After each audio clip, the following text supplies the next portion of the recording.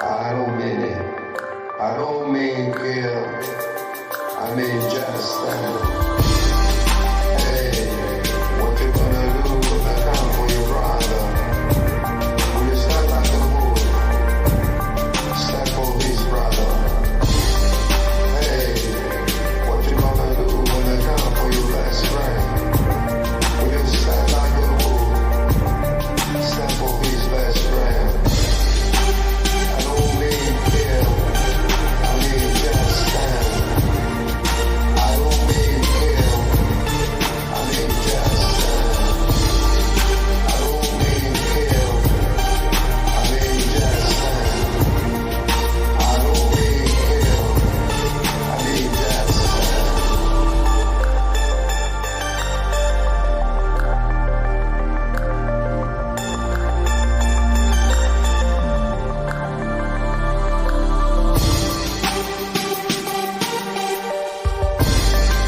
Hey, what you gonna do when they come for your mom?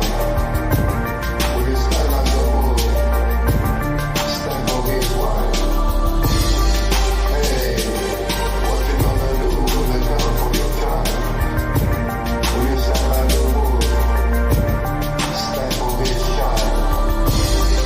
Hey, what you gonna do when they come for your brother?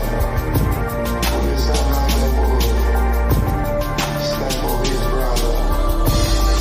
Hey, what you gonna do when they come for your best friend? Will you stand like a bull? Stand for his best friend.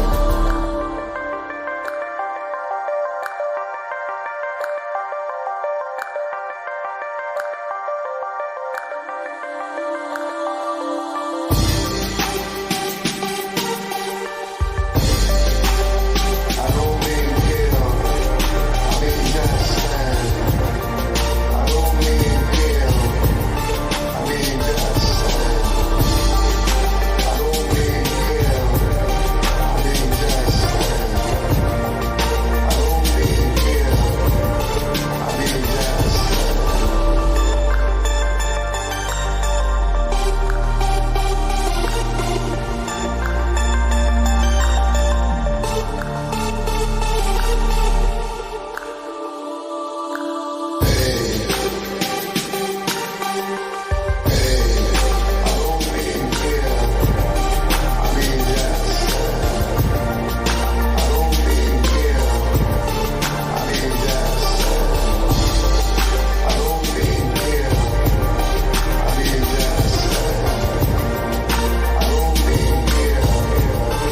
mean just stand.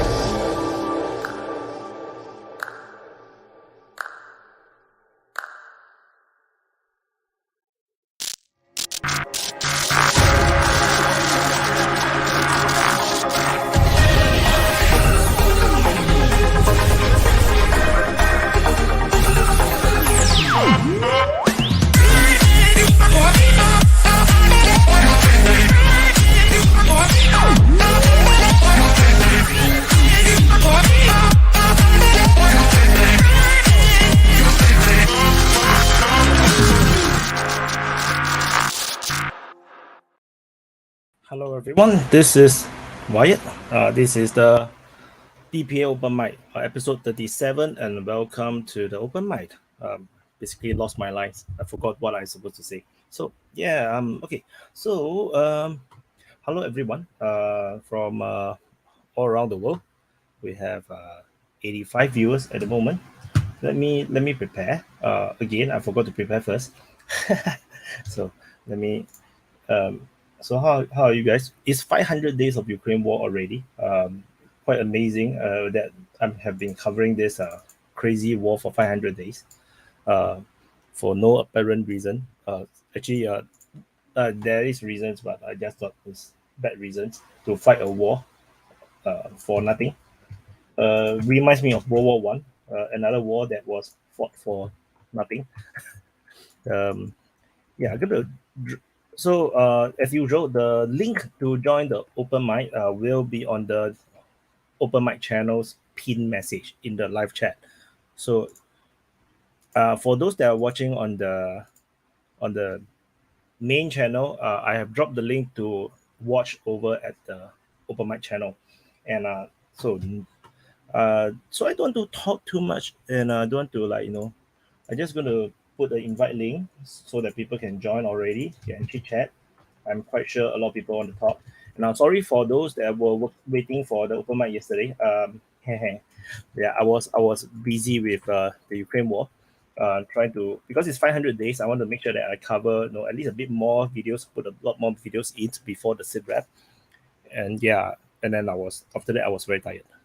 So I have dropped the link on the Open Mic channel, and it's in the pin message now. And let me drop it into Rumble as well. I haven't dropped it into Rumble. And pop-up chat. Okay. And where is the pop-up chat? Okay. Sorry, need to do some prep work. And then someone is in already. We have Shadowi, Red, and Prata. Hi guys. Hi everybody. Hi. Hello. Hello. And I saw a fake Prigozhin joining as well. Hey, I'm going to be late coming in, so I assume you guys are going to talk about France, which I really, really hope you all do, because we really want to hear about France. I forgot about And France. where is RL and Shadowi? I want you to show off all that free shit you've been getting. I haven't heard from you, so you better have a good collection. Well, but y'all take it easy. I'll see you later. I'll be watching. About what? We gave you the Popeye vibe, like with the cigar or something. Hey guys. Hey Red, I don't think I've met you before. Yeah, no, I got the cigarettes here. I've also got the weed. Okay, I gotta put on my earphone first so that I know what's the volume like. For those watching, if you feel that anyone's volume need to be adjusted, please comment so that I know what to adjust. Because what I hear might be not accurate. I have a story to tell today. Okay, I'm probably going to have to run quick, so can I step in? I want to toss a stinking turd into the conversation, so to speak. From my point of view, the Russian military is overachieving. I'm surprised they've lasted 500 days. Now, I'm coming at this from a slightly different point of view. Most of you folks have not read Viktor Suvorov. He's a military historian who used to be a Russian KGB, military intelligence operative who defected to the West. He gets a lot of praise from several high-ranking military officers for his writing, though they don't necessarily agree with him. They think that he's overstating some of what he states. I, however, tend to agree with him because I've mentioned a couple times that I know a lot of ex-Soviet and ex-Warsaw Pact military people. And quite frankly, when I went and asked them about it, the description of what they are talking about is basically what he was talking about in his books. And the Russian military is basically the Soviet military. Shrunk, yeah. Shrunk a lot, but it is the same thing with the same tactics and the same strategic goals. So, as I said, I'm surprised that the Russians have lasted this long. Strategic goals? Yeah. What do you mean? This is not Russia, part of the military. This is the strategic goals are defined by the politics. Yeah, and what's Russian politics? It's not Russian Soviet politics Union. basically evolves around the fact that Russia is the center of everything and they own everything. No, every country, any continental country will think like that. No, not every continental country does think like that. Not the US, not China, not Brazil. They all think like that. They are the center of their own preoccupations. There are entire countries. They have to care for their citizens all together. These are not like European Union countries, which gave up a lot of its sovereignty to the European Union, and the European Union solves a lot of problems for them. Now, these are countries that have So what you're saying is that Russia has a right to say, oh, okay, we still own Finland, even though we gave it up.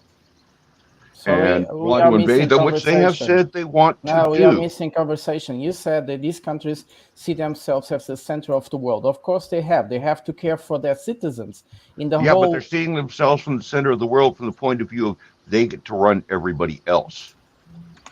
No, And that's come where the on. problem is. That will be a perspective of the United States. If there was a country in the world right now that would sing like that, there is no Russia. It doesn't intently No, it's a apply. perspective. It's a perspective of a country which does not like the United States 100%. But we are allied with them. We don't 100% trust them. We don't trust the Brits 100%. We don't trust the Aussies. We definitely do not trust the Russians. Okay. I mean, you know, Where we is have their our own ideology? interests. Where is their ideology? Because what moved a lot the Soviet Union and China a little bit less was the idea of revolution to the whole world. This is different. Russia has No, it's no not intention different, for God's sake. making a communist Look revolution. at the Russian Empire. Look at the Russian Empire. But the Soviet Union is not exactly the Russian Empire, and the Russian Federation And look is at not the British Soviet Empire. Union. It's the same genetic DNA. Oh, come on. That's not true. It is.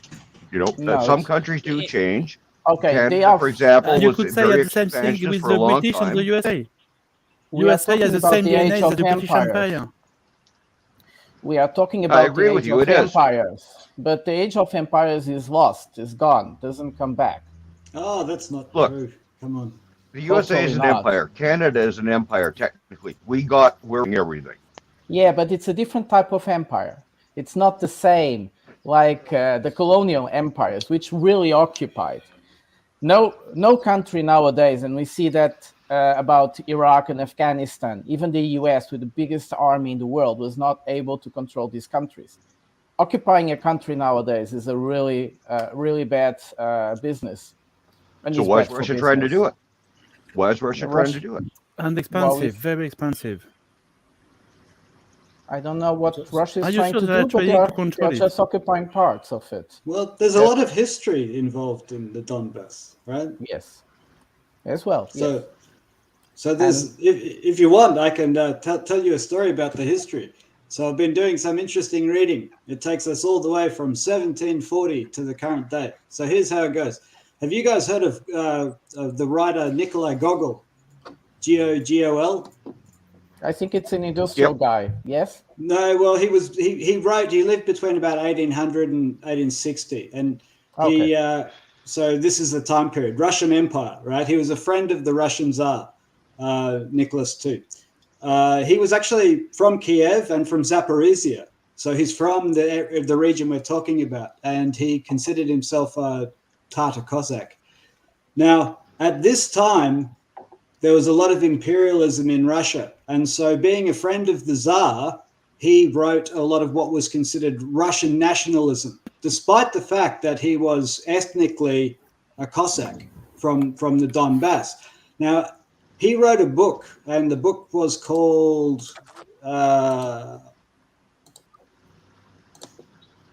Taras Bulba, right? Now, this was a book that was set 100 years earlier in 1740, so 100 years before he lived. And this book was really, it was a polemic to spread Russian imperialism, right? And in this book, the character, Taras Bulba, was a Cossack. And at this time, Poland, the Lithuanian Polish Commonwealth, controlled everything west of the Dnieper, right? And these Cossacks were fighting to get the land back for the Orthodox and away from the Polish Catholics, who they saw as encroaching on Imperial Russian territory.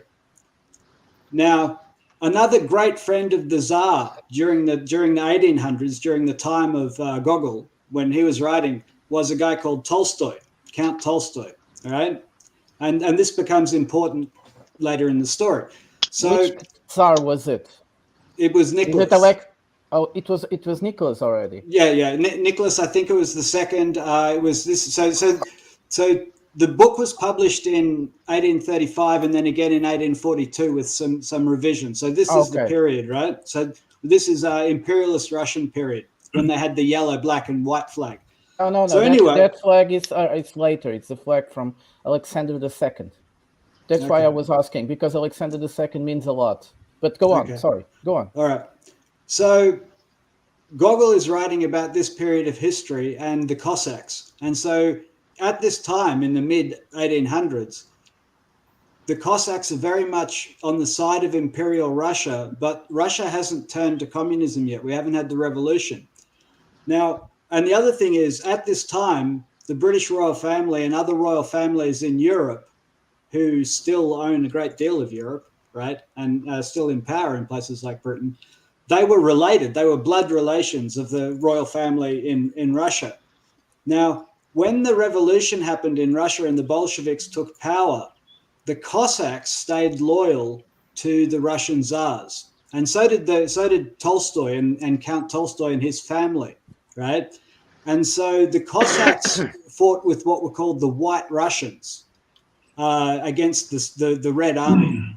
Now, this is where it kind of gets interesting, because after the Bolsheviks won and pushed out the Whites, the Cossack regiment was actually employed as mercenaries in the Balkans, right down in Yugoslavia. And so the Cossacks were almost exiled from their homelands, but they were still loyal to the emigres, the aristocracy of Russia. And Tolstoy, Count Tolstoy, as he was then, because there's been a Count Tolstoy continuously, there's always a new one, usually called Nikolai. He moved to England and became a lawyer in England, right? And so these are all friends with certain parts of the British aristocracy. And they didn't like that the Romanovs, their relatives, were murdered by the Bolsheviks. And they saw the Bolsheviks as the enemy, and they funded this Cossack army. Now, then an interesting thing happened, which was called the Second World War. And during the Second World War, the Cossacks became the 15th SS Cavalry Regiment fighting for the Germans, right? And this became a problem because England ended up, despite the political leanings of certain members of the aristocracy who were quite in favor of fighting Russia with Hitler, right? Because they hated the Bolsheviks. After all, the Bolsheviks had killed their family members, the Romanovs. And so there was a lot of support and a lot of loyalty from Tolstoy and also the British royal family and other members of the British aristocracy for the Cossacks. Now, the Cossacks were an SS regiment, right?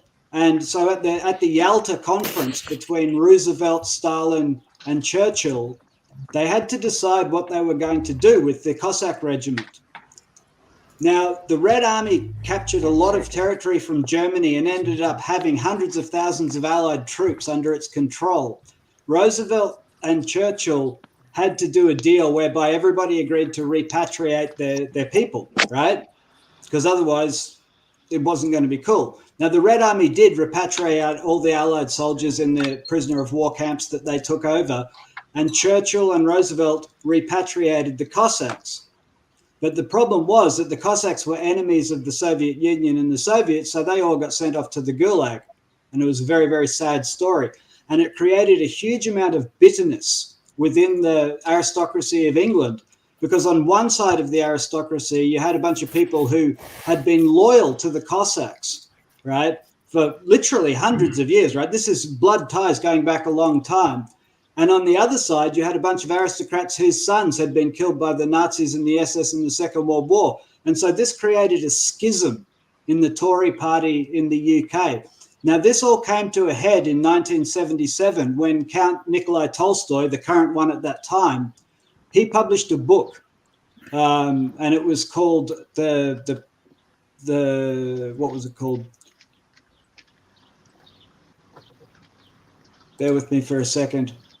The Victims of Yalta, right? Because he was talking about the victims of the Yalta conference who'd been betrayed, because then that was where it was agreed to give them back to the Soviets. And in this book, which was quite well researched and well funded and supported, right, by significant parts of the British aristocracy who were blood relatives of the Tsars and deeply aligned to the Cossacks, in this book in 1977, Count Tolstoy, who was a barrister in the UK and had actually been born in the UK, he accused the Tory Prime Minister Macmillan of being a war criminal. And he also accused other British officers of being war criminals, and he accused them of butchering men and women and children. What about the SSS Ukrainian SSS soldiers that were brought also to United Kingdom? Okay, well let me finish. Right. See, this is the whole point, because these soldiers, these Cossacks, had been an SS regiment. They were the 15th SS Cavalry Division, and so it was an immensely heated issue, because on one side you had members of the British aristocracy who were loyal and going back hundreds of years with their loyalty to the Cossacks, and on the other side you had people who fiercely hated the SS for a whole bunch of good reasons, right? So this was very bitter. Now, Tolstoy was attacking other members of the aristocracy, right? British ones, lords, and so on. And this went to trial in a very famous defamation case. And the reason that the defamation case is so famous, and all law students have read it, is because there was a record amount of damages set, £1.5 million at the time, which bankrupted Tolstoy, right? And the thing is, no damages like that had ever been awarded in a defamation trial before. And it was awarded by a jury, right? A jury of Englishmen. So you can see how much ill feeling there was to this idea that these SS Cossacks were victims. So there was a lot of pro-Soviet feeling. And indeed, the judiciary as well were quite hostile towards Tolstoy and the members of the British aristocracy who they felt were fascist sympathizers. The judges encouraged the jury to give large damages. And remember, Macmillan, the guy that was accused of being a war criminal, he was a Tory, right? So this was very much a fight. This was a fight inside the aristocracy of the UK. And what we should understand is that where these people came from, the Cossacks, their hereditary homeland, well, that was the Donbass. They were called the Zaporizhian Cossacks. And so when we see in the modern context, when we see all of these Anglo corporations whose shareholders include members of the British aristocracy, when they are buying from Zelensky huge areas of the Donbass and asking him to ethnically cleanse it of the Russians so that they can take control back for it, this is not some new idea, right? Okay. There is a lot of history involved. Okay. They believe that this is theirs by right. They believe that the Russians who settled in Donbass, right, and who displaced the Cossacks have done so illegitimately. Now, at the same time, right, these people were, in fact, Nazi sympathizers. And so there's also the other side of British politics and the other side of the British aristocracy. And so when we talk about the British involvement in this war, and when we talk about the corporate push to take control of the Donbass, right, there's a lot of history here. It goes back a long way, and there's loyalties on both sides. So when we talk about empires, right, that's why this, that's context for this conflict. And and also what I'd ask you to ponder is, do you think the Russians are not also aware of this history?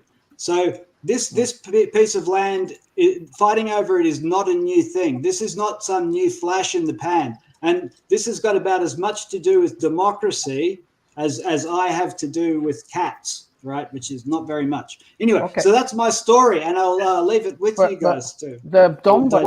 I thought that was quite interesting. Anyway. Yes, there are many types of Cossacks, and I think we need to make a difference. We are talking about Cossacks in Ukraine. The Cossacks is a very old elite of fighters, and they exist in many different places. Zaporizhia Cossacks are one group, but you have very different alpha groups. They are also very important. The ones in Kuban, the ones in the Caucasus, the ones even far, almost in Siberia, and they are very important groups, also with a lot of history. And they didn't side with the Germans, which is obvious. So we are talking just about a bunch of Cossacks. Nevertheless, it's very interesting that there are many Cossacks brigades fighting with Russia at this moment in the Donbass. And we also have groups of Cossacks that lived in these areas, in Melitopol and in Kherson, which immediately sided with the Russians without blinking a second, which is also quite interesting.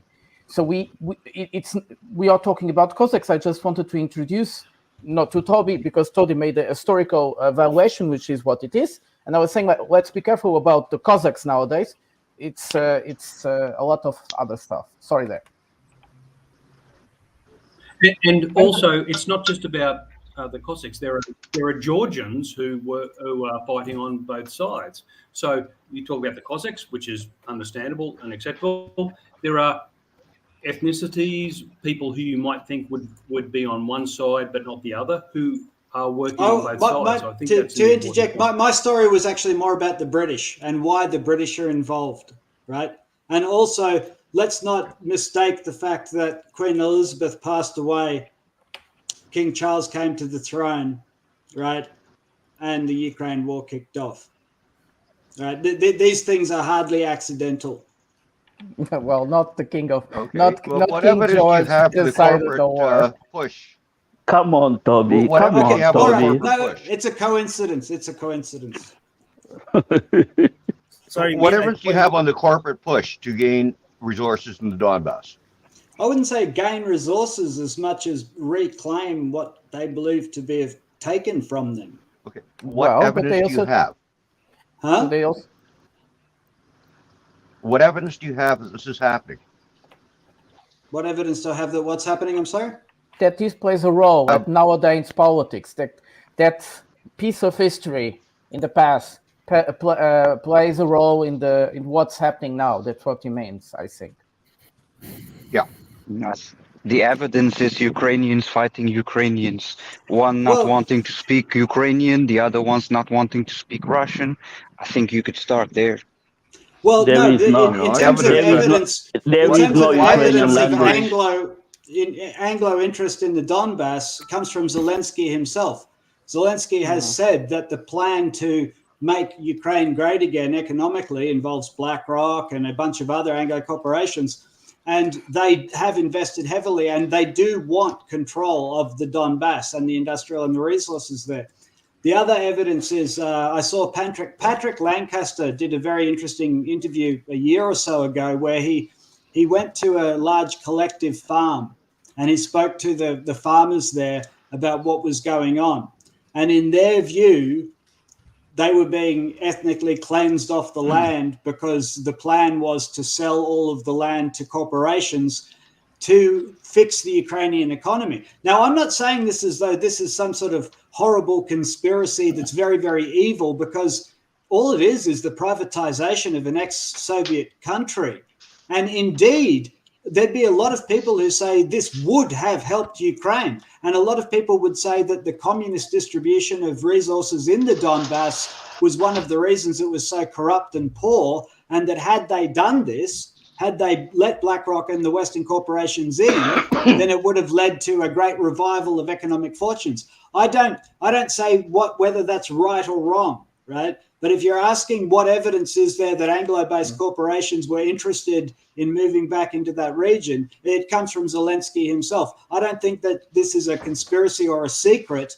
And I also don't think that it's clear whether or not it's a good or a bad thing. I don't have a dog in that fight. All I'm saying is, if anyone's curious as to why the British are so heavily involved in somewhere that's so far away from Britain, there's a history here, right? And you can trace the bloodlines, and it goes through empire. And that's my only point. Then you're right. The British have a bloodline of hate against for the Russians. And also, well, some Russians, they like Count Tolstoy. This is the thing. It gets complex, right? Okay. Wait. I want to let Sikao introduce himself. He's new. I have been talking to him on email quite a few times already. So, Sikao, please, can you introduce yourself? Sorry, I wasn't interrupting so you could introduce me. I thought you wanted to say something. Great to be here. Thank you for Wyatt and the community for letting me to join. Was in the military, done some high-level international relations engagement, not with Russia and Ukraine. This is not my area of speciality, but as an intelligence analyst and an objective assessor and someone who doesn't have skin in the game, I think I can add an objective assessment to things. Some good points here that people have made. Toby's talking about history. Sorry, I'm from Australia. I'm not in Australia, but from Australia. And Toby's made some interesting issues about history and the United Kingdom and what countries have influence and significant history. Talk about that. So not to talk anymore. Back to the group.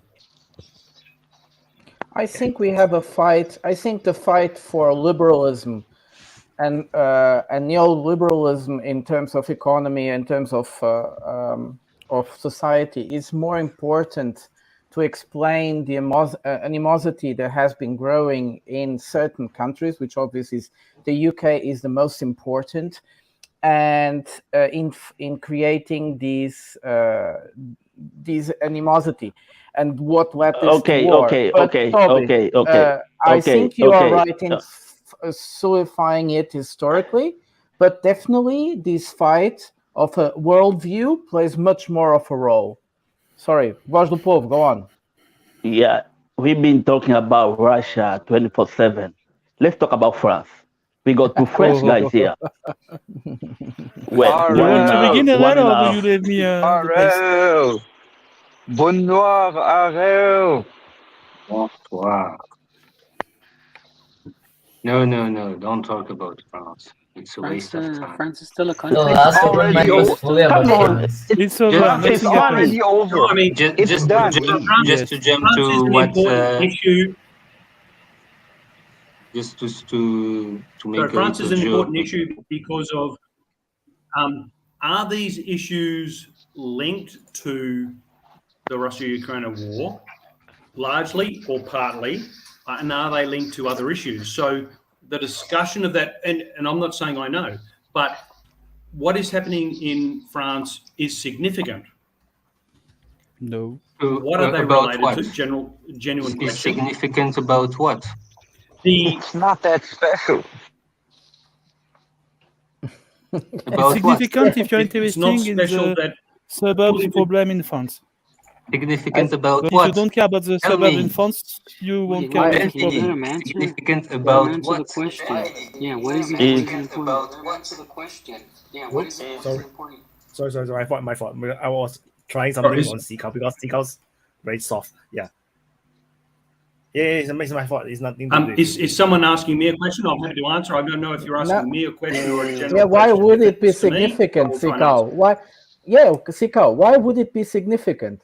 Why do Because we it's care about France? No, Toby, don't be offensive.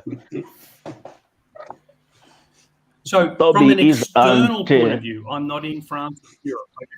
From an external point of view, as an observer who looks at, and I spend a lot of time looking at a multitude of input sources. Yeah, okay? I don't just look at the mainstream media because I know that. So I look at a lot of sources and I try and understand, okay, what's happening in a country. In this example, it's France.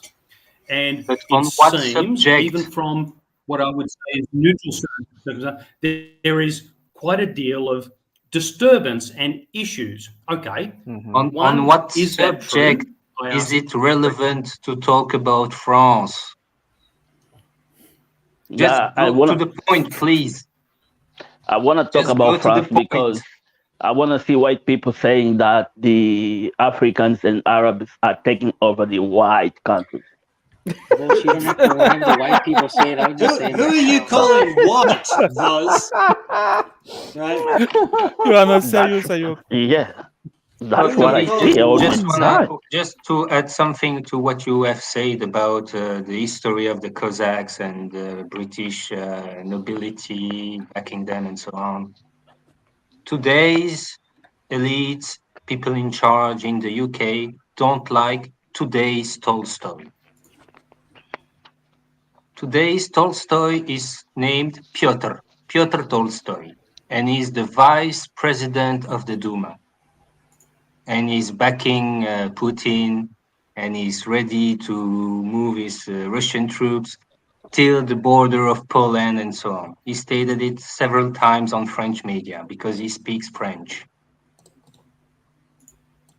Okay, But Voilà. again, Was just a why, parenthesis. guys, but you guys, Shadowi and Arrow, you can explain why people. Well, I explained why people on the rest of the world has these, unfortunately, failure of looking at pictures and realizing they know what is happening, which is not. So you guys can explain us why these I mean, riots. why explaining that? Why explaining that?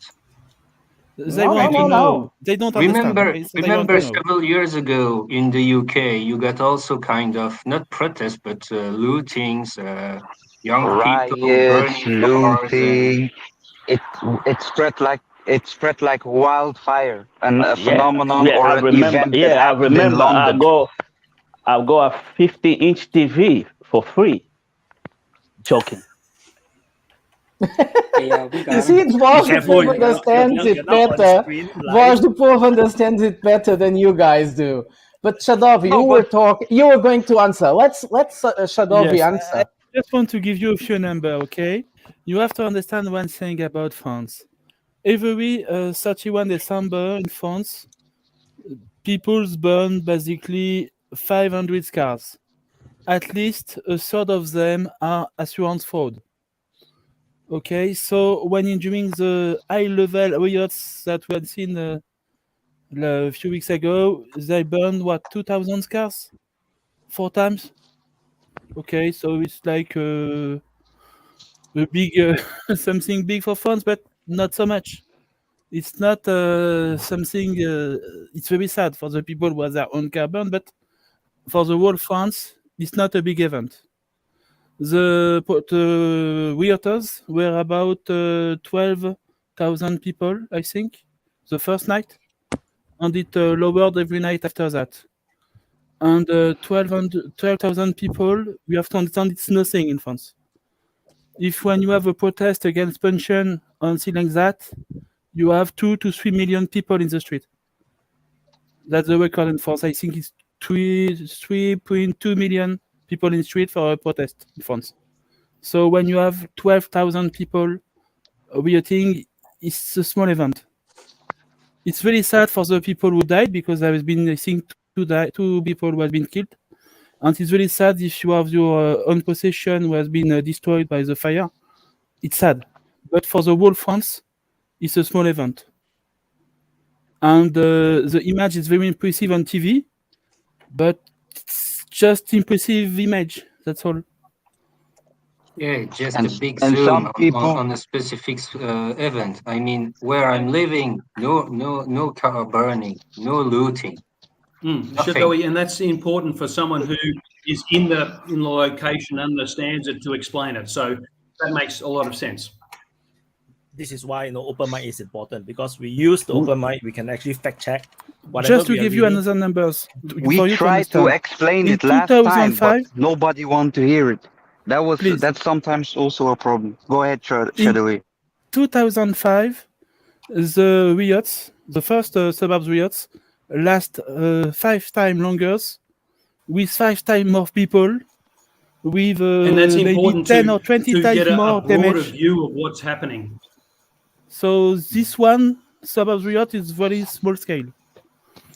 It's very sad for the people who has lost something or who has lost their life or who has been wounded, but it's very small scale. I want to add another thing. I think me and RL already discussed it some open mics back. So you have to also understand France a little bit. So normally every 4 years there is a very major event. Usually it is the World Cup.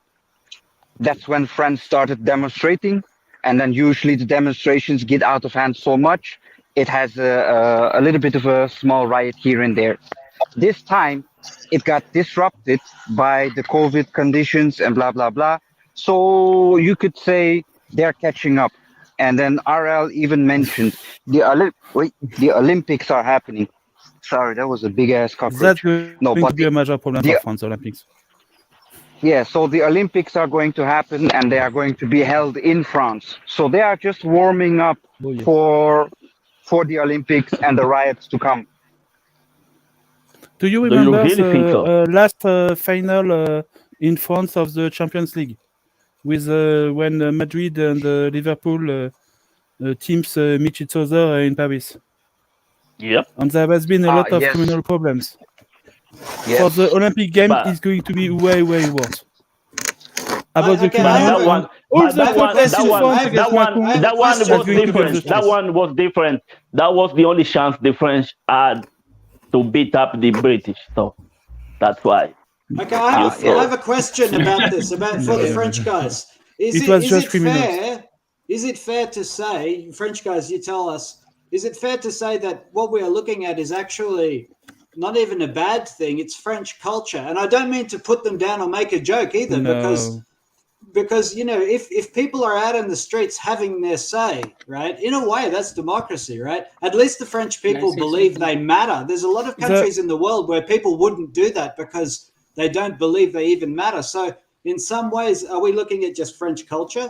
It's not really a big deal. It's just the way French You have do two France. things to understand. You have the protest, okay?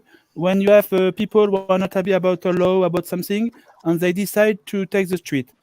There is what we call it internal security in this movement, generally organized by union. And at the beginning, in the 80s and the 90s, there is very few incidents because the union don't want any incident. And we have a few pictures on the movies about some guy who try to create incident, and the union big guys from the worker factory are going to take the rioters who want to plunder shop and so on, and they are going to take them to the cops. Okay, they don't want problem in their own event.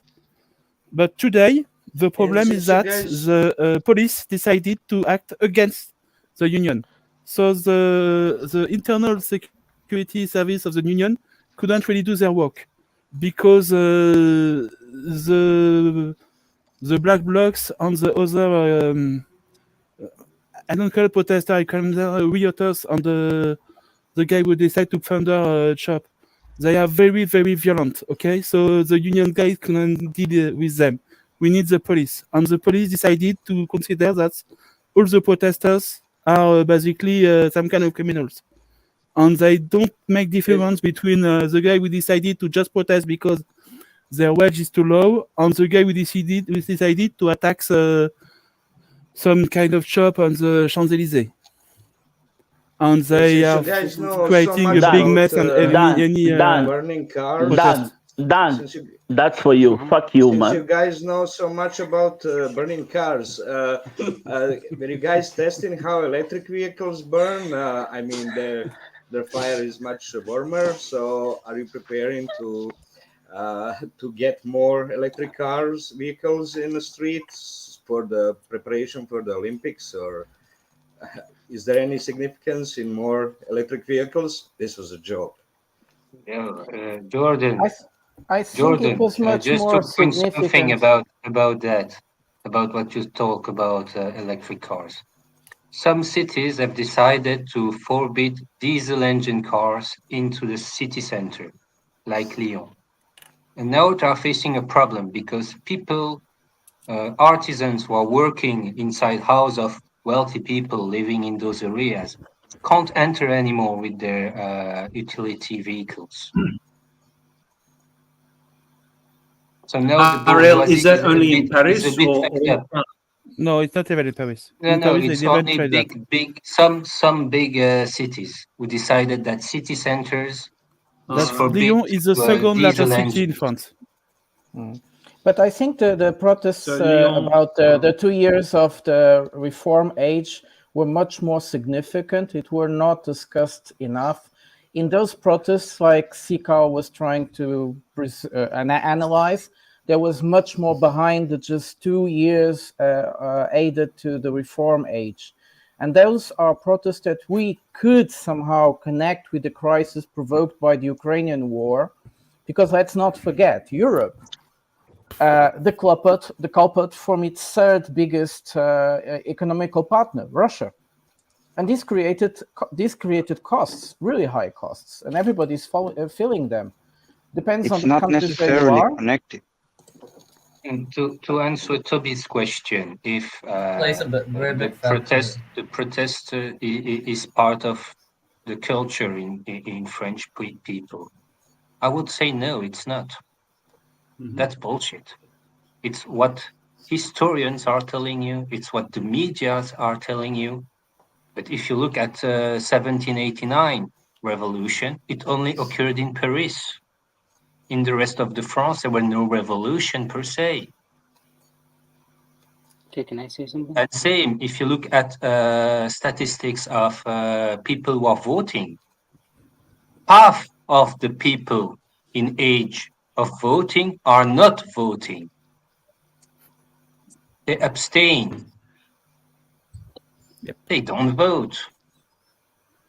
This is a problem because of many different reasons, but it's almost all European Union. Younger people don't feel themselves not just young people in France, also people with older age who are fed up with the political class. Yes, but you see, the younger people normally are politically more active than as you get older. They are more left-oriented tendentially, more left-oriented, and they tend to participate more. But we have seen from the last 20 years that in the Western countries, younger people are not interested in politics. Yes, I agree with that. Yeah, and I think it's the same thing in Australia. You have to statistic, like in Belgium, but the statistic for the youngs, let's say 20 years old till 25 years old, less than 20% of them went to vote in the last election. Yes. And the group of people that vote the most are the elderly. They vote for Macron. The old people often vote for Macron, yes. The older people. Yeah. It's kind of true for like every country nowadays. Like in my country, I know a lot of people like who are like below the age of 30. Like none of them vote. Like nice. All the people who vote are like around the age of 50. The people who are under 30 never vote. They are not politically active. They're like a very small percentage of the young population in our country and many countries in the world nowadays don't vote or aren't politically active. What country is that, Red? What country? Bangladesh. Bangladesh. Red. The party in the government, are they a left wing or right wing? I'll say they're kind of centered. Oh, okay, that makes sense. So, I have 2 points. So 2 points. Wait. Red. How old are you? I'm 14. 14. People, this kid, 14 years old, is having debates with adults. Absolutely amazing. Shout out to Red, yo. Yeah, it's impressive, man. It's really impressive, man. And you seem to be well informed. Making me look old. But even when you can have debates. I remember when I was 14, I was trying to learn how to wank. Well, Vaj, at least you don't have white hair. Have you learned it yet, or? Oh, I'm pro now. Pro, that's right. So we've been talking a lot about what we were doing at age 14. This guy is having political debates. Absolutely amazing, man. Shout out to Red. But Dan, give it to you. Oh yeah, I just wanted to say, I think it's Tikao, you were saying? No, Dan first. I was just going to say, we've been talking a lot about what's happening in France, which is important. Absolutely, it's important. Just trying to think about more broadly what is happening in France. Nothing is happening in European France. Policy. You have to understand, nothing happening in France. It is important. Please, Sikao, explain to me why it is important. You always say that it's important to talk about what happened in France. Okay. It's important, but why is it important? I don't get it. Guys, Dam was trying to talk a long time now. Dam, go on. Let him answer, please. No, let's Dam speak. We'll let him answer. No, we'll let him answer because I'm also curious about that. Let's see. Okay. Oh my God. Okay, I'm not to be rude to interrupt, but if people want me to speak first, I'll speak first, just to be polite. France is obviously a major decision power within Europe and NATO. What France wants and hopes is one of the important countries. No, Shadowi, I'm not saying it's the most important, but France is important. We see what France did with going to China to say we want France is going to follow USA. A relationship. Oh, hold on, Sika. I have you have to distinguish. You have to distinguish what the media are telling you about Macron visiting China and so on, and Macron saying many things, and what happened actually with the French decisioners, people who are making decisions in France regarding NATO, regarding Ukraine, regarding you China. have to create a border between what he says and what he does. And because he says a France lot is and not do anymore only pro-US decision. Because France is not anymore independent, the voice of France has become irrelevant. It's just a follower. Yes. That's why it's not anymore important as you might think it is, but it's not. So I agree with you, RL, that words don't mean anything unless they are followed through. So I agree with what you're saying. Especially words Macron coming from the mouth of Macron. Yeah, so I agree with you that words need to be followed through, and we have seen this in history.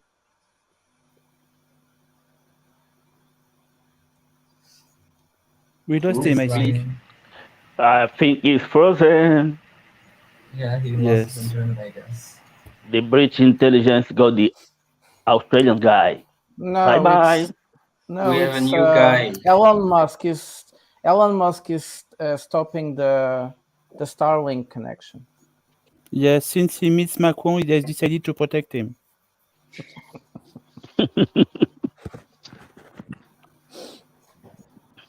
Okay, Gab, go on. It's your time. Upgrade, can you introduce yourself? Wait. Upgrade, can you introduce yourself?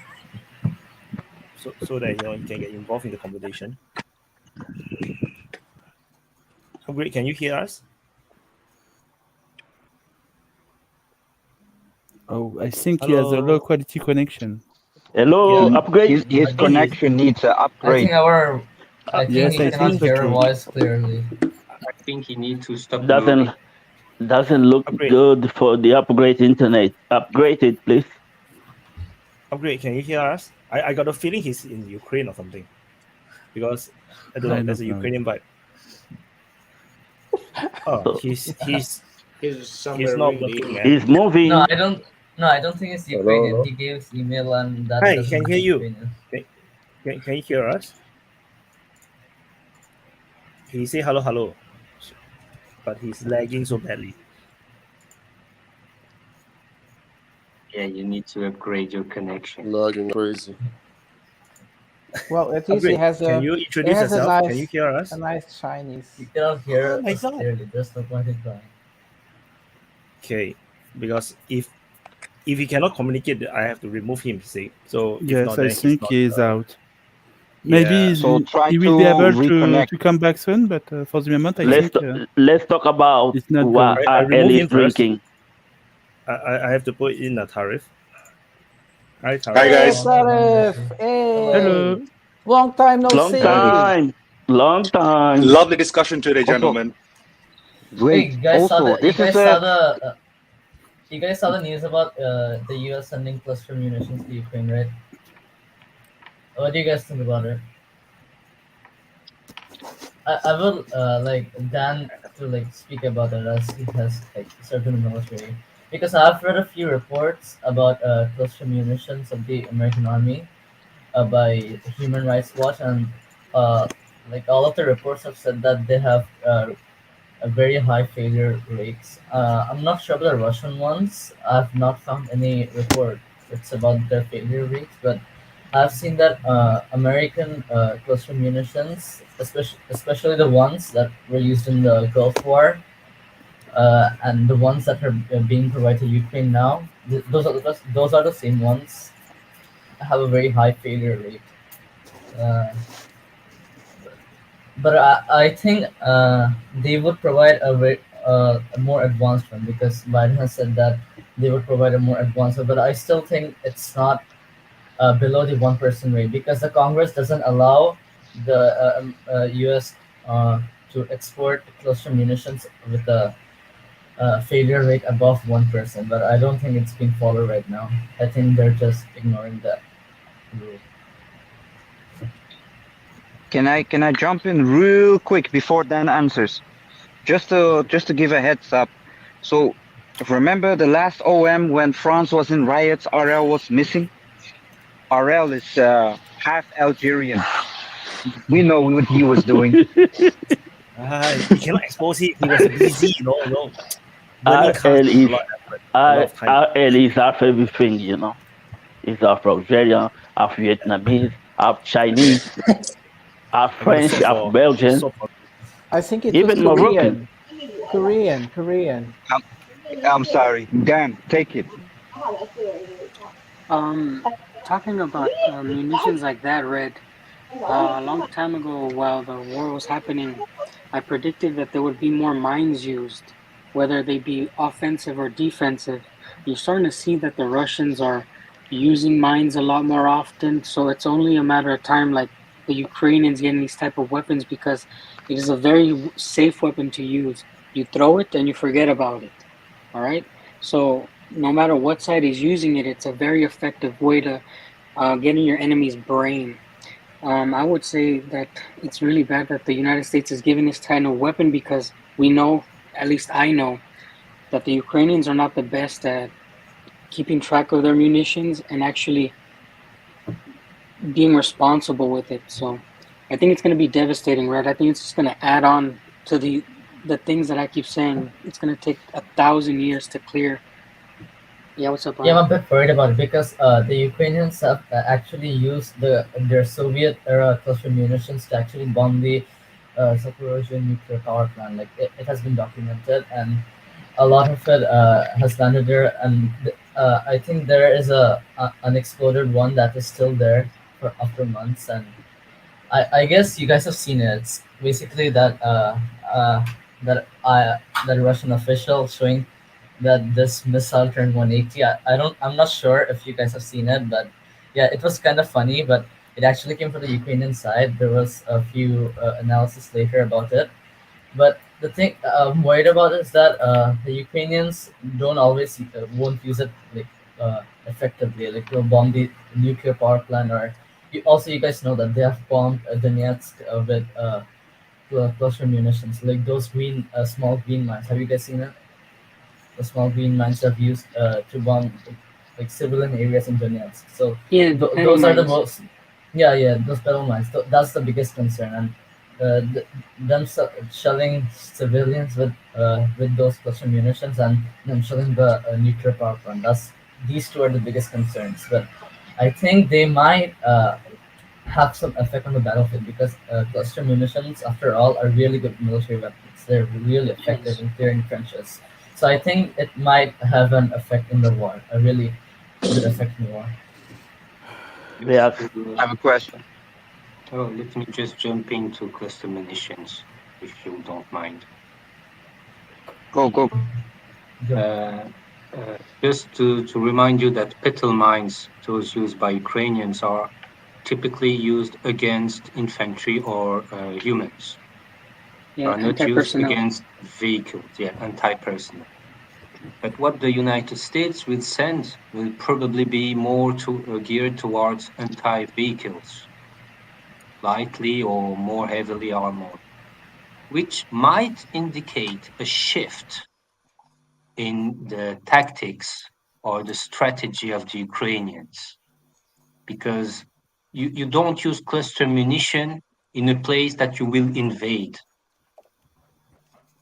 Makes no sense, especially if your mining assets are not that good.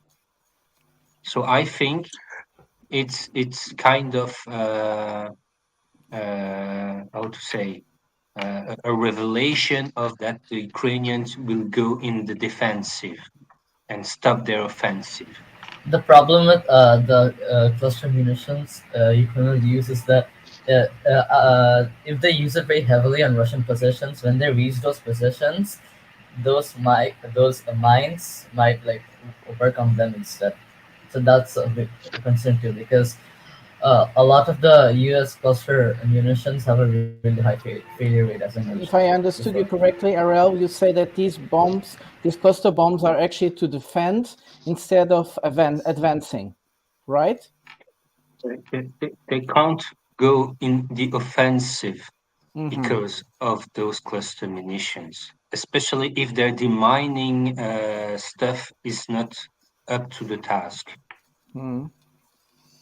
And that's kind of revelation for me about the current Ukrainian offensive that didn't really go very well. Go on, Tarif. I just wanted to quickly add here, gentlemen, that what I found most interesting was General Mark Milley's latest press conference, where he asked the press reporters to be a little more patient because he anticipates the counteroffensive to be an 8-week campaign. Based on my counts, we are already more than halfway into it. We're in the 5th week at it already. And last week, Russia has unleashed devastation on every single Ukrainian counteroffensive out there. We actually saw Ukrainians changing tactics within the last 2 weeks, when most of their MRAPs and heavier vehicles were destroyed by the landmines based by the Russians, which is when Ukrainians stopped using heavy vehicles and started to deploy infantries down the front line. But even that has not been enough to really, change the front lines or make any meaningful progress. So this is just my 2 cents out there. The idea of application of cluster munitions at this moment seems like an act of desperation. It is a way to maybe instill a little more fear of unpredictability and chaos within the Russian ranks. Because if you're a soldier on the front lines, cluster munitions are your worst nightmare because they're indiscriminate, they're random, they're chaotic. And right now, the weather in Ukraine with the rain and the muddy waters, these cluster munitions will be very, very difficult to identify, even when you're doing very careful patrolled walks. So the gist that I get from it is this is a desperate attempt to create a stalemate in the front line because the Russians have caught momentum and the Ukrainian counteroffensive is not going very well. Please go ahead. No, Yes, I would say that it's very if the terrain is muddy, okay. If the terrain is muddy, then there's a high chance. There's a much higher failure rate because cluster munitions like explode on contact, right? And if the contact is too weak, they don't explode. So if the terrain is soft, they won't explode. Not just contact. Yeah. But the thing here Depending on that you technology. guys, the thing here that you guys are not understanding is, okay, they have been using cluster bombs before. Why? The thing is the moral question, which is the West sending such weapons. 123 countries, I think, are against the use of these weapons. And many countries in the West, especially in the European Union, have been having difficulty to deal with it because they campaign against the use of these weapons for a long, long time. So we even see the civil society in the UK, in many other countries, in Belgium and so on, presenting a very aggressive reaction. The Americans already have been saying. The Americans already have been saying this is becoming a very difficult decision. They might have to go to step back. So what? It's like the use of mines. It's prohibited, except for the countries who didn't sign the paper that prohibits mines. I know, RL, but there is support. It's the West sending them. It's not just the US sending them. It's the whole European Union and NATO as well. And this is bad for perception, and they realize it. They've been sending Prata,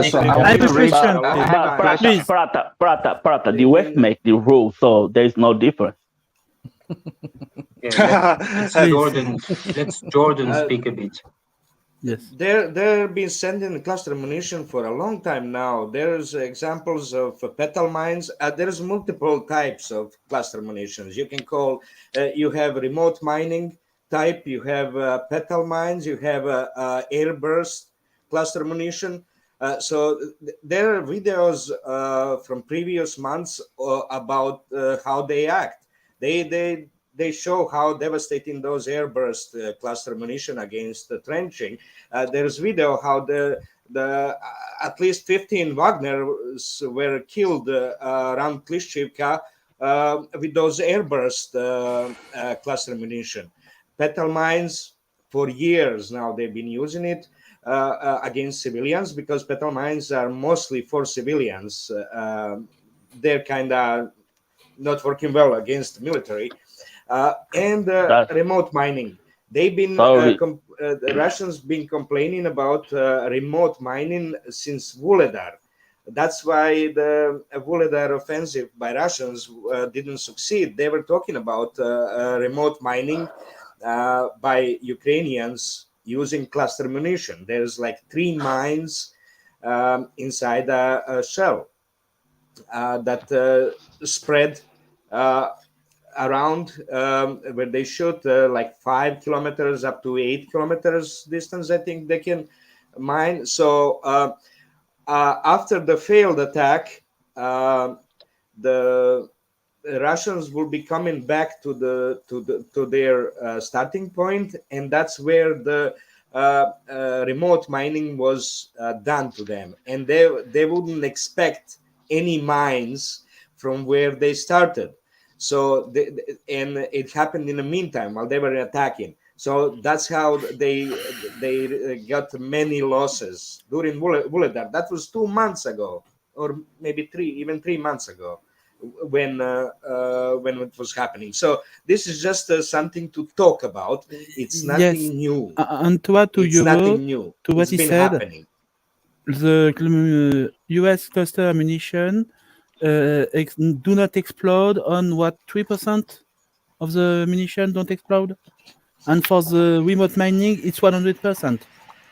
Okay, there is less mine, but the mine is really built to do this kind of dirty job, to stay low and to kill personnel who is going to come by a few days later.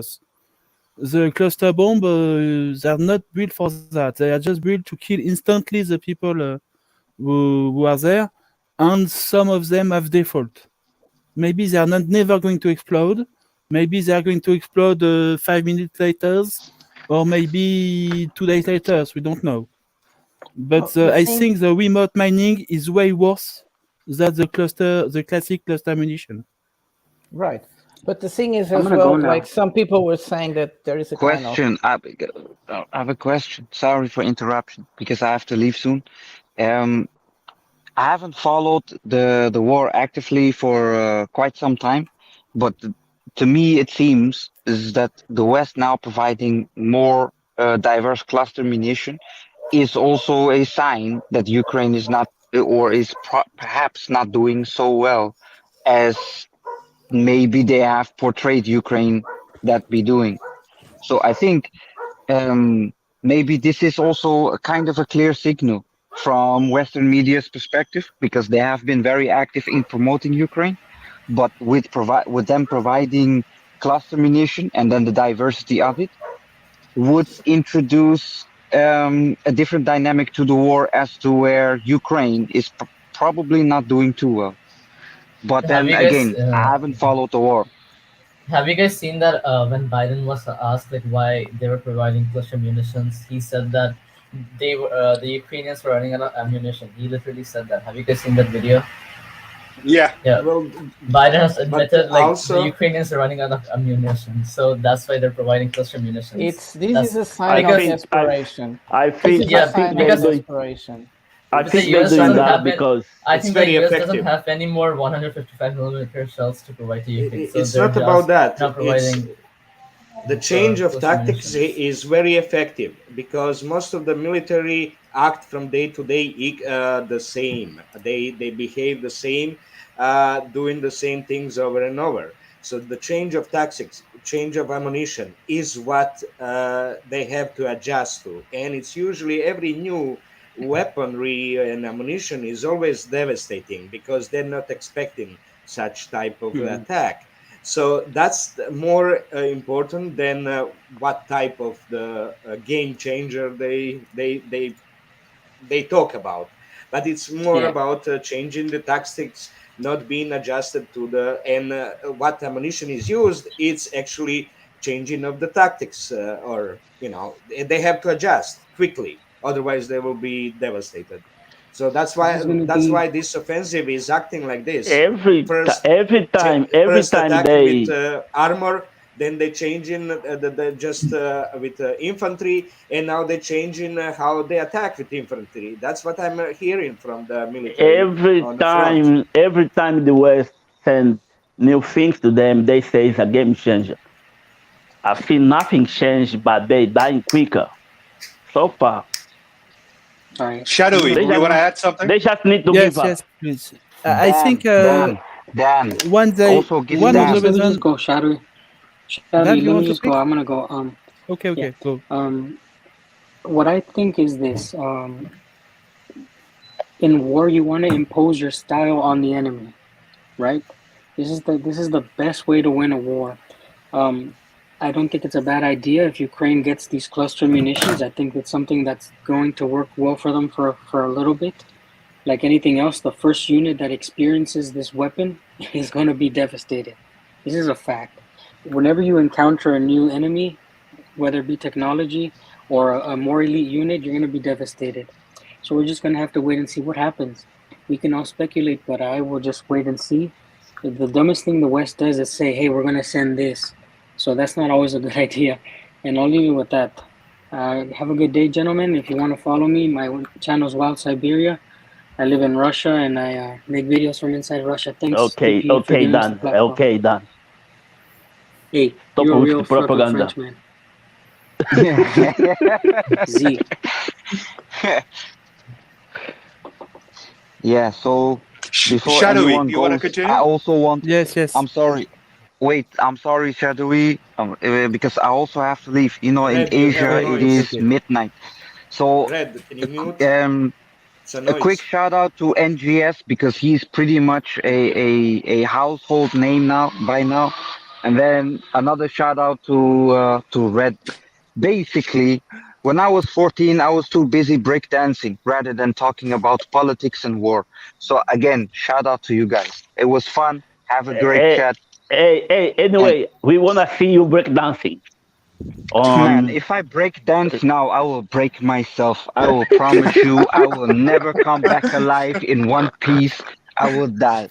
But here it is midnight. I need to go sleep. And I'm not going to kill myself. Have a nice sleep. Have a good one. Have a good one, Mike. Enjoy Get some them bubble wrap. open. You'll survive. Alright, man. Catch you guys See you later. soon, man. Bye-bye. Take care. So I was saying that I think one of the reasons for the West to send cluster ammunition to Ukraine is because a lot of the classic ammunition stockpile is actually very low. And they have to decide from what they have left what to send. And maybe it's part of the reason that they no longer have available to be sent classic ammunition. Meddy is going to tell us. Shadowi, I heard you. The thing about the Western arms industry is that they focus on more expensive precision weapons. So their the volume of production is very low. Like they produce more expensive precision weapons, while the Russian industry, much bigger, produces much cheaper and much less accurate weapons. But they have a huge quantity of ammunition.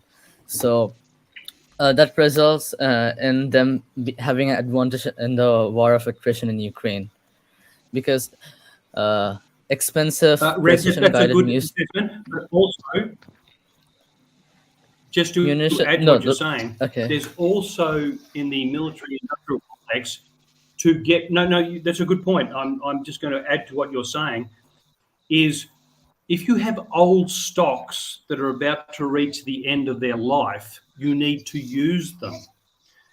One way is to then give them. So then the military industrial complex has to replenish those, and then there's a financial benefit.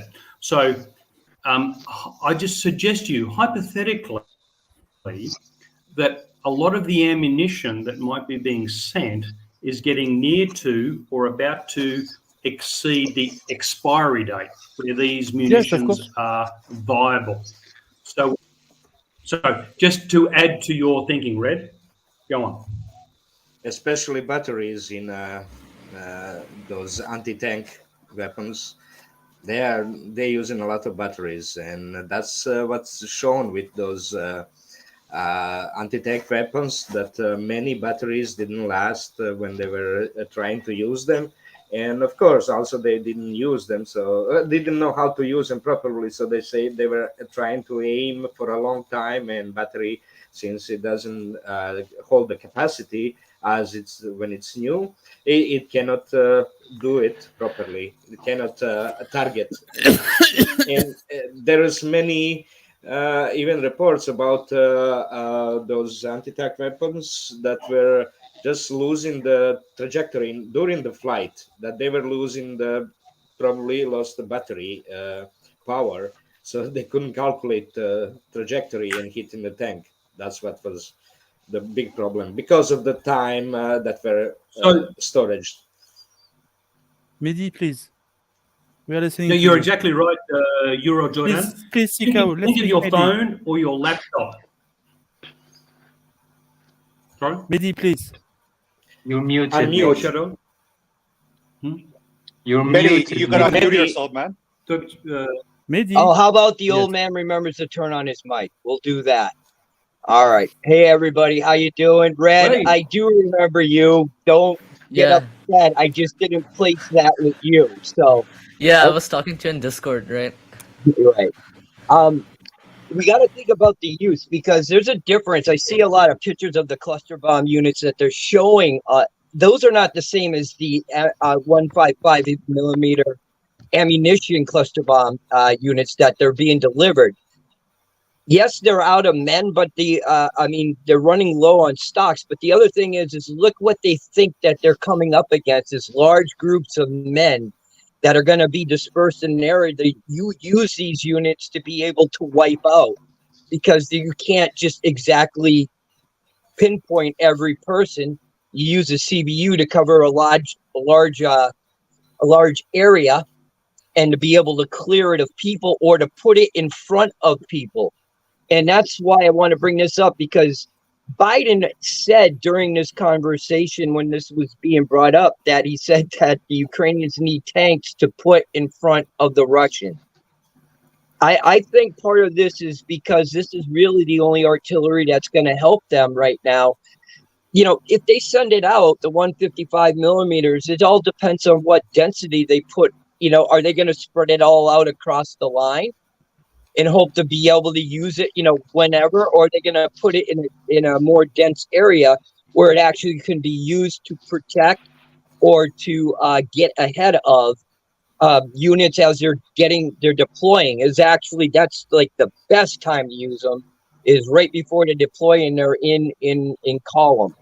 So there's a big difference, because the cluster bomb unit you see is delivered either by cruise missile or by airframe. It is not the same as the 155 ammunition cluster munition. And I'll just stop there.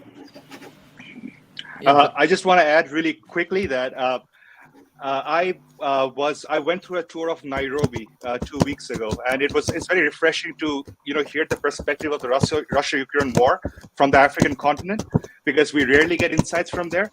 But what I really want to emphasize on is I want to leapfrog off what Kyle just said about the military-industrial complex wanting to recycle the ammo supply. Right, your clients need to deplete their ammo in order for you to sell some fresh ammo to them.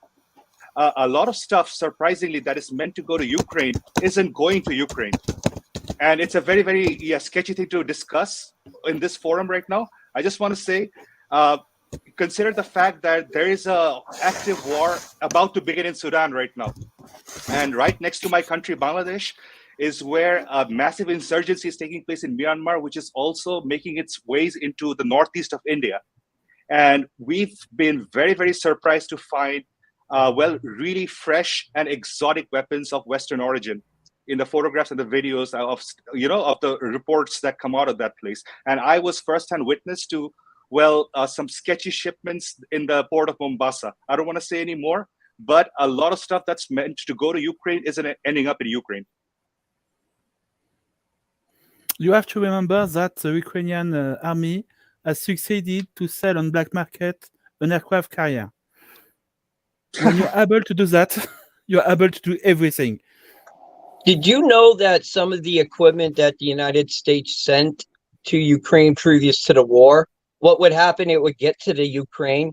Ukraine would designate it as excess to surplus, and then they would turn around and sell it to a country that we were not allowed to sell it to. That was a big grift going on in the Ukraine for years. It's really a local specialty, the black market. You have to take into consideration that the Ukrainian army is very corrupt, and basically when the US provided weapons and the whole West provided weapons, they have not taken any measures.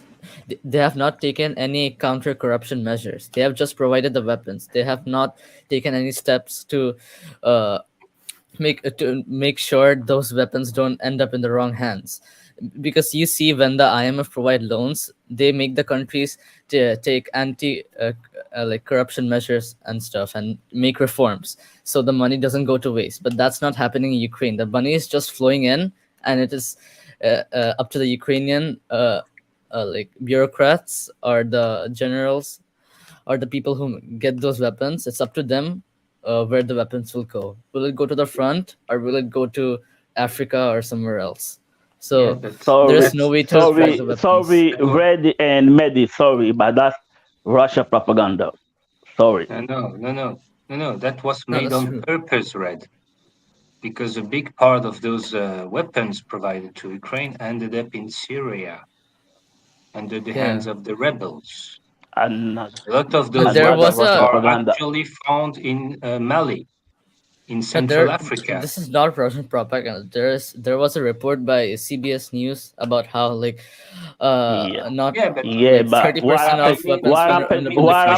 happened to that reportage? They took that off the air. So yeah, Voss, I just want to add, either I saw what I saw in Mombasa or I was high on mushrooms. I think Voss is joking, guy. Of course, I'm joking. Oh, I thought you were serious. Sorry. I thought really important. The guy, I thought you were serious. Read what this T-shirt is saying. You understand? I thought you were serious. If you hear something you want to be true, like to be true, hope to be true, always challenge it. If you hear something you don't want to be true, hope's not true, don't automatically disbelieve it. Important thing people need, and not just people in this forum, the natural human instinct is to want to believe something that you like. It doesn't mean it's true. Also, the reverse is true. Just because you hear something you don't like doesn't mean it's not true or right. This challenge that on YouTube and others we have in facing the mainstream media, because that voice convinces so many people of things and people automatically believe it. Always challenge what you were told, not just to automatically disbelieve or believe, but challenge, why is this true? And let me check and qualify this statement. That's the best advice I could give you. As a father, not that I'm your father, but as a father, that's the best advice I could give you. That's what I learned from following this war. I've been doing this from I never believe everything I see. I try to verify them all the time. Even going researching for hours to verify something. Also look at who is saying that. Which media, which is the owner of that media. It will give you a lot of indication. Where is the source? What is the source? Who is the source? Yeah, that's a really good point, RL, because there's about five or six in the Western mainstream media. There are 5 or 6 people or entities that control the message. Okay, they might have 6 newspapers or 2 television stations. Yeah, whatever. Yeah, I'm not being specific, but yes, they control the message, and whatever they're saying permeates through the print media, newspapers, television, movies, online. You really need to go beyond to channels like Wyatt's and others, and Telegram and others, to really find all the information, and you make the decision. You get the information. Don't Yeah, just like, you gotta unmute yourself, I will dude. make my own decision. Yeah, I would like to say something about this. Like, I want to ask you guys a question. Like, where do you guys generally get your information from? Like, this question was previously asked in like what Open Mic 11. So I want to ask this to you guys again. As BBC. Shadowi, let's go one by one. Shadow, you can start. Where do you get your information? Let's just like speak one by one. A lot of different Before we places, move and I on, try to Meddy, yes. Before we move on, I just wanted to say, my last thing about the CBU units and stuff like that is that we have to remember too, is once they're fired, they don't care who they kill. So they become your problem if you're going to be passing through that area. And that's the reason why when you're using these things, you really have to think about where you're using them, what for. Because if you're using them, just tossing them all over the place, it's going to wind up killing your own men if you're going to be in advance. So, and I'll stop there. I'm sorry. So about the media I follow the BBC too, and one very low-level newspaper in France, 20 minutes for RL. And I follow, of course, a lot of people on YouTube and Telegram for the true news, I would say. Yeah, I get my information from BBC because you never get wrong with the BBC. It's the best source in the world. That. It's the best source in the world. 100% through intelligence every time. Yeah. And they absolutely don't work with ME6 or ME5. Never. Never. If you're a pedophile, BBC loves you. Okay, let's get this to. Who said that? Yeah, well, what is great with French mainstream media, you listen to them and you invert everything they are telling you, and you are closer to the truth. Jordan. That's why I'm still listening to French mainstream media, but I invert everything they are saying. And also, I'm also watching news from Iran, news from China, news from Russia, news from Africa, news from Telegram, from YouTube. What I do is I triangulate on mainstream media, which is great, is you take what they are telling you and you invert everything. Because I really believe, that's personal, I really believe that the owners of those media are Freemason or Satanist. And for those people, the inversion of things is a core ID. That's a good core is European bad, value. great is small, and things like that. Because they are believers. They are believing in chaos, in killing people to get a bless from God and things like that. That's what I really believe. Well said. God is great. Let's not inform our audience. I mean, I think most people which come to this channel that they don't, which want to hear alternative views. So I don't think they want to have an explanation why you should follow different media. I think it speaks for itself. But to go back to the artillery discussion, to be honest, is that you cannot just use any artillery for any purpose, and that there's a lot of different kind of artillery tactics. For example, you can have suppression of the enemy, you can have like a curtain of fire, you can have like the whole area. So not every munitions is fit for every purpose. And the fact that the Russians are defending means that cluster munitions are not very effective, to my opinion, because it helps if the enemy is in the open, if you know what I mean, if they're in a column or if they're on the field. And of course, cluster munitions, perfect. You destroy their vehicles, or at least damage them, you destroy their men. But when they're in the trenches, Of course, maybe one of the clusters would drop into a trench. No big deal. So cluster munitions, I think this is a sign of desperation. And Biden admitted to this. Why can't somebody in the White House not just shut the F up about this kind of thing? You say, like, yeah, we're going to send in the cluster munitions in anticipation that we catch up with the munition production. I mean, who needs spies anymore if you're so open about your own situation? Honestly, it's just mind-boggling. And it's not going to help the offensive. I'm not sure I got all of Ruud's. Sorry. So I'm not sure I got all Can of I jump in? Ruud's message, but I think basically agree that cluster munitions are normally going to help a defender more. But yeah, I just want to jump in really quickly, Sikau. Well, I can agree with you. I can agree with what Dan said in the beginning, where the cluster munitions right now is only an attempt to maybe change the tactics in the front line to get the initiative from the Ukrainian side. But also, Jordan was very kind enough to mention that cluster Someone else munitions going to right speak, now or might just. I was wondering. I thought someone else was speak. Oh, sorry. Who's speaking now?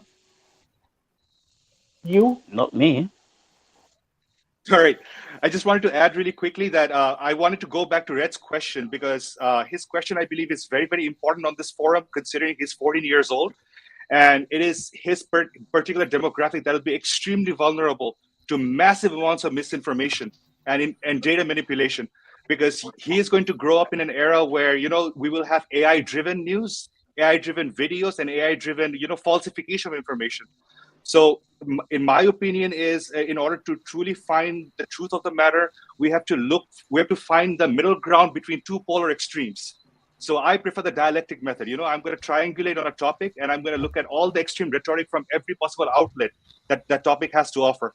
And then the truth will be somewhere in between that. But like you said, we live in a society where, like information, like raw data is more or less unavailable now. It's a privilege now. You have to spend extreme amounts of money to collect it. And we're all susceptible to misinformation at this moment, which is why a forum like Wyatt is a very good alternative to the whatever is happening in the mainstream media, because over here, we have the luxury of fact checking each other. I can say all kinds of bullshit and you're going to put me on the spot right here. This is where, real news will happen, at least in our lifetime, till YouTube blocks us out eventually. I want to explain a bit what's happening now in the stream. So there is a few people whose internet is really bad, so they are lagging. So when they lagging means, right, whatever they are hearing is 1 to 2 seconds slow. So when they hear something, they respond, then you respond, and then it will be like 4 seconds later, then he will start to then so like just now, like Sikau's internet is very bad. So when he was reacting, he's so confused because of the lag. I think Ruud is a little bit lagging as well. And then Upgrade is back. No, Upgrade is back. No, Upgrade, you want to introduce yourself? Yes, can you hear me now? Perfect. Yes. Wonderful. Yeah, hello everyone. I'm a big fan of the show. Like I said to Wyatt, it's pretty neutral. I like that. If it's good for the Ukrainians, it's good for the Ukrainians. If it's bad for the Russians, bad for the Russian. We need to accept it. It is how it is. I'm from Switzerland. Double nationality. I'm also French. I've been abroad also in China working here. Hello? Huh? Yeah, you guys shouldn't interrupt. You see, once you interrupt, people get confused because the internet today is very wonky. Russia's fault. So okay, I'll just sorry, finish it very quick. So yeah, I've been abroad, living and working in China. I know a little bit the mentality from there. I know the mentality of the East because I have a Russian wife, and I've been living and studying my entire life in Europe. So I know both sides. So it's pretty funny when I see both sides coping at each other.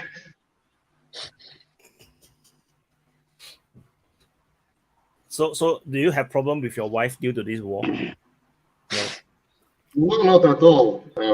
It's actually something we talked about at the beginning, and then afterwards it's just like, what can she do, you know? Nothing. So we're just waiting till it's over so we can travel and go to places we would like to go, because some places are not available for Russians right now, so it's a little bit difficult. Oh, so she's still on a Russian passport now? She has Russian passport, but she has like permits because she's married to me. So it's okay, I can travel in European Union, but yeah, some places where we want to go abroad, they have pretty hard visa restriction for Russian citizens. Now, all of a sudden, you know, even if you're married to some Swiss person, so it's quite annoying. Yeah. So you're based in Switzerland now? You're in Switzerland now? I just at the border town in Basel. It's just near the French and the German border. Some people who know Alsace, it's just in the south of Alsace. It's the north of Switzerland, yes. So I blame the mountains for the internet. So the mountains what? Okay. So I'm going to swap myself out for Papa Roach. Bye-bye.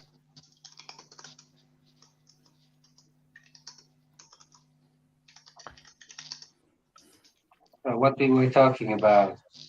So I say we should probably move on. I was talking about we're talking about cluster munitions, right? I would also like to add something. The Ukrainians can also they can use the cluster munitions if they get more advanced ones. They can use them to strike Russian bases because they're very effective. Because early on in the war, like in March 2022, the Russians used the cluster munitions to bomb these huge storage facilities in Kharkiv.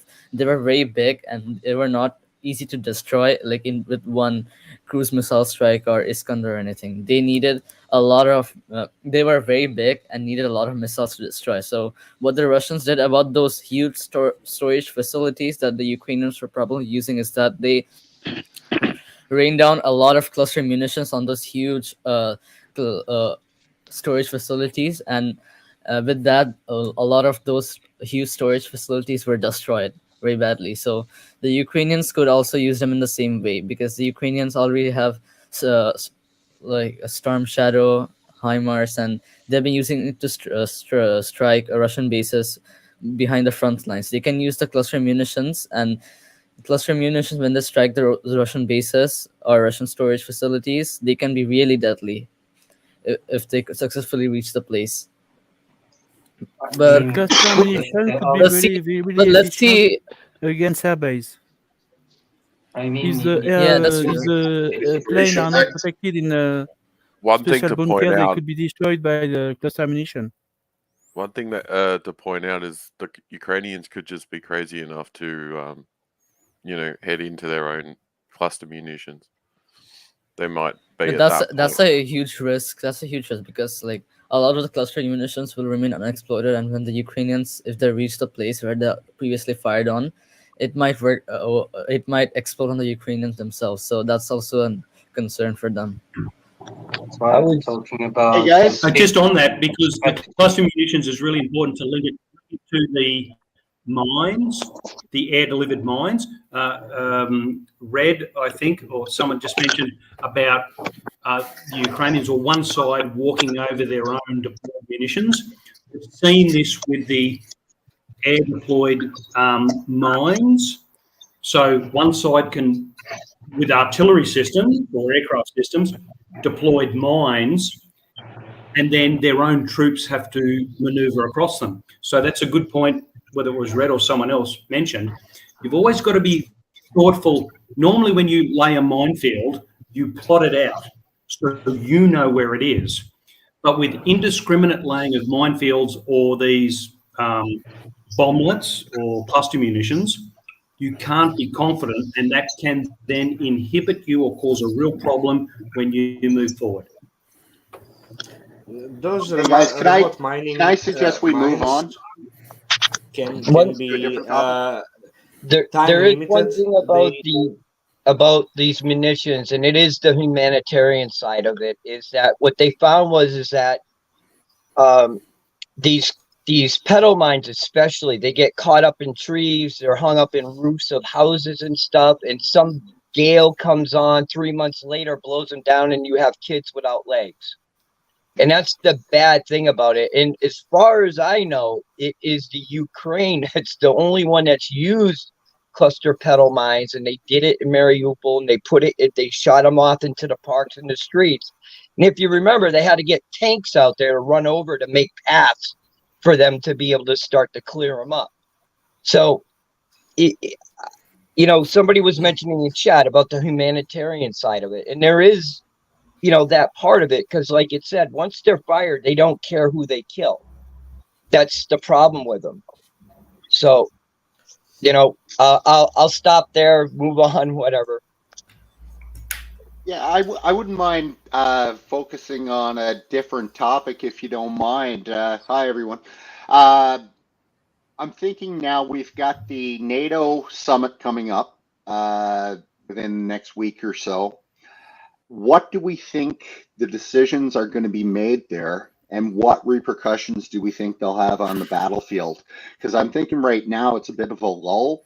It seems like the two sides are still fighting, but I'm not seeing a whole lot or hearing a whole lot about the front right now. And I wonder if the NATO summit will change it in any way. There might be an official announcement of sending F-16s to Ukraine, because they have not officially announced it yet, but they're still training their pilots. There is an official announcement needed for, they always officially announce it. And for example, the Leopards, they were training them beforehand, but they announced it later officially. So I think there might be an official announcement for the F-16s that they will provide them to Ukraine. That's what I think. I'm not sure if this will come true. That's just a prediction. I'm glad you're muted. I'm glad you're muted. You're muted. You need to unmute your microphone if you want to jump in. Yeah. So for me, the F-16s, I don't understand the hype around it. If the opposite side has the best air defense system in the entire world, what's gonna these planes bring? I'm not a military expert. I also did some military in the Swiss Army, but even a child can understand that. I mean, great, have F-16s, but they get shot down constantly, even their Soviet era planes. And about the summit, Zelensky said he would not even attend if they don't give him any kind of proposition about entering NATO. So I don't know what you think about it. I don't know. I think that if Zelensky doesn't, get some sort of commitment for additional troops, I'm talking about, foreign troops, I would consider that a failure for him. I think they're at the point now where they don't have a whole lot of people left. Yeah, Meddy, what's up? Well, you can have all the people in the world, but if you don't have people to use it, it's of no use. If you look at it from an overall perspective and just pull back from it, what does it matter what NATO thinks right now? Russia doesn't care. They only have one other step, and that's to use the threat of nuclear war, because no matter what NATO decides to do, even if it gathered all of its troops, accessible tanks and everything, and it was even close to the numbers that they tell us we have, but they ain't telling you about all the junkyard Nancy's sitting out there that are just parts. Even if they got it all together, they would have to ship it, most of it, across the Atlantic to get it import, to even get there to close to fighting the Russians. So the only thing I can see is a bunch of crying and finger pointing and some maybe very harshly said words. But other than that, what can they do? I was going to say, with the F-16 real quick, I mean, in the 80s, it was a great plane, and it might have had some advantages over the Russians if there had been a Cold War. They have the upgraded Viper, and it's a really good platform. It's a good fighter. It's a good strike fighter. It's, it can do a lot of jobs, and it can probably fire a lot of standoff weapons, which it would be great for. But even when it was designed to do all that, it was, granted, most of the time it's been flying in unopposed, but it was designed to go in. But then when it was designed to go in, it was like, yeah, we're going to be going in with AWACS and SEAD and, this, and the F-16s are going to hit the ground targets. F-15s are going to provide air cover. You know, if F-117s are going to hit strategic targets. I mean, the F-16s are good, but again, it's good when it's in a combination on a team. I mean, by itself, it's probably good, but you know, what F-16 pilots are the best in the world? Probably Americans, maybe some of the NATO ones, and of course the Israelis. The Ukrainians, and those guys would still get chewed up in a Russian air defense SAM belt. So you can imagine how much worse it's going to be for the guys in the F-16s. I mean, the only thing they provide is a standoff option, but we had that too. But the thing is we would have sent up like 100 F-16s and fired 100 Storm Shadows, you know, to try to hit the target in 1988. Whereas today they will fire 2 or 3 and hope they make it. Bunch of Top Gun propaganda as well. Don't forget. Yeah. So Fake brings in a couple of really important points here. That once there is no one platform or capability that exists in itself, it's a system of. I hate to use this word, but a system of systems. It's the F-16, but you've got the AWACS and you've got the jammers and you've got all these other things in your air superiority aircraft. So one platform in itself it doesn't add you anything if it's acting in isolation. So that's a good point, Fact. Yeah. Then there's the second point is the training. No, you're fine. Go ahead. Okay, so the first thing is no system acts in itself. The system of systems, it's a terrible phrase, but it's a true phase. You have a compilation of capabilities that act together to give you an effect, and you're always looking for the military effect. The second thing is you can give someone the best capability, the best equipment, the best tank, the best fighter, but if they're not trained to use it, they will not use it as well. Now, I heard a story, and I don't know if it's true, from the Iraq War back in 1991. And an American said, if we had the T-72s and the Iraqis had the M1s, we would still have won.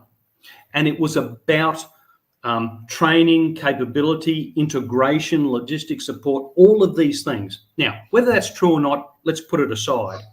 But to add to Fake's point, it's not just what you've got, it's how well you can use it and how it uses with other systems. Over to others. And the other thing real quick with the F-16, I mean, it can do all those jobs. It can do air superiority, it could do ground attack, and it could do SEAD. But the thing is, that would have to be the United States because we're the only ones that would have enough F-16s that could be a few hundred for SEAD, a few hundred for air attack, a few hundred for air superiority. What are the Ukrainians going to get, 20? So you're going to have to use them all for air superiority or all for like standoff attacks. And that's it. So you're basically, I mean, like you were saying, putting your hand together like that, you know, you put this system together and it projects a massive amount of firepower and force combined. I mean, the F-16 is excellent. It can do it by itself, you know, like flying over Afghanistan when nobody's shooting at it and there's no enemy fighters. You know, it can do its own job. But in Russia or Ukraine or like even on the DMZ or any place like that, that's not, there's no comparison to what it's going to go through. But it gives them more options for munitions, though. Yeah, so they're going to have they're going to have a Western platform that they can put Western munitions on. So they'll be able to funnel more munitions, most likely standoff, long-range attack stuff, where they can bolt it onto the airframe versus. Why exactly F-16? It's a small plane, low maintenance comparing to the rest of the Western airplanes. It's really low maintenance airplane. And it's a good mass production aircraft. Yes, and also it's produced to carry huge variety of weaponry that Americans would like to supply to charge full price while it's all the weapons. And another thing, it's a small aircraft. It could hide, but it also good with adding modular electronic systems that can really hide it. And actually, why they need it now, they saying because of the so many alligators are destroying their armor. So they would like to use F-16, the airplanes, against the Russian helicopters. That's what they're desperate about. They're asking for it, but that's really too close to the front line. Too much. They've been asking them close. way before the choppers came in, though. They've been begging for them for a while. True. Medley, I think Meddy, you want to say something? Well, I think part of the problem is that, you know, we talk about these F-16s like they're God's gift to the world, and you know, this has been the whole problem the whole time. We assume Russian systems are all shit and they're untrained people. It's totally incorrect. I think we're seeing it by now. ISW themselves, and I've brought it up several times, said we are behind. We would never be able to face them, Russian ground forces in the Baltics, because of the air cover that they bring with them. They said that Ukraine wouldn't be able to do it. We wouldn't be able to do it together. And add to that, they said that we are lacking almost a generation behind in electronic warfare. And to about the T-72 tank and the M1 Abrams, I can tell you right now that that's a really, I don't think so, because we had thermal sights and guns that could reach them, and the T-72s couldn't reach us. It was a matter of distance and being able to kill them before you could see them. I was a tank commander, so we've actually had a discussion before about that, but not to shoot you down on it. It's just something that we've talked about. Hey, also on the F-16, Rick, like in the American doctrine, even though we and I'll shut up. Even though we have all that stuff meshed together to form this great firepower package, we were still expecting to have massive amounts of losses on those air attacks, protecting bombers, sending bombers in, all that stuff. Even with that perfect package, we were still going to get attrited on that. So you can imagine how many times it is going to be worse for the Ukrainian guys if they're flying those. I'll shut up.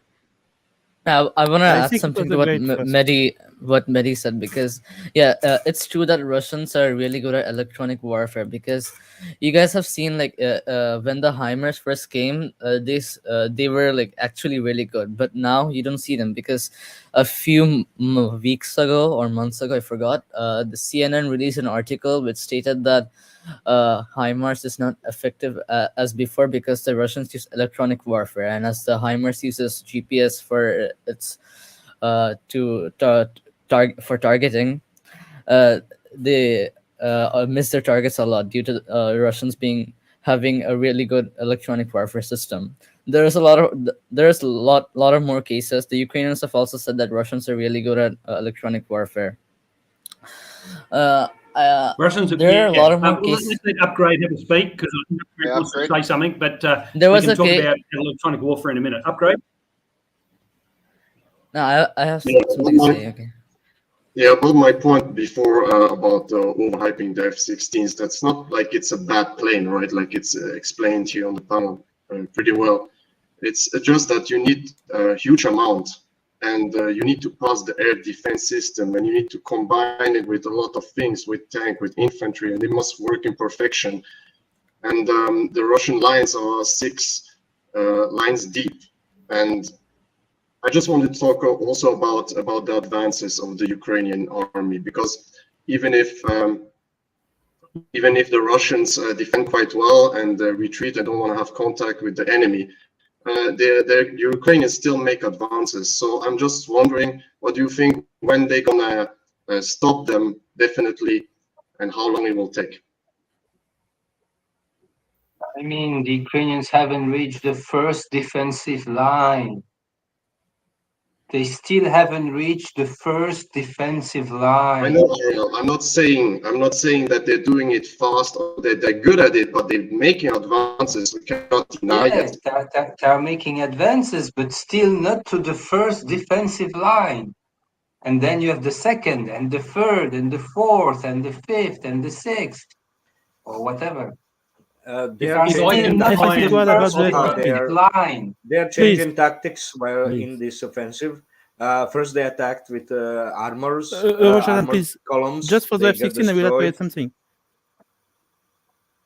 I want to add something about Go the ahead. F-16. There is something that everybody forgets. It's about the ground crews. For an F-16, I was speaking with Atreyo, who was part of a ground cruise for the US Air Force, so we know what we're speaking about.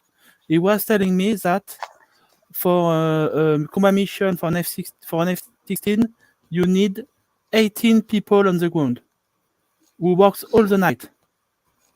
And he could fly one mission the tomorrow morning.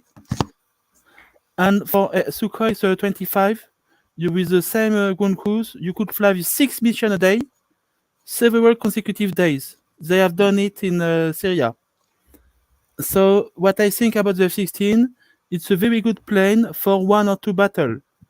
But for a war, it's not a good plane. It's the same problem with a lot of NATO weapons. Very good for just 1 battle. Very bad for a long war. Even if but that's you guys, the lowest even if maintenance of all. F-16 is the lowest maintenance of all the Western airplanes. That's why they demanded it. Yes. It's the lowest. No, it doesn't matter how bad it is, but it's the lowest. Gripen is even lower than Gripen is better. F-16. Yes. But it's more expensive. Gripen is more expensive. Rafale is better. And it's not The a thing US is, build even weapon. if we talk, with the F-16, it would have a quick turnaround time because we've proven that's been done. The United States was running 24/7 air sorties in Iraq during Desert Storm and all the other times. I mean, we're talking hundreds of sorties a day, thousands of aircraft. But that's with, again, a first-tier military with tons of mechanics and support facilities that are not being bombed by caliber cruise missiles. So they can sit there and crank just those one planes and sortie a turn them day. around. Correct. But in Ukraine, like you're saying, you're literally right. They could probably fly a mission from one air base, and then they got to fly to another air base to get rearmed or fixed up because they can't go back to the base they took off from because it's probably going to get attacked. I mean, so you're right. They probably literally can't pull a fucking more than a mission a day because they basically got to shoot, run and hide, then shoot, run and hide, shoot, run and hide. Because you know they the ain't most got places to important fucking thing hide here no is more. the most important thing here is training. Okay, because American pilots have years of experience, but Ukrainian pilots are getting only a few months of training. I think it's 4 months or 5 months. With this little training, I don't think they will be able to use their full potential, and they won't be able to fly it like the American pilots do because they have years of experience. You can see across There's a the really important board thing how the training. You can see across the board from how the training for a mechanic to a tank commander being so abbreviated and reduced is going to have catastrophic effects all through the Ukrainian military. Yeah, we already have an example. Air, wherever this is going on is going to be catastrophic because these guys are just. Because you guys have seen the video. Red, I need to jump in here to answer your question, Red. I need to help you with your question and Fake's response. It's not just the pilot. It's the ground crew. It's the support. It's the whole, as I said before, the system of systems. The pilot might be great, but if the ground crew haven't been able to reconstitute, is a phrase, the aircraft with fuel gone over it, minor adjustments, major adjustments, it's a system of systems. So it's not just the pilot. It's everybody involved with getting that plane in the air and delivering its mission. So the pilot, the ground crew, the intelligence staff, the mission planners. It's a whole system of systems. There's a lot involved, and you need to know the capabilities of the system. Now, the F-16 is very different to a MiG-29 or a Su-27, for example. You need to understand the limitations, capabilities. Don't worry about the ground crew of the F-16. It will all come from the Western countries. Yeah, that's why I'm afraid. Because we have to understand that to train a ground crew leader for the F-16, it's 12 years. Okay? 12 years. It's longer to become a leader of a train crew for F-16 than to become a pilot instructor from scratch. Okay? That's why the ground crew is a true problem. All of these things are really important. Hey guys, just to go back on topic, I asked the question about the NATO summit, and the response was they might get F-16s, right? Which is great. The F-16s, if they get them, wonderful. However, I still go back to, if that's the only thing that they can get out of this summit, at what point are we wrapping this up? Because they really need bodies. Am I the only one here who thinks that they are going to start a coalition of the willing 2.0 with Poland and whoever else? They tried that with Mercs. I don't think they will yet. I don't think they're there yet. I think they would be hesitant to base the F-16s out of Poland, and I think they would try to sneak ground crews in. But the same thing is, those guys are going to have to basically work on it at one place and then run and hide and work on it, and launch. I mean, they're going and run very fast. And that's even if that's a really good ground crew. Those guys are going to basically, every time they touch that plane, they got to run for their lives as soon as it takes off. And the Russian is going to target the ground crew. And with Nunya saying, they need bodies. They need bodies so bad. They need bodies, but I just don't think they're ready to do that yet. Hey, I don't think they're ready to make that commitment. This today's video. Okay, we got two paid people here that asked the question. We never mentioned it. Super chats. NGS, if F-16 gets destroyed by S-300, etc., it will be devastating for U.S. military-industrial complex. Do you think that is why the U.S. is hesitant in sending them? And Mr. Da Silva, it doesn't matter how good the F-16 is, it won't be a game changer because it will meet something with the balls of steel of the S-400. Thank you, guys. Yeah, did you guys see the two things? Firstly, a really big shout out to you, Meddy, for mentioning super chats. That's really important. Really important, Meddy, for mentioning the super chats. Thank you. Sorry, go on, Euro. There was this attack on Kerch Bridge again, and there was firing of S-400. You could see it flying there, intercepting Storm Shadow. And also there was a Storm Shadow sent on Rostov on Don. Now they can reach that far.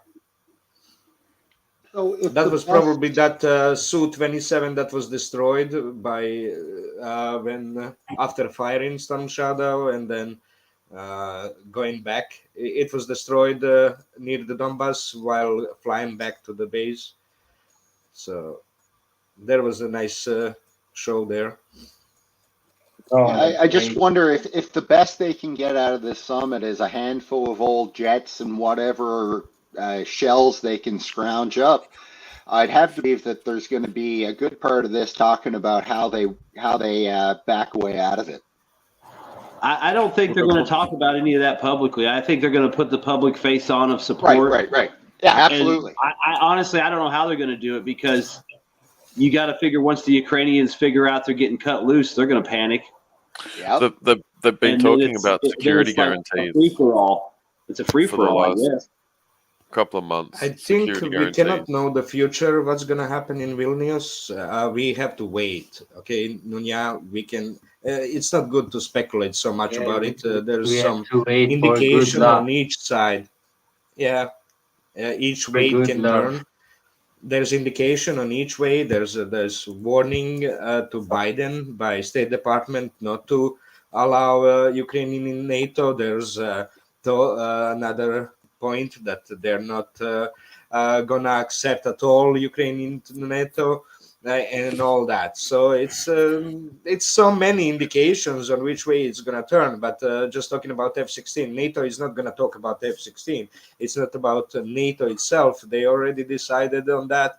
It's individual countries that have them to send. Right. That's who send the F-16, not NATO per se.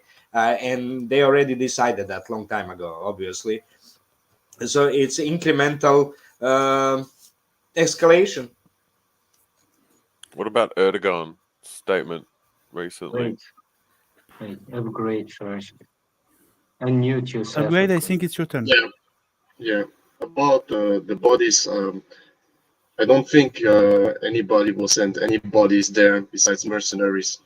So the NATO Summit, like said, it would be a big applaud show and democracy, freedom, and so on. And not much more. I think there is also a lot of speculation and things talking about diplomatic solutions. Read about it in some article that was written that some U.S. officials who are not anymore in the White House went to and spoke with Lavrov in New York. So I think the people start to understand that there must be a diplomatic solution and that Ukraine will probably lose land, even if they don't want to.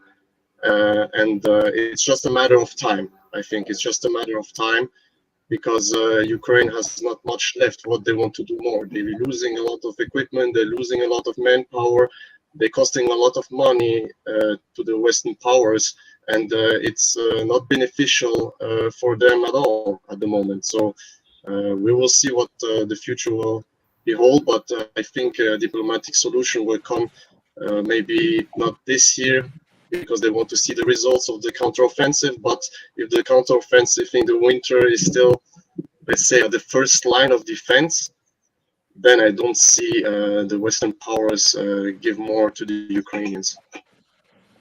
I think, Brad, you are making a mistake.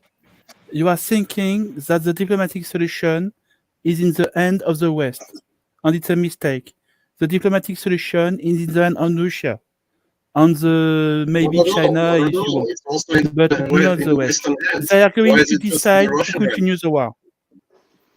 Why is it just in the Russian hands? It's also in the Western hands. They send the ammunition, they send weapons, and money. So if they stop it, then there is nothing anymore for the Ukrainians, and they cannot continue the war. So we have a lot of yes, leverage. But Russia is going to continue even like that. Russia is just because controlling what everything. Russia want, I think what Russia want is unconditional surrender, and that's very, very hard, very, very strong. So even if Ukraine has nothing, they are going to continue. You just have an unconditional surrender.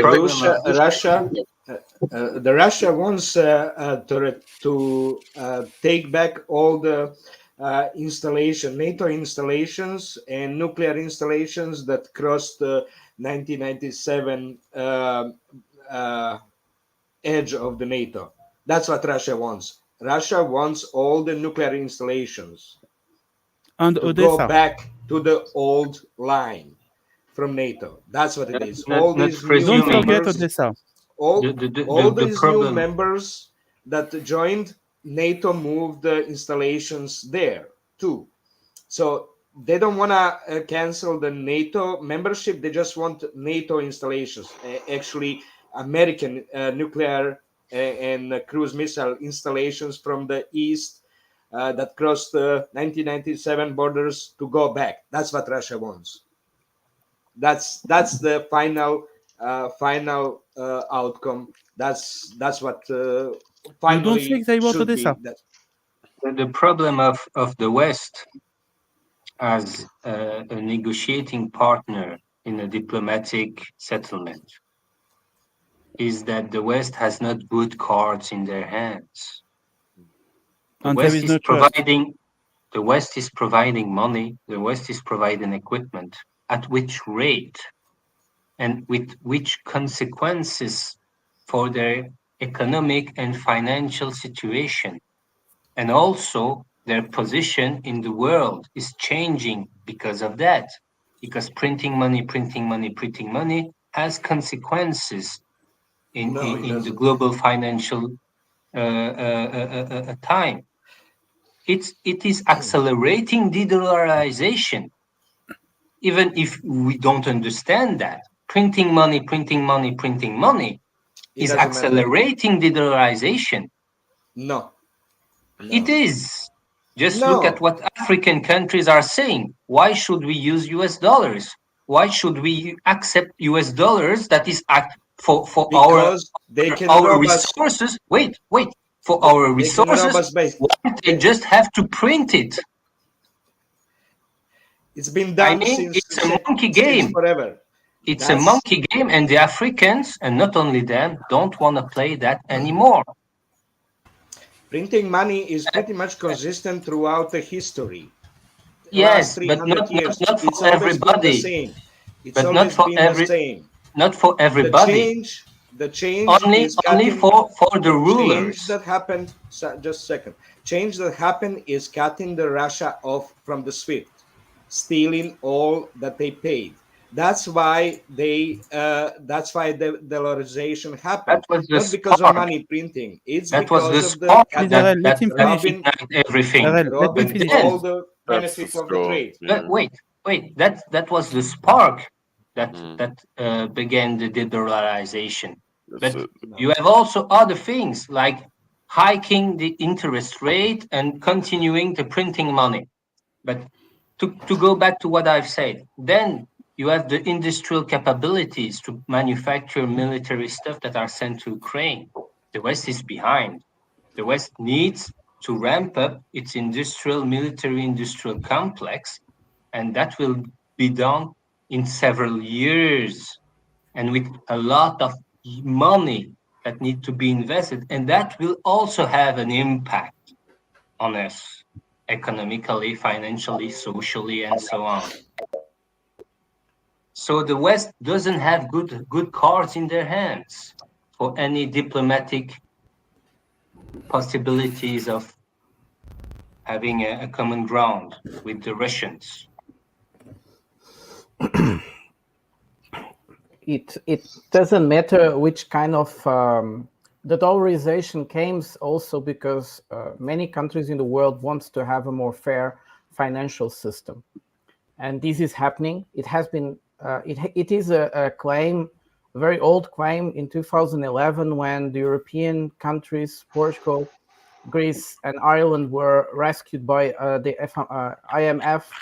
They gave so much money to these countries like never before. And the poor countries were shocked and said, this can't be true. We want to have more vote rights in the committees and so on and so on. So the thing is that the non-aligned countries want to have an alternative because they And we lost him. Great, you wanted to say something? What's up? You see, the money printing happened consistently Please, for Euro, last let the 300 Brett speak. years. Please, Euro. It's always been the same. It's fine. So that's not the reason. So that's not the reason. It's always change that change the desires and conditions. That's what the change is, cutting the Russias off of the SWIFT. That's why everyone is now afraid to use the dollar, because to use dollar you have to use SWIFT and deposit money into the Fed. That's how it's done. That's why they're afraid. Yeah, but there is not Printing only money SWIFT in the equals. world. Yeah, SWIFT is not alone. That's what you are seeing actually. More and more countries, more and more banking institutions are using other things like as SWIFT, like Chinese thingy, or even Russian system if they want to directly exchange with Russia. I think we discussed this before, like months ago. The moment the sanctions on Russia came in, it shocked the hell out of most of the world. And then everybody just like worried and wanted to find an alternative system because they suddenly realized that the West can weaponize their financial system against a country. And hi, Waka. I am just waiting for my chair. Yeah. My son. Okay, I'm gonna mute you first. I muted Waka. Oh, Waka. Yes. Okay. He's. Hello. Hi, guys. Hello. Well, Waka is looking very sharp today. He got his like. Yeah, I've shifted to an air-conditioned room. Very hot here. You are 10 years younger. Yeah, and very not Wakarish kind of shirt color. No, I never see Waka wear this kind of color before. Yeah, Aaron, how's France? I hope okay. Yeah. Upgrade. You wanna say something? Yes. So I want to change topic. Yeah. Say so. Sorry. Say what you wanted to say. Yeah.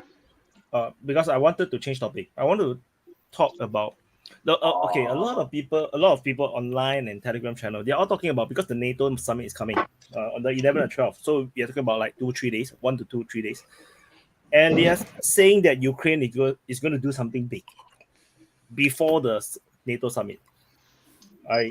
Maybe a massive offensive, bomb the Zaporizhzhia nuclear power plant or whatever.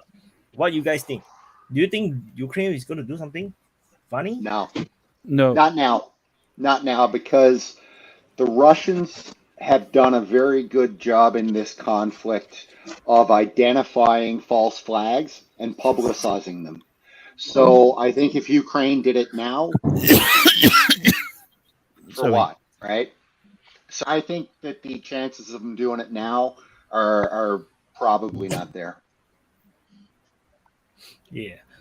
There's a very interesting statement or tweet I saw, is that they were talking about the Zaporizhzhia nuclear power plant. It's a rumor, or maybe from Telegram channel or whatnot. Then they say that the IAEA officials say that there is no way you can actually do anything, because they say that the Russians planted security cameras everywhere, like literally everywhere. So if anything were to happen, any funny things were to happen, they were going to have evidence to show it. And that's one of the reasons why the entire so-called false flag or whatever, it cannot be done, because the Russians is going to have evidence. Sikao? Well, so there's a really important, it's a legal term, I think, what it is in Latin, but who benefits, to what end, who gets the benefit. So the question would be, and I'm an intelligence analyst, so I sit back and assess without bias what is happening. So I look His at connection is very bad, I would think, no? Russia. Yeah, his voice Sorry? is lagging. Yeah, your your voice is Your not connection clear. is not good. Your connection is not good, Sikao. Where are you actually? Where are you? He is in the middle of the jungle or something like that. I'm not in Australia. I'm not in Australia. Must be too my cold connection over is- there. He's He's wearing Australia. army Just let me fatigue, say. Yeah, he's wearing I'm not in Australia.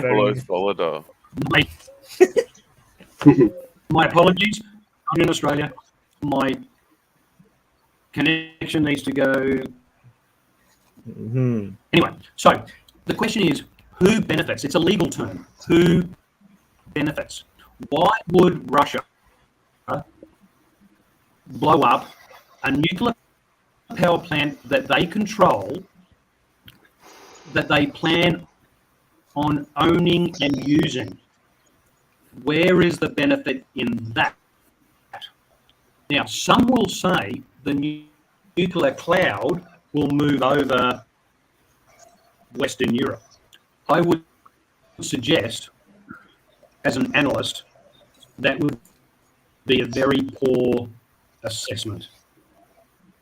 Russia need to blow up the nuclear power plant in winter, because in winter the Siberian wind is prominent.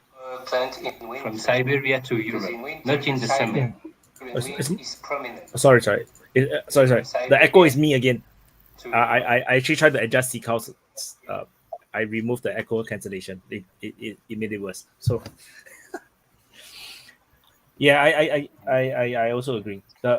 Basically that's my conclusion as well. The Russians have no reasons to blow up a nuclear power plant that they need to use, and also that there's no way Russia can win any PR war in the West. There's no way. No, whatever they do, even they have evidence, even they have the evidence, they are going to be like, they're still going to be like the culprit.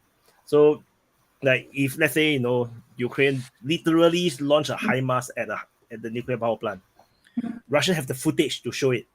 Okay, they saw the missiles flying across the Dnieper River, bomb HIMARS, they bomb the nuclear power plant, and Russia show it. Russia will still be at their fault. It will still be the Russians are the evil guy for this entire incident. So there's no win for Russia to try to invent any kind of a false flag.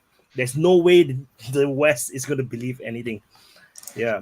We should Wyatt, also see. keep in mind, We though, should also Wyatt, see the history around the nuclear power plant, because since July last year, Ukraine has been continuously shelling the plant, and it has all been documented. This year, it is a bit less. There has been a few instances of shelling, but last year, Ukraine was shelling every weekend. Then it's all like That's Russian documented. propaganda. No, it's the Russians shelling themselves. No. Yeah, that. But Wyatt, Yeah, I the just want to Ukrainians. add one point. I just want to add Yes. one point to Wyatt. It's not necessarily the West that Russia wants to convince. It's the rest of the world. Russia's moved on from the West. So by calling out all these false flags, whether it be the various ones at Zaporizhia, there was another dirty bomb incident that they flagged several months back. They're flagging that out for the world community to say, hey, this is the stuff that's going on here. So once you hear it from CNN, think about it, right? And that's, once they do that, the false flag becomes useless. But that is the danger, you see, because what you can also do is that you're going to tell the whole world what you're going to do in advance, and then you just do it, and then you blame the other side. Like, like both sides is saying that both sides is saying that Zaporizhia nuclear power plant is in danger. Both sides. So I think that is the that's the difficulty. And do you understand, Wyatt, that it today's isn't in danger because the power plant has been neutralized, and there is very little things that could go wrong with it. And to what you say earlier, to send a missile in the power plant is going to do basically nothing. To breach the hull with concrete, you need a nuclear weapon. No, you can blow it. It's very, very hard. And it's very complicated to do something serious.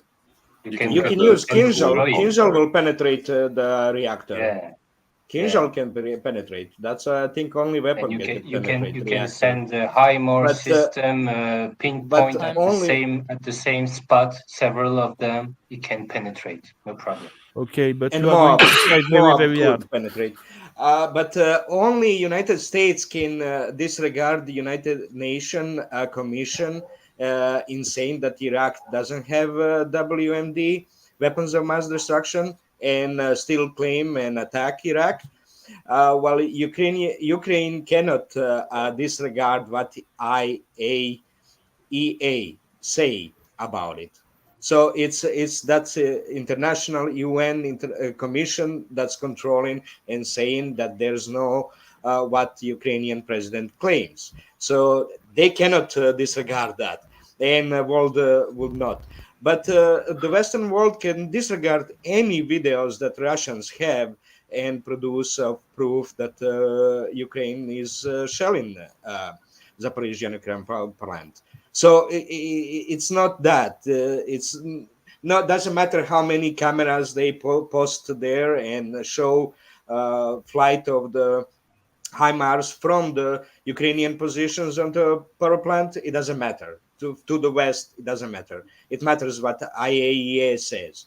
But to the West, it doesn't matter, but for the rest of the world, it matters. Latin America, Africa, Asia. For them, it matters. That's why Russia is playing the public relations, but not in the West, but in the rest. That's what canceled them. But Russia was much better at exposing false flag. Is because only way they can do something is to fill the Storm Shadow rocket with radioactive material and explode it onto the above Zaporizhia nuclear power plant. That's what they could do. And that's what Russia was saying that Ukraine is intending to do, because they cannot penetrate a nuclear reactor. They could destroy those cooling ponds, spent fuel cooling tanks, but it depends how much evaporation will happen in order to send the radiation in the air. But it's something that they cannot do. So only way would be to send nuclear waste inside the rocket to explode, and that way to create radiation. What's going to happen if there is an incident in the nuclear power plant? Do you think now NATO is going to declare the Third World War for the Zaporizhzhia power plant? Seriously? No, it's not going to do that. Maybe. Nothing is bigger than the Russians invading Ukraine. Like that is like literally the one big super thing, and then nothing happened. Like they just let Russia attack Ukraine. Yeah. So upgrade. Yeah, like Putin was also saying, when he was asked about okay. Jesus, man. Just give me 2 seconds and then I'll shut up again, No, about the nuclear power plant. We're talking about this for months and months and nothing happens and it's, oh, they did it. It's always the same stuff. So let's move on from this topic because if not, we're going to go for 2 hours on this nuclear power plant. What's important, I think it's what Wyatt said, what they're going to do before the summit. Will they try to push somewhere or will they wait until they get maybe something from the summit? And what about the advances? I talked about it before.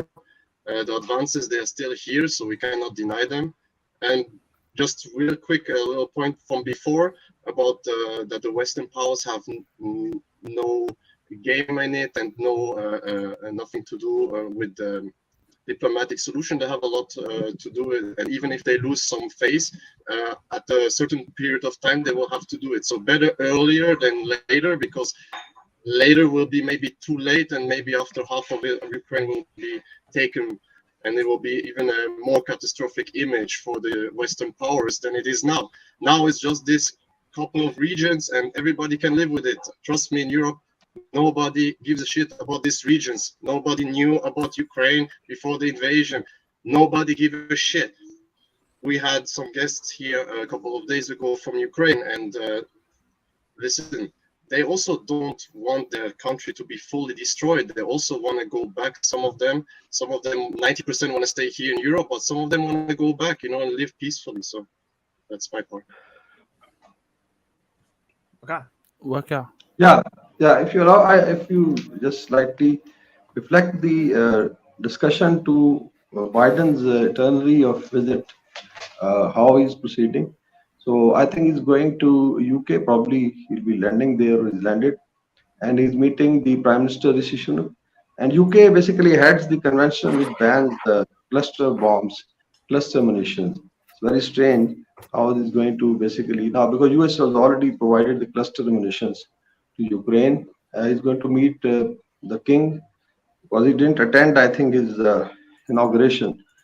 Then I think he goes to Lithuania, and later on he goes to Helsinki to meet the Nordic Alliance, basically to welcome, I think, Finland into NATO. And I think they're also going to pressurize Turkey to allow Sweden to get into NATO. So I think this is the larger picture.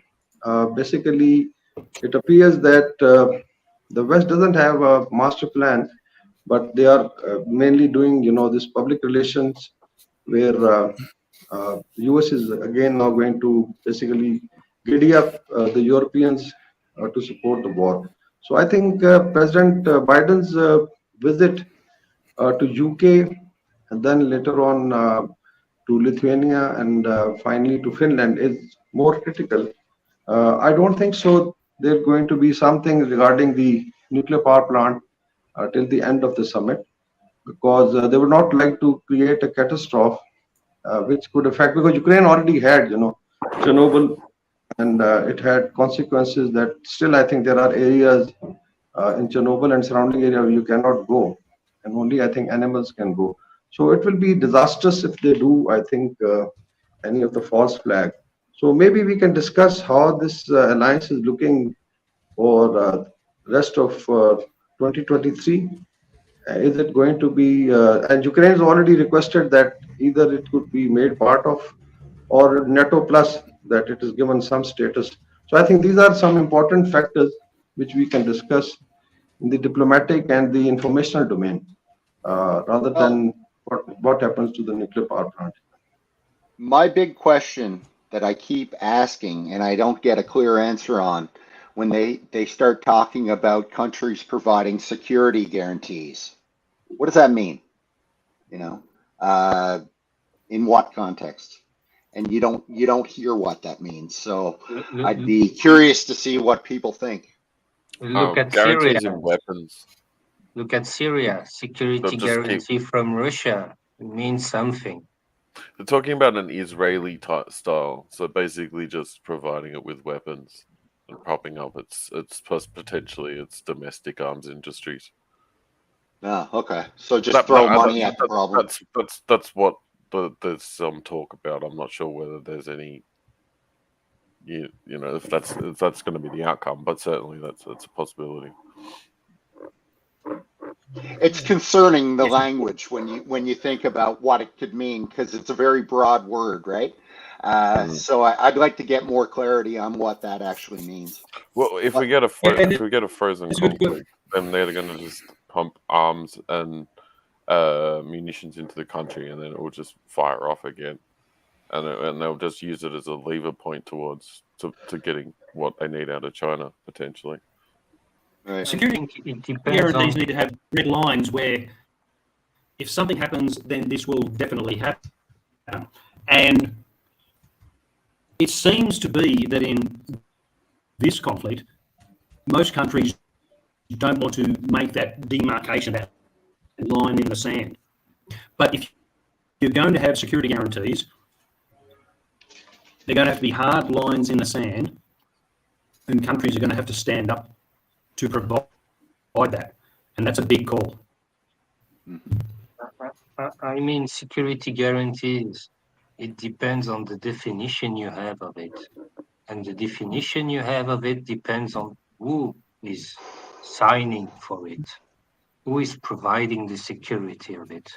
And also, you have to take into account the circumstances where those agreements have been signed, like for Ukraine.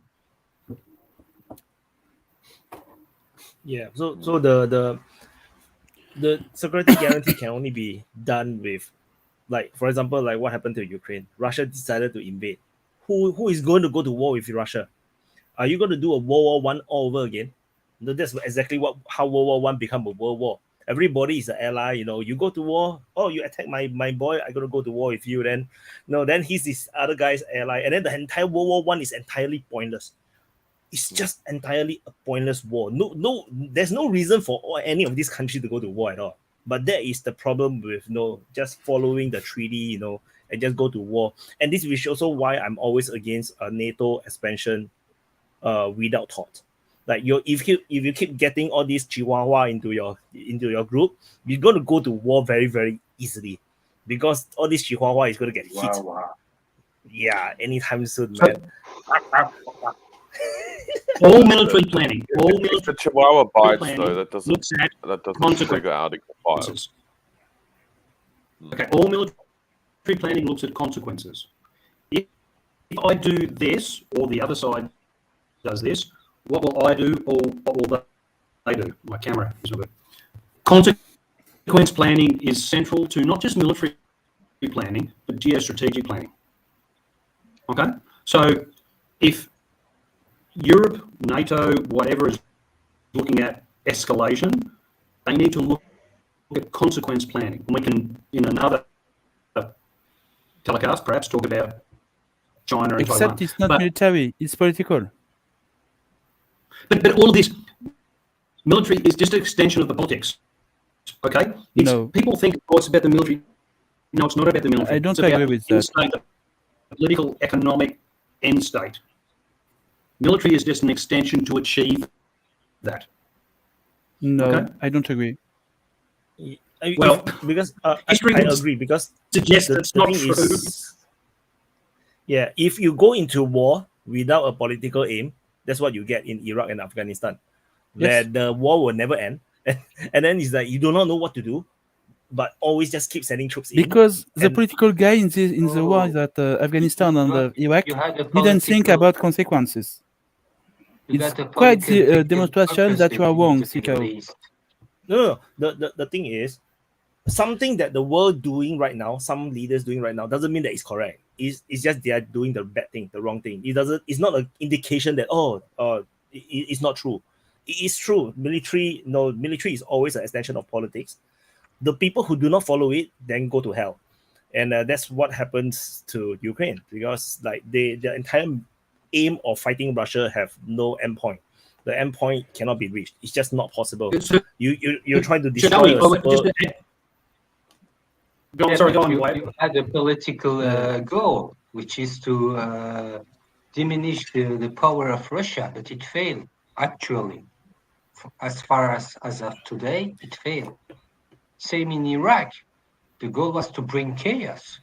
Same in Afghanistan. The goal was to bring chaos. I agree. There were a political goal in that. Yes, but I agree. didn't That's for achieve. NATO. That's for NATO and United States, not for Ukraine. There's no benefit for Ukraine to do this, because it's not possible for them to do it alone. So, yeah, that's my point. There's a military-industrial complex production or some form of facility in like each state in the US. So for them, it's cash. It's cash and economy. That's Afghanistan, etc., etc. So, Papa Roach, you're looking at the motivation, and different elements have different motivations. That's a good point. So, some elements, entities, groups, powers, whatever you want to call it, doesn't matter. It's financial. War is financial benefit. Well, it's more power in the sense that each senator, etc., has a stake in perpetuating the war, regardless of the side you're on, because there's financial interests that are backing you, and so therefore they flow through to the politique. Yeah, but some organisations do it just for the financial benefit, and others do it for ideological reasons. There are lots of motivations for this. Some's ideological, some's financial, whatever. But there can be other motivations apart from what people genuinely think is right, culturally, historically, or whatever, for their, and I'm not picking sides here, for their ethnicity or their religious group. There can be lots of different motivations. Yeah, Fred, you had a point? Okay, I wanted to speak.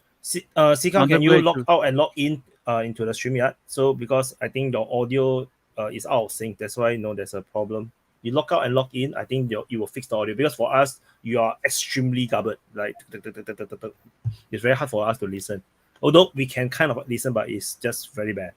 You log out and log in and try, or you just refresh your browser tab. You just refresh your browser tab. You will just log out and log in again. You give it a try. And Raid's webcam is not working. I'm not sure why. Upgrade the Waka. I don't know which first. And Waka. Yeah. I would just like to highlight the issue of collective security and how does it work, and why there is a hurry to now expand the alliance. Now, the security guarantee in an alliance has three parts. One is that it acts as a deterrent, initially, that in case you are part of the alliance, so one is the part of collective security, that you will not be attacked by a hostile power, and then you show the unity, and that's how I think NATO and even WhatsApp Pact had operated. The other is that in case you are moving closer to a crisis, then start coordinating your military deployments, and then ensure the deterrence. And then there's the layer of nuclear deterrence, because NATO, some of the NATO members are under nuclear umbrella of, they have their own weapons, and collectively NATO has a nuclear umbrella. And the third part is when you are attacked. So as I think White pointed out, that you get into war and war expands, and we have seen it in World War II also, how the security guarantees basically resulted into war. Now, why I was pointing out, I think if you recall what happened last year, I would say even the current year, one was, of course, there was a hope that Ukrainian military will be able to, let's say, check the Russians. Then, of course, they were supplied with some NATO weapon systems, and then there was a push for so-called counter-offensive or counter-attack, which is, I think, badly failed, and there were a lot of losses. So basically, and then is the effect on Europe and the West, the economic crisis, the chaos. We've seen what has happened in France. We've seen, the protests in certain other countries, the energy problem the crisis of food, which is actually affecting the entire globe. That's why the African leadership was, in Europe and Russia, trying to persuade that they should basically go for a negotiated settlement. So these are, I think, important backgrounds. Now, what I foresee why this NATO summit planned in Vilnius, Lithuania, will be one, of course, bucking up the entire Europe that yes, US is backing it, and we are there to support you. So basically, I would say it's a frustrated strategy, because whatever they wanted to desire, as RL has pointed out, it was to one was check the Russians and then bleed the Russians economically and militarily, and then get something out of it. But that did not happen. And now with the expansion of NATO, the Finland and maybe Sweden later on, and let's say if Ukraine is given NATO plus status or non-NATO ally. So mainly it's to boost up the morale. And there's nothing which is going to come out, because Europe is, I think, already fed up of the war, and rest of the world is also affected, and people would like that this war has been, because now it's going to complete its 2 years, and then we maybe enter the third year in January. So I think these are very important things, what has happened. Then you look at the diplomacy by Eurasian powers like China, Russia. You had seen the Africans getting into it. Even South Asians have displayed their concern that this war has to stop. So it's kind of, I would say, stalemate which exists now. And we don't know what's the Russian military strategy, because still we have some campaigning season left till the snow starts falling in, I think, November, December. So we have some campaigning time left. So these are, I think, the larger questions. And mainly, it's basically diplomatic and informational war, part of the hybrid war to pressurize Russia. But things are, I think, in a stalemate at present. Upgrade, what you want to say? Yeah, about the security guarantees. So we need to take in consideration what does Zelensky want and what can the West provide. That's the big question, right? Zelensky wants something more than NATO or the West can provide them. It's obvious, and he said it. If they don't give him this guarantee he wants, he will not even attend there. So he's pushing for more and more, and the West is cautious about it, what they can and what they cannot. And they're talking about it. It's obvious. I don't see Zelensky getting what he wants, but he will get a little bit something, probably ammunition and maybe additional tanks or infantry vehicles, maybe the planes, maybe, but that's still 50-50, right? Some are saying yes, some are saying no, maybe it will be something individual. So each country will send them individually. So if Poland want to send it, they send. But definitely we need to take in consideration the two sides and what is possible. But upgrade, just as important is what Russia is prepared to give, not just what Ukraine wants, what Russia is prepared to give. But the problem is Ukraine has no power without the West. You don't take this point in consideration. Without the West, Russia will steamroll Ukraine in a month. There's no chance they will survive without all these weapons and all this money. So we need to take in consideration what the West can offer to Ukraine and what Ukraine wants. Russia will still do what they want to do. It doesn't matter. It doesn't matter if Ukraine sends the cluster, the Americans send the cluster bomb, or they send F-16s, or they send the best tanks in the world, or the best elite troops. Russia will still do what they want to do. Denazify, demilitarize, take this four regions because they're in the constitution. I mean, Zelensky, you're muted, upgrade. Oh, I'm muted, sorry. Yeah, there's no point in always discussing all the Russians will do that. They will anyways do that. It doesn't matter. We need to talk about what the West can offer to Ukraine, and we see that they don't have already artillery ammunition. Biden said it by himself. That's why they send cluster bombs, and yeah, that's my point. I mean, it's pointless. Since 2014. Wait. Important to set the context. Since No, wait.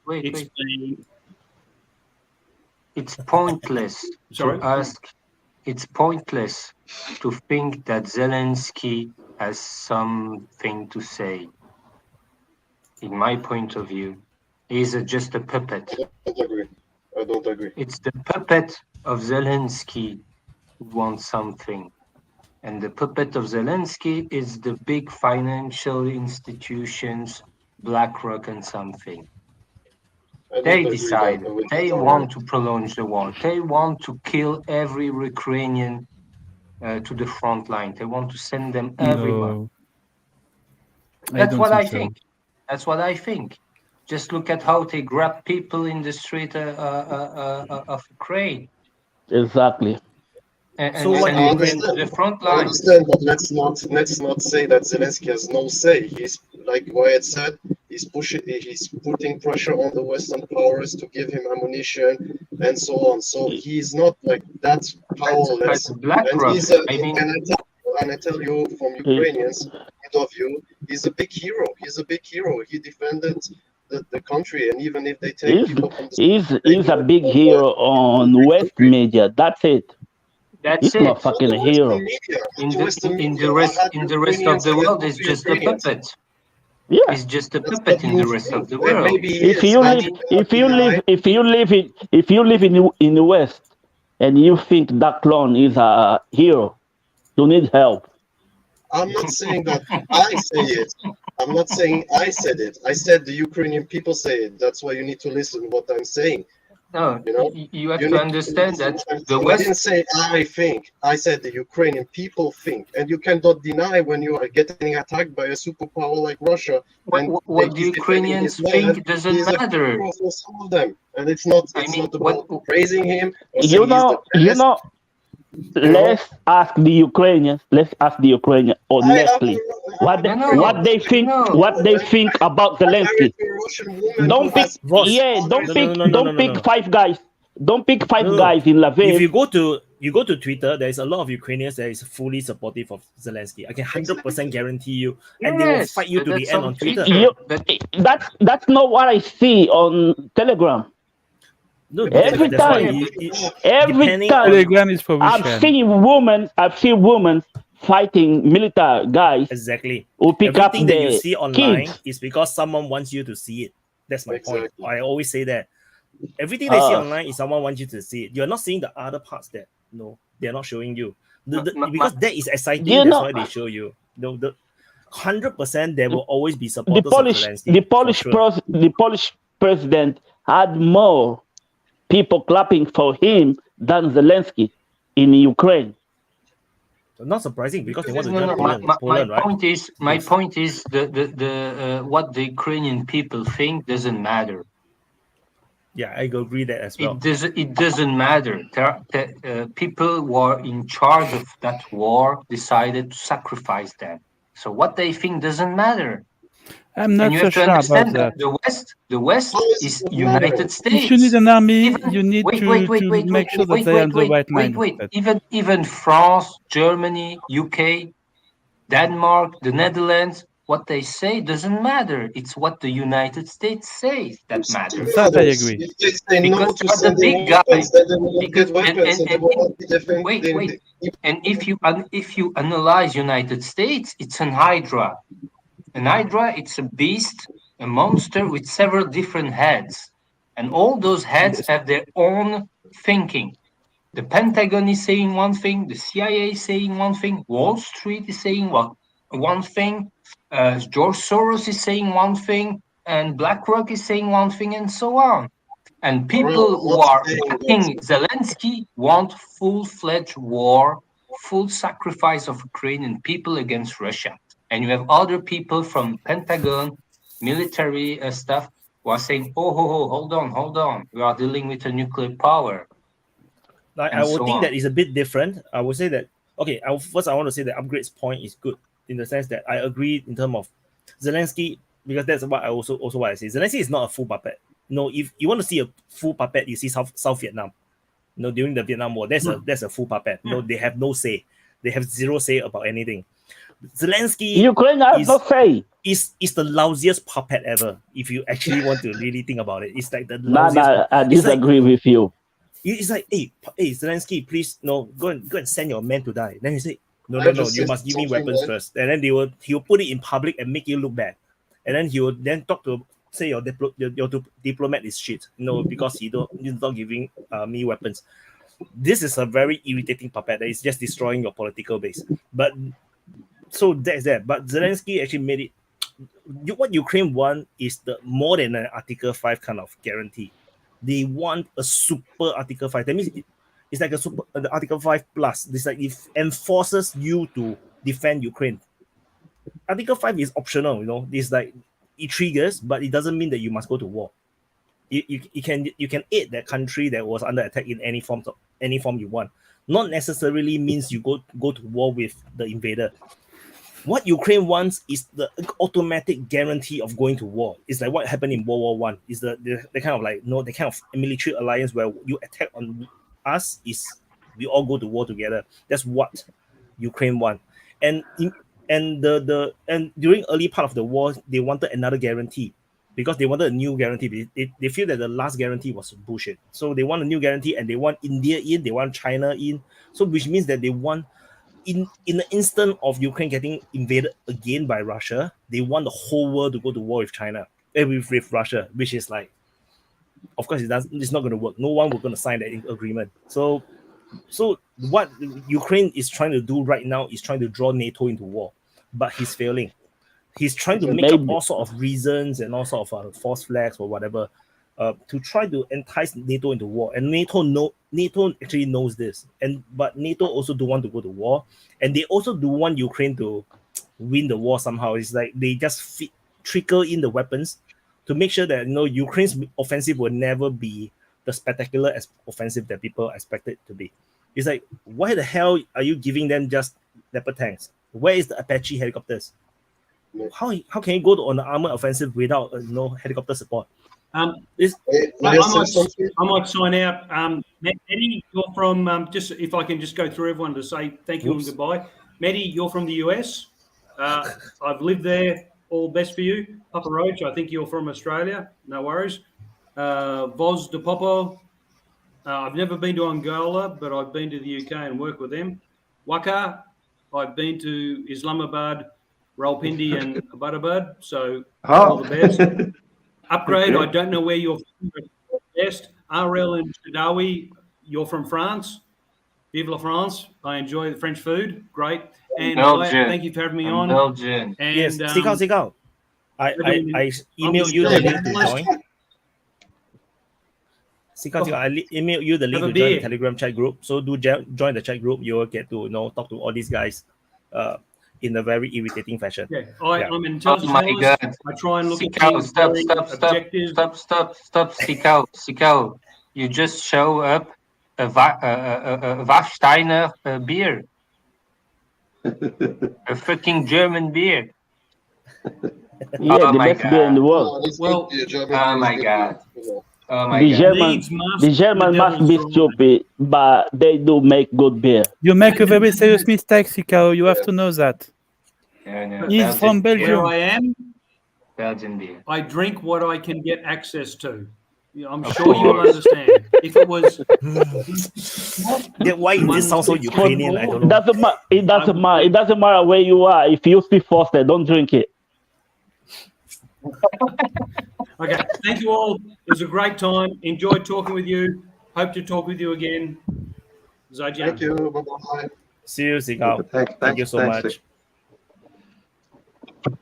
I wanted to Okay. Let's talk about France again. But the last open mic was only about France. I'd like to get back to what Wyatt was talking about, and it's something about that is, at the very beginning, the United States stated it is a proxy war. That word means something. I've said this before. It means acting with the authority of another. It means that you're acting on their behalf with their authority and being allowed to do it. Because let's put it this way. Nothing happens in Ukraine unless Uncle Sam pays for it. We're the ones paying for all the wages, all the bullets, all the pensions, all of it. So without but maybe us, nothing happened in Ukraine without Ukrainian manpower.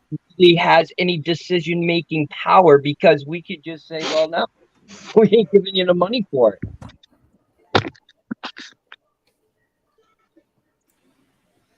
No, I would Upgrade- like to add upgrade, I something think, to what first. Wyatt said.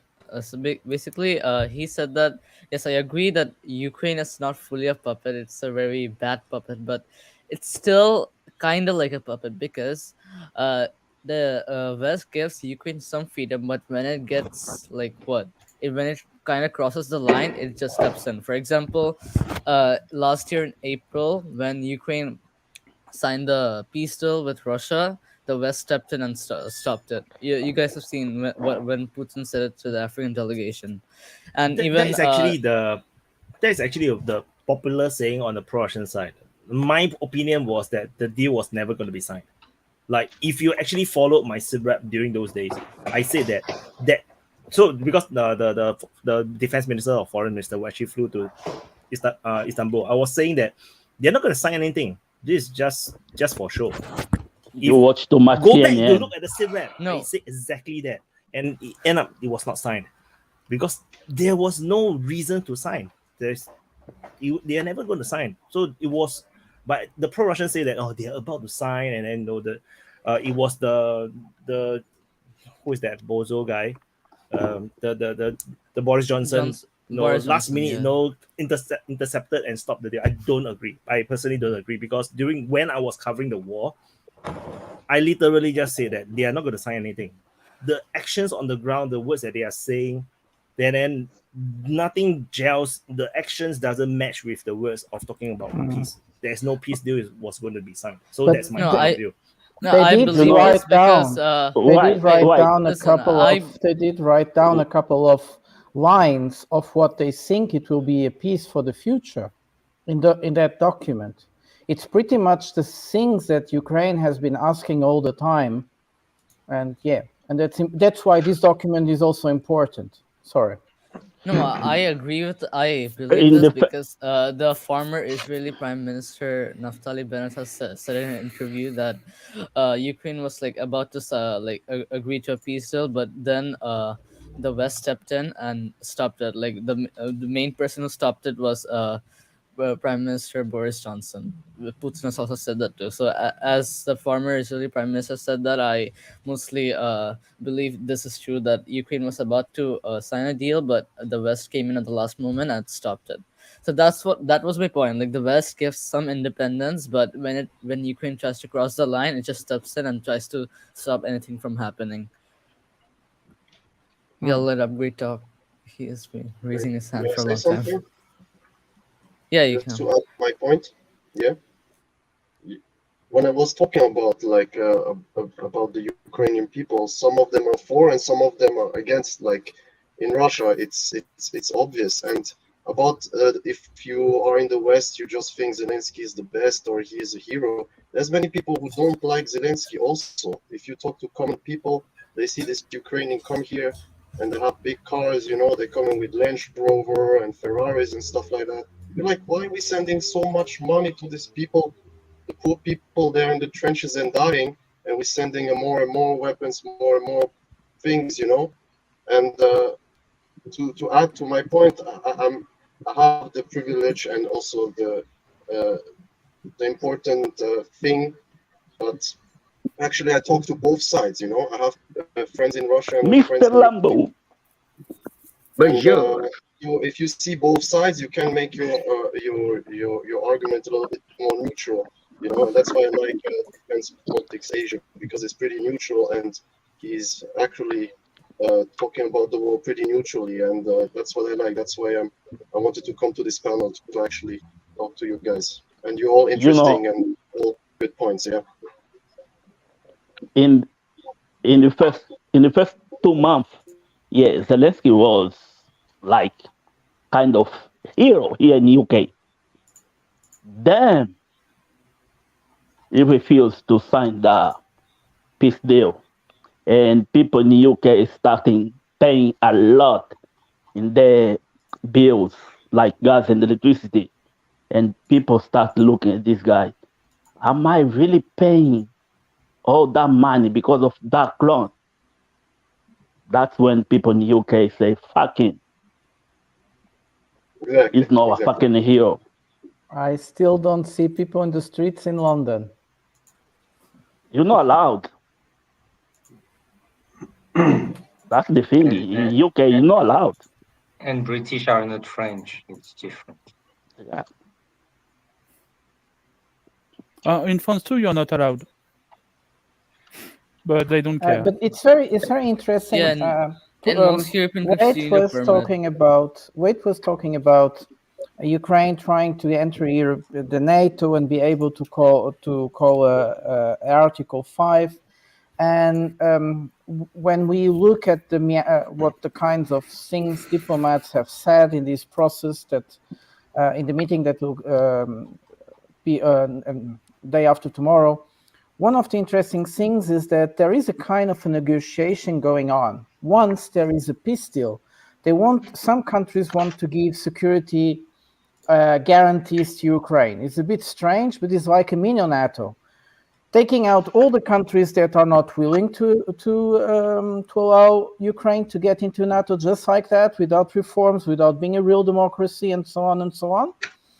And on the other side, it's very strange, because what are these countries willing to do? Are they willing to, if something goes wrong in the peace process and war starts again, are they really going to war? United States, Poland, United Kingdom, I don't know how many more inside are there, but five countries. I can tell you even faster. If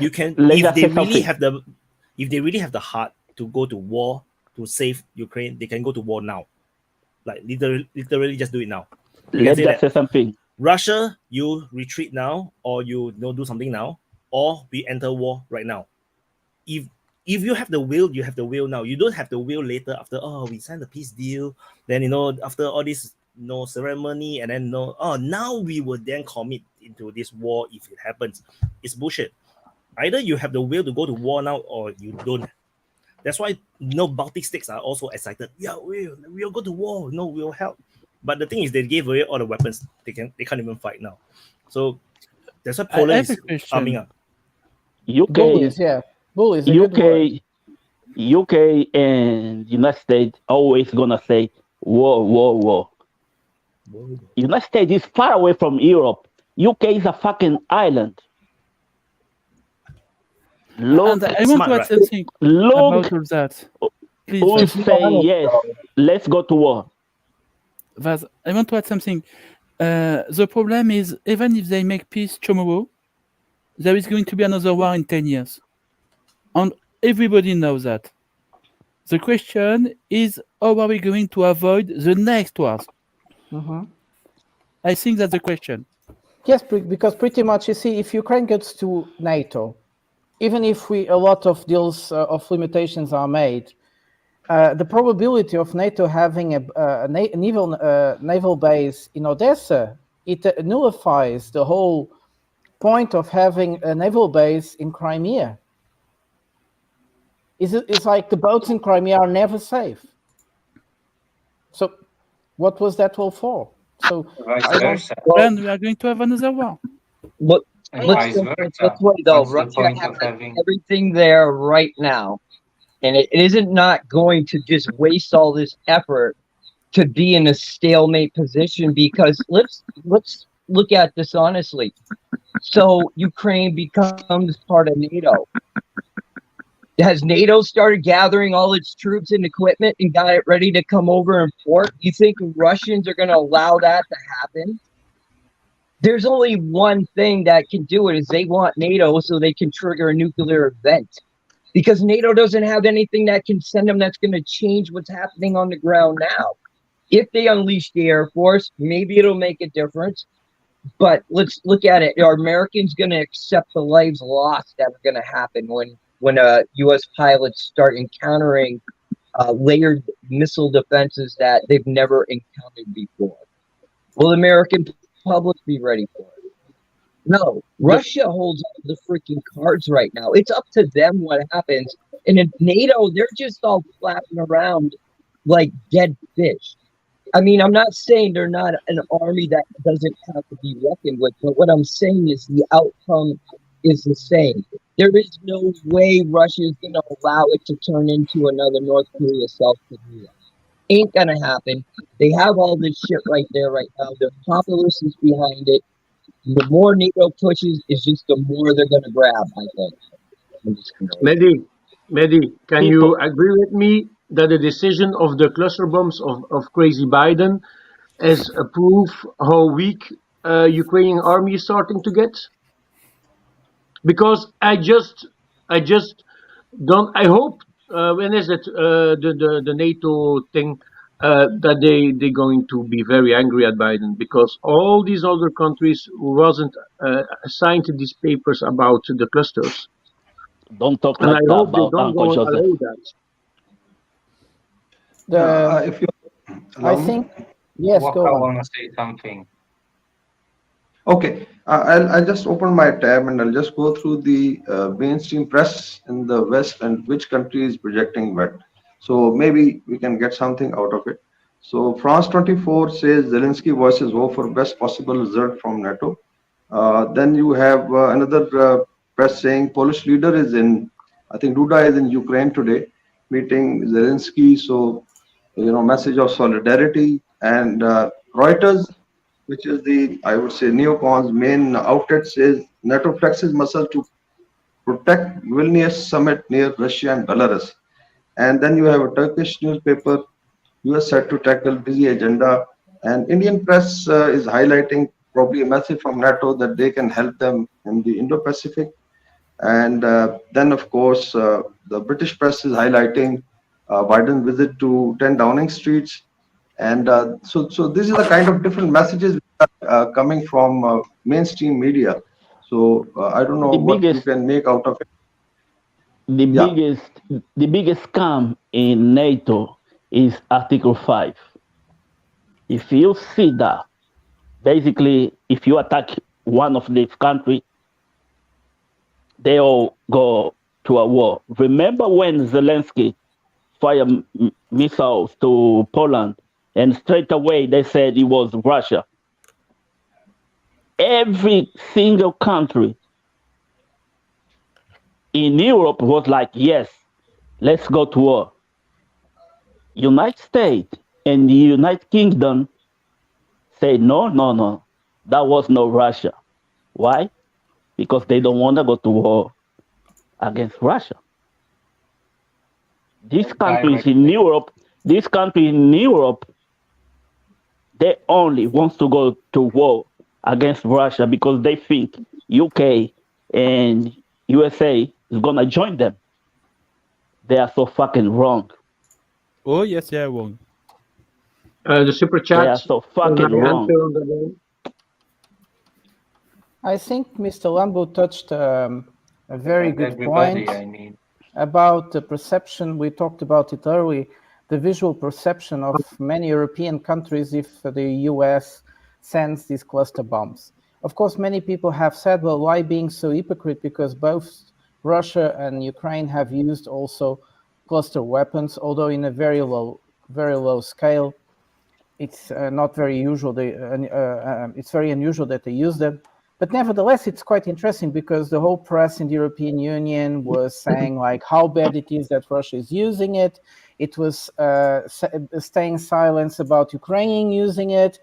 Now it says Ukraine use it, which is quite impressive. But what is quite impressive as well is that for many countries, this has been like a very big movement from the Western countries to impose this convention about the not use of cluster bombs, of illegalizing the cluster bombs. And now it's not that the US is sending them. They are sending them in the name of all the Western countries, and this can't be true. So they are showing quite an unusual disunity inside of NATO.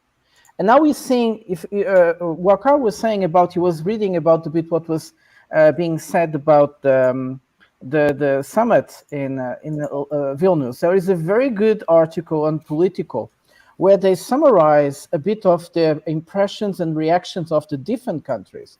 And it's quite impressive. There is no unity at all. many countries don't want even to think about Ukraine into NATO, and they are very against giving any assurance that Ukraine will get inside of NATO, because then Russia has no motivation to sign a peace deal whatsoever. Because then they also will be obliged to get a country inside that has no standards for what NATO considers their high imaginary standards. And they even say first Ukraine has to become a democracy, which is quite impressive. We thought Ukraine was a real democracy. No, they say it has to, and this is quite impressive because you have like at least 5-6 different positions. There is no unity.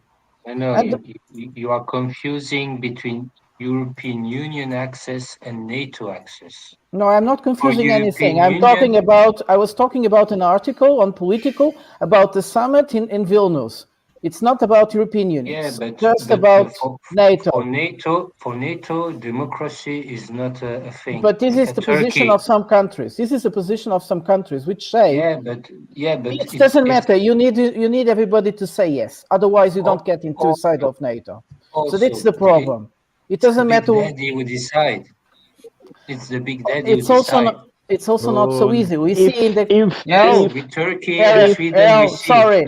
We see the case of Sweden. It's not so easy. The US, but it has nothing to do with democracy. Also, something very interesting. Also, something very interesting in that article. It is said that the US just asked the Stoltenberg to stay another year because they needed to keep cohesion. It's amazing. There is no cohesion inside of NATO. That's why they maintain this guy, because at least they have they know what type of job he does. So it's quite impressive. And what we'll see in this summit, I would like to ask you guys what kind of result you think. But I think it'll be like a big declaration of solidarity, of a lot of and nothing. Actually, empty words. Yes. Like. We have a person who paid some money that actually brought up a good question. Logs an A. News reports from mainstream media, former U.S. officials, and informal secret discussions with Lavrov. Your thoughts, please. I was talking about it before. Bullshit. I was talking about it before.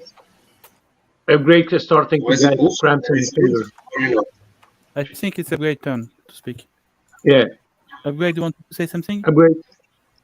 Yeah, about the cluster bombs. Not everybody is in agreement. I heard that Spain and the UK said that's not a good idea, and it's banned for 100 countries in the world. So I don't think it's about the cluster bombs. And you want to say something? Yeah, I want to get back to the question that was just asked, because what's going on there is that there is absolutely no trust between the East and West right now. I think the Russian side and the Western leaders, they don't trust us. We've been doing almost the exact opposite of every treaty that we've signed so far. And now we have in the U.S. government, we have a split. We got somebody going through the back door trying to negotiate or at least meet with Lavrov, and they're trying to go around apparently the Biden administration. It's either coordinated with the Biden administration or they're going around the Biden administration. And that's a big deal because that's two different forces within the U.S. I think this kind of thing could happen very often. They are working against each other. No, they are not, Meddy. No, they are not. No. No, Meddy, that's not the explanation. The explanation is that the Biden administration has no face to go and meet a Russian official, so they send someone that is not connected. No, it's true, because the Biden administration knows that they were going to talk with the minister, and they are trying to sound what would the Russians would do. What is very strange is that the person that led that meeting, Prata. We have an outside channel meeting without the U.S. None of us elected this outside channel. It happens every time. It's Just Arab accept government it. to say that's not a... Meddy, they they knew about it. They were elected. informed. The Biden administration was informed, but they didn't want to commit in any official way to go and have talks. Okay, so, Let him finish his point, man. Oh, okay. Okay, Problem. finish. And I can talk. Well, I was the one that originally kind of brought it up, and you stepped on me. So, you know what? Fuck it. No, Meddy, don't go away. Come on, Meddy. Come on. Let these people their thing that they say. Come on. I don't understand why did he react like that? He already said it. I was just commenting it, and he wanted not to accept Yeah, what I but was saying. Good. I was going to finish what I was going to say, since Meddy decided to go away. So the thing is, this is very normal. This is a way of doing the diplomacy and not being official enough. The other guys went, talked to Lavrov, came back and told the other ones all they have talked about, and said things to Lavrov that an American official could never say. So to see how he would react. What is very strange is that the guy that commanded those kind of talks, he made a very, very, very long article, which took me almost like 1 hour and a half to read. And the guy actually says exactly the same thing that we know. Russia needs to lose in the battlefield, and then we can go to talks. So I don't know what was the point of all that. Or it's just a kind of really a maneuver to be able to have talks with officially being with the Russians, and not to look very bad because the guy in the same day that he met with Lavrov published that stupid article. Sorry there. Anyway, I want just interject. Please make it a habit to let people finish their points before you even if you disagree, because no. Yeah, no. Where's I encourage free-flowing conversation. The problem is sometimes that the person haven't even finished his point. So then, and we have a very long time. The open mic is not we have to finish everything within 1 hour or half an hour like a TV show. We have 4-5 hours. Come on, just let people finish their point, even if you disagree. 6 hours tonight. 6 hours. People who is more controversial, be it like Wayne Borrell, or it could be actually who else is more controversial? I cannot remember now. Yeah, let them finish a point. It's okay one. We have a lot of time. Well, in this case, he finished his point, but I was giving another interpretation, and he didn't want to listen to it. No, he haven't finished his point. He was interjected by Shadowi as well. The next one that not let finish the other one next week. T-shirt. I am a naughty boy. Deal. Nah, my next t-shirt is gonna be Belgium, France, and Netherlands. Just one country. And Meddy is still around. He's nice one. He's still watching. You could try that. I'm going to be loves a lot. See, now nobody want to talk. Okay, Waka. I know Waka was raising his hand for some time. Is it Waka? Okay, yeah. I think the Lavrov thing is part of two-track. This is very common in diplomacy, especially in crisis. Even in our case of India-Pakistan time, there is a crisis. There's a second track which is normally informal, and this is very much part of diplomacy. Now, why they would do it just before the summit is for two reasons. One is to get the feeling, let's say, get something from the Russian side, and maybe exploit it, or maybe it's a genuine desire that there is some messaging which is going on before this big summit. So whatever the article says, I don't know. But this is very much possible that you launch the second track. This is known as two-track, and then there's a third track, diplomacy, which is done through maybe non-diplomats. So this is very much possible that, and it is always patronized by the state. I don't think so. It would be without clearance from the White House or Biden administration, because then, it's always, especially when they're looking. So it's a stick and carrot policy. I think the West is trying to adopt that in case they can convince or they can get something out of it for the summit, they can exploit it. Or maybe it's a genuine effort for peace, or let's say if they're looking at how the stalemate is going to be managed. So it is very much part of diplomatic effort. So two-track is very common, and especially in crisis, you will have people being sent. And the other thing is how do you exploit it in the information domain? Because it's a big summit. So before that, they would like to maybe twist whatever the information they have and try to, let's say, undermine the other side. But I think Russians are very, very smart. Lavrov is a very seasoned diplomat. I think he's one of the best that I like in terms of his conduct and the way he basically communicates on behalf of President Putin. So he's not a kid that they can just exploit it. But I don't know. One thing I wanted to highlight was one is the, the state level or the government level, which is controlled by a typical, let's say, neo-liberal or neocon cabal in the West. But what is the feeling on the streets of Europe for the war and for this summit, in case people are interested, because we all belong to the street. So is there the difference of perception between what is being projected by the mainstream media and what common people on the street in Europe and US are talking about it? So in case you have some information, maybe it can bring out certain things. Yeah. What is the real feeling on the streets of Europe? Yeah, the world would be a better place if United States or UK had one Lavrov in their country. Just one main point to answer Wakar. The opinion of the people, the public opinions in Europe doesn't matter. It doesn't matter. People are not making revolution like in the end of 18th centuries anymore. So what the regular guy in France or in Belgium or in the UK think doesn't matter. It's the elite, the people who are in charge in those countries, their opinion matters.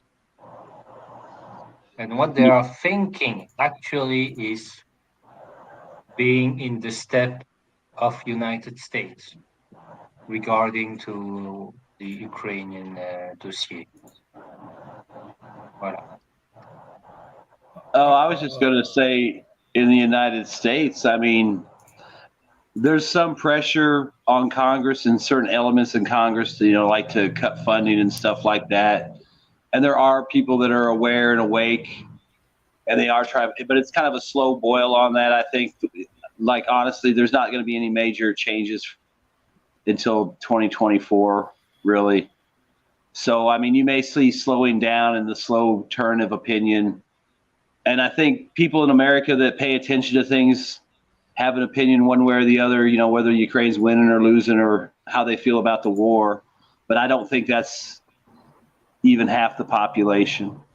So you got a lot of people that just hear what they hear on the news, like what Carr is saying. So they just go with what, the offense is going great. Everything's fine. Gas is $5 a gallon. It's all good. And then, people like me, I wish there was more of us paying attention, because then the pressure would be faster. But I think that's where America's at. It's slowly turning, but it won't be for a while, a couple of years. Thank God there is no more people like you in the United States. Thank God. Great. There's more people than we think that are thinking like this, but they actually are scared to talk their minds, and that's a big problem. So obviously it would be helpful. Yeah. If I could jump in on like what he's saying, that is true. I mean, there is a lot of people in America they call like the silent majority, and that's kind of a pejorative because they are kind of a joke. But if you put it to his point, there are a lot of people that feel the way, like maybe a way I feel about certain things, not like they should all be like me, but I'm just saying, just aware of what's going on, have an opinion, whether you like it or not. And they're afraid to speak up, but they do vote and stuff like that. So you may not see that, but still there needs to be a lot more people putting pressure on Congress, because that'll see a quicker change. But like I said, with politics in America, you got about 2 years before anything major will happen. But I think also when we talk about the silent majority, we need also to talk about the economic crisis in Europe. That the common people have no influence on politics is actually not true. if their gas prices will be so high or the electricity bills will be so high that people cannot even afford to live normally, like in Europe, then there will be some problems. And you see it already in France. It's not just because of the social unrest of this person who was killed. It's also boiling. It's under the surface, and we need to understand that that's a phenomenon who existed since hundreds of years. I mean, the elites decide, of course, but at the end, when the people go against something, then we know. There is a social contract. Please yes. don't mix everything, okay? Yeah, but you have to understand wait. He's saying something that's. He says something that is very important. That is, there is a social contract, and the politicians can go so long and stretch it so long as they want.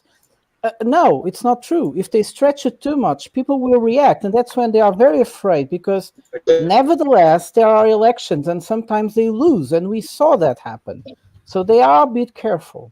The dice are tricked. The dice are tricked. Look at the consequences in France, but also in every European countries. It's the rise of far-right political groups. My only thing far-right political group in Europe have already signed to support Ukraine.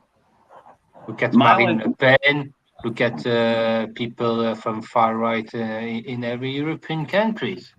In Italy. So that's tricked.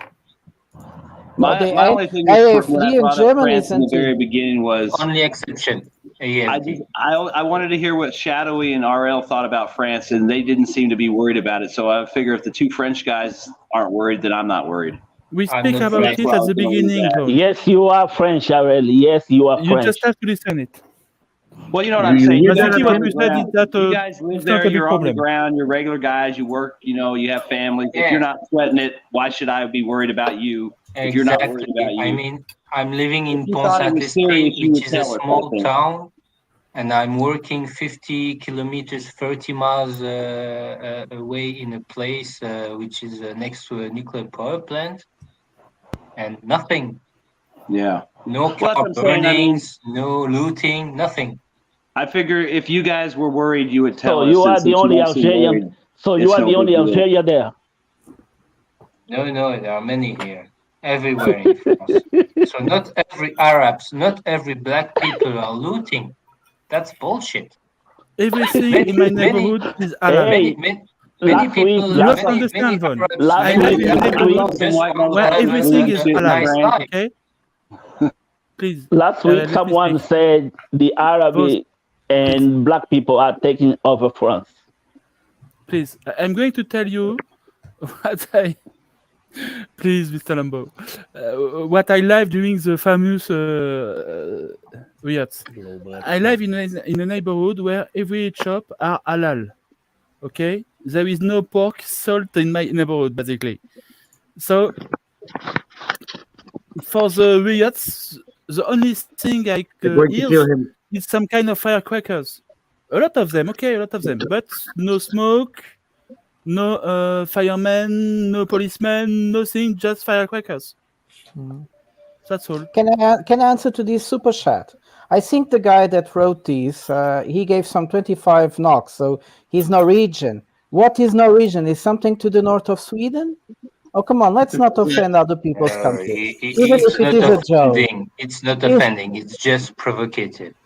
Yeah, I provoked him back because at least Belgium has a bit more population than Norway. You just have to answer him that for us, New York, Texas, and California is the same thing. You got some EU shit talking going down. Norway is not in the EU. Okay, let's go for European values now. European values time. Let's go. Norway is actually Sweden, right? Then Finland is actually East Sweden. So it's actually Sweden. No one cares about Sweden or Finland. West Russia, I mean. But interestingly enough, there is a community of Swedish. Swedish is the second official language of Finland. I mean, if I was Swedish, I would probably start learning Russian. They do. Honestly. I don't know about You might as well get on the train Sweden. while you can. I don't know about Sweden, but I know about Finland. And I think Finland going inside of the European Union just on hysterical reaction due to the war. They destroyed so much potential on themselves. Their biggest market was Russia. They had. You know any Russian, Prata? Yes, a lot of them. Well, you're good to go then. What? You'll be fine. No, but it's interesting to talk about what Finland did. What Finland did. Sign a contract and then make a lot of videos and show us what happened. I think it's quite interesting to see what Finland did to itself. They actually have a wall now on that huge frontier, which before was an opportunity. They had preferential access to the Russian market, almost like no other European country had. It's amazing. They were investing in even in local service. They had power stations, 28 power stations to sell energy to Russians. They had hotels, they had shopping centers, and it's amazing what they did. They destroyed everything. What will be the future of Finland? Will they sell their mobile Nokias? It's 150 million people. They lost. Africa. Why would you sell mobiles from Finland to Africa? The Chinese are much better and cheaper. What do you want to have? Finnish mobile. Hey, I have a question for the European guys. I'm just curious. All the your Eastern European countries that border like the old Soviet Union, would it be safe to assume the majority of those populations within a certain range of that border are mostly speaking Russian? Not ethnically Russian. Yeah, I'm just curious the way it was laid out. You know, if there's still like the Donbass is Russian, but Ukraine has Ukrainian. Yeah, all the Warsaw Pact countries had to learn Russian as their first international language.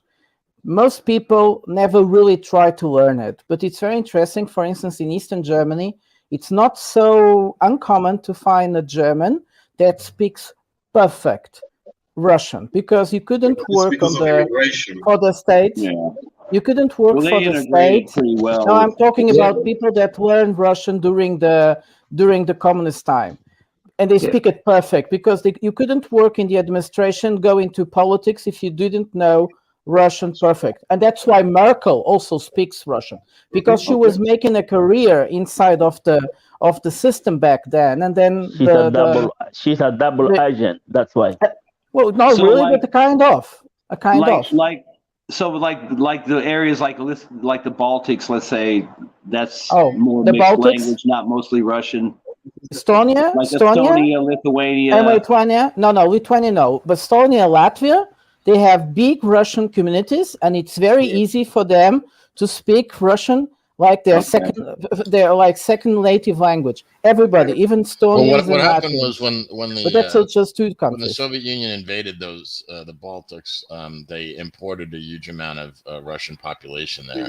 So that's kind of a spillover event of like there is a significant number of Russian speakers, because a lot of them were technically ethnically Russian to begin with. So Yeah, but yes, you see, it the was- Russian Prata, relax, communist. buddy. You talk too much. Just chill out. It wasn't just the communists, it was also during the Tsarist period. Yes, exactly. The Russian They Empire, when substituted. they invaded or had control over those territories. The elites were It was German. before Well, the you Soviet wanted to Union. say something, I think. Pardon? Did you want to Yeah, say something? Yeah, I just want to show you what's the feeling in Asia, especially the Chinese media. I'll just show a cartoon, and this is the leading opinion piece in the Global Times, which is the Chinese main media outlet. And there was a 16-page article written in Lithuania, which basically talked of China and Taiwan state, and this is how the basically Chinese media is showing the NATO summit, because they have dragged China into it, So this is I don't know what kind of message, if it is clear. This is global times. So basically, Chinese are looking at the conference as a kind of real threat, because they feel that this article was written in Lithuania on behest of US, and they are also mimicking that look at size of Lithuania, and is talking of Taiwan state and what is going to happen. And because Lithuanian basically highlighted that Taiwan status quo cannot be changed by force. So there's a lot of irritation in the Chinese media. So maybe China is also looking at this summit as a kind of real threat to Indo-Pacific and China. So it means that probably it's not only Russia, but also they want to drag China. And so maybe then strengthen the alliance between Russia and China. So these are some stupid moves that some people do. And I don't know if they are going to talk of peace with Russia, so why they start poking China across the Taiwan state. So it's very interesting, yeah. Now, Upgrade, why don't you go? Yeah. Wasn't Lithuania one of the first European country who denounced the treatment from the poor population and wanted to stop import of goods from China? And that's why also China, I don't think they have a very good relationship with this country. I might be wrong, but if somebody can correct me about that. No, that's true. You're perfectly right. Lithuania even stated lately that Taiwan and every thingy around Taiwan is of strategic interest for Lithuania.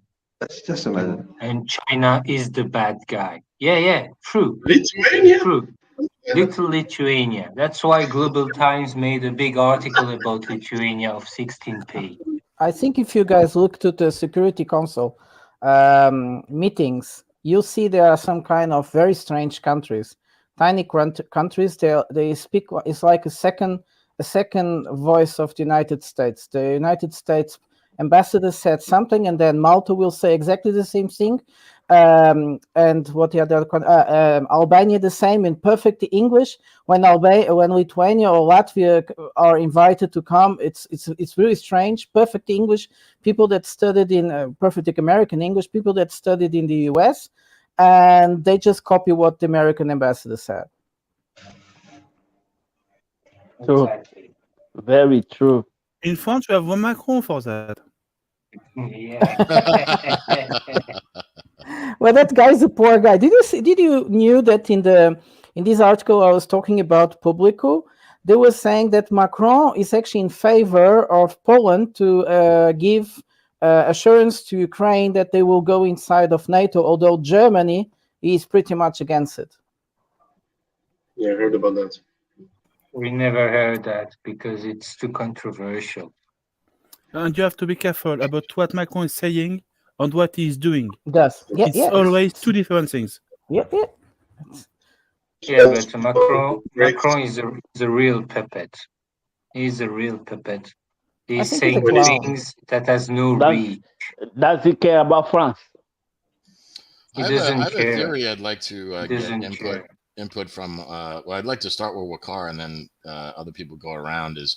I believe that both India and China kind of want this war to continue. They don't want the United States necessarily to win. They certainly don't want Russia to lose. But at the same time, it seems to me that they're the chief beneficiaries of this. I was wondering, and maybe in Pakistan as well, I'm not sure what their feelings are on it. So I was curious, Waqar, because you're more tuned into like what's going on in India and Pakistan, and maybe you have some insight into how the Chinese feel about the continuation of this war. So like, they don't want the United States to win, and they don't want the Russians to lose, but they are kind of the benefactors of this conflict. So how do you see it? Yeah, I think in terms of basically in the framework of SCO, it's a very strange kind of, I would say, economic alliance because it has a lot of foes or, nations with hostility, but still members. But in I think overall, And I'll connect Modi's visit to US also, because that's important. He just visited US and he was given a red carpet, and he addressed the, I think, House of Representatives. What the Americans are trying to basically is woo the Indians to stand up against China, because they have a border conflict, and then they would like to exploit it in the Indo-Pacific. And within Pakistan, there is a now leaning towards Eurasia more than the West. Yesterday we had Russian trade trucks traveling by road. They have reached Islamabad, and then we are going to expand the trade with Russia to $5 billion in coming, I think, 2 to 3 years. We have touched like closer to $1 billion. So Pakistan maintains good relations with Russia, and overall, you are right that there are countries who do get benefit. Pakistan has its own economic problems, and so it has to make a balancing act. But in the overall, I think long-term design, there's more to be closer to those powers which are connected by land. So there's talk of geographical connectivity. Already the Chinese we and our project Belt and Road, one of it passes through Pakistan, so it's the flagship project. And now Russians are probably using the same route, some of it. Then there is a talk of North-South corridor linking Russia through Iran with India. And logically, if they have to avoid the sea coast, they can pass through Pakistan also. There's also development on the IPI pipelines, which is again Central Asia, Pakistan, Afghanistan, and India, and then Iran, Pakistan, India. So there's and then of course there is a rapprochement between Iran and Saudi Arabia, which because it became, I think, result of Russia-Ukraine war, because in Asia they could feel it, that the instability in the Eastern European region started impacting trade, food supplies, and energy. So there's a lot of commonality. Even look at Middle East, Saudi Arabia, UAE, developing good relations. So you are right that overall, although some of the Asian countries have suffered, but they would like to basically, develop more geographic connectivity and trade and commerce, and they do get benefit. But there's a big triangle like India, Pakistan, and then India, China, and China, Pakistan. So this is a very complicated triangle where basically there are a lot of problems, long-term problems need to be resolved. But I don't know how the things go there. So US keeps on pushing India to one stand against China along the line of action. They had a skirmish in 2020, and now they want to prop it up into the Indo-Pacific, which India has been reluctant to really be part of the military alliance, but so far they are trying to tag them. So it's a complicated relationship. One cannot, I think, answer it in a short while, because these are strategic issues that need to be solved. But gradually, Russia-Ukraine war has pushed Eurasia to start thinking of. There's also talk of de-dollarization. Like there were two, I think, oil tankers which came from Russia to Pakistan, and the payment was made in Chinese yuan. So they are doing it outside the dollar. So I think these are some of the development. In the long run, I feel that Eurasia will, the relationship with an expanding SCO would definitely, and then there's BRICS. So a lot of Asian countries have applied to be members of the BRICS. So these are some of the alliances outside the Western Bloc, which will get strengthened in, I think, coming 5 years. Yeah. Okay. RL, what's your thoughts on it? I'm more waiting about the BRICS summit than the summit in Vilnius. The summit in Vilnius for me is nothing burger.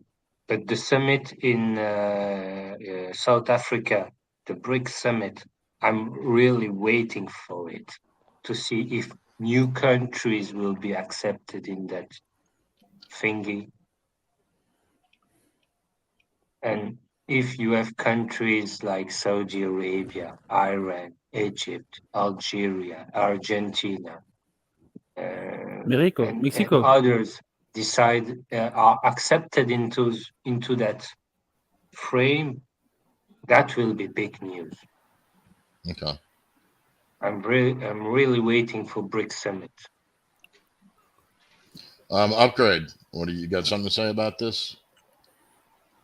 I think Vaughn was first, so let's let him talk first. Oh, All I was going to say real quick, I agree with the premise that it probably benefits them and even Pakistan because, they all, like what Carr was saying, there's like a triangle. They're all, not China not included. Those two are both getting weapons from both sides. So, and assistance and military cooperation. So the longer it drags out, they can kind of be the mediator friend and still get stuff and maybe help somebody out on the down low. And for China, the benefit to me is straight up, the longer it drags on, the longer they have to figure out the Taiwan question without the U.S. and them coming to blows because the U.S. is busy with Ukraine right now. So I think that's the biggest benefit for China is it keeps the West occupied. Even though they talk about Taiwan all the time, they're not really in a position to do anything as much as they might think they are. So I think that's the benefit to China. I think everybody else is just playing both sides and get what they can. I mean, I'm sure India would be an honest peace broker, but I think they're all just trying to get what they can get off China, Russia, and the United States and not start World War III. Oh, good. Yeah, I think Meddy it's made a really good point. But Wait, just give me a second, and then you can talk. Okay. Yeah, just about the RL Vaughn's point was very good because I think BRICS will be like 50% of the world's GDP. So definitely the Western countries need to be worried about it and need to think about how to stop to be ideologists and be more diplomatic,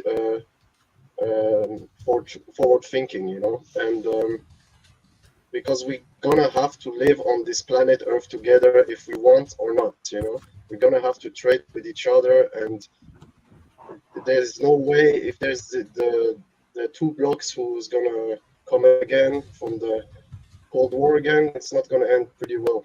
So yeah, Red, go on. No, I want basically I wanted to address what Meddy said in the chat. Basically, he's donated $10, yes, and he said that will BRICS be a forum where many tensions around the world will be solved, as seems to be happening. I don't think the forum will be mainly about the group's future because a lot of countries apply to join, and I think they will mostly, I guess, they'll admit many countries in and make changes to the group. I don't think they will do anything else other than things that concern that concern BRICS itself.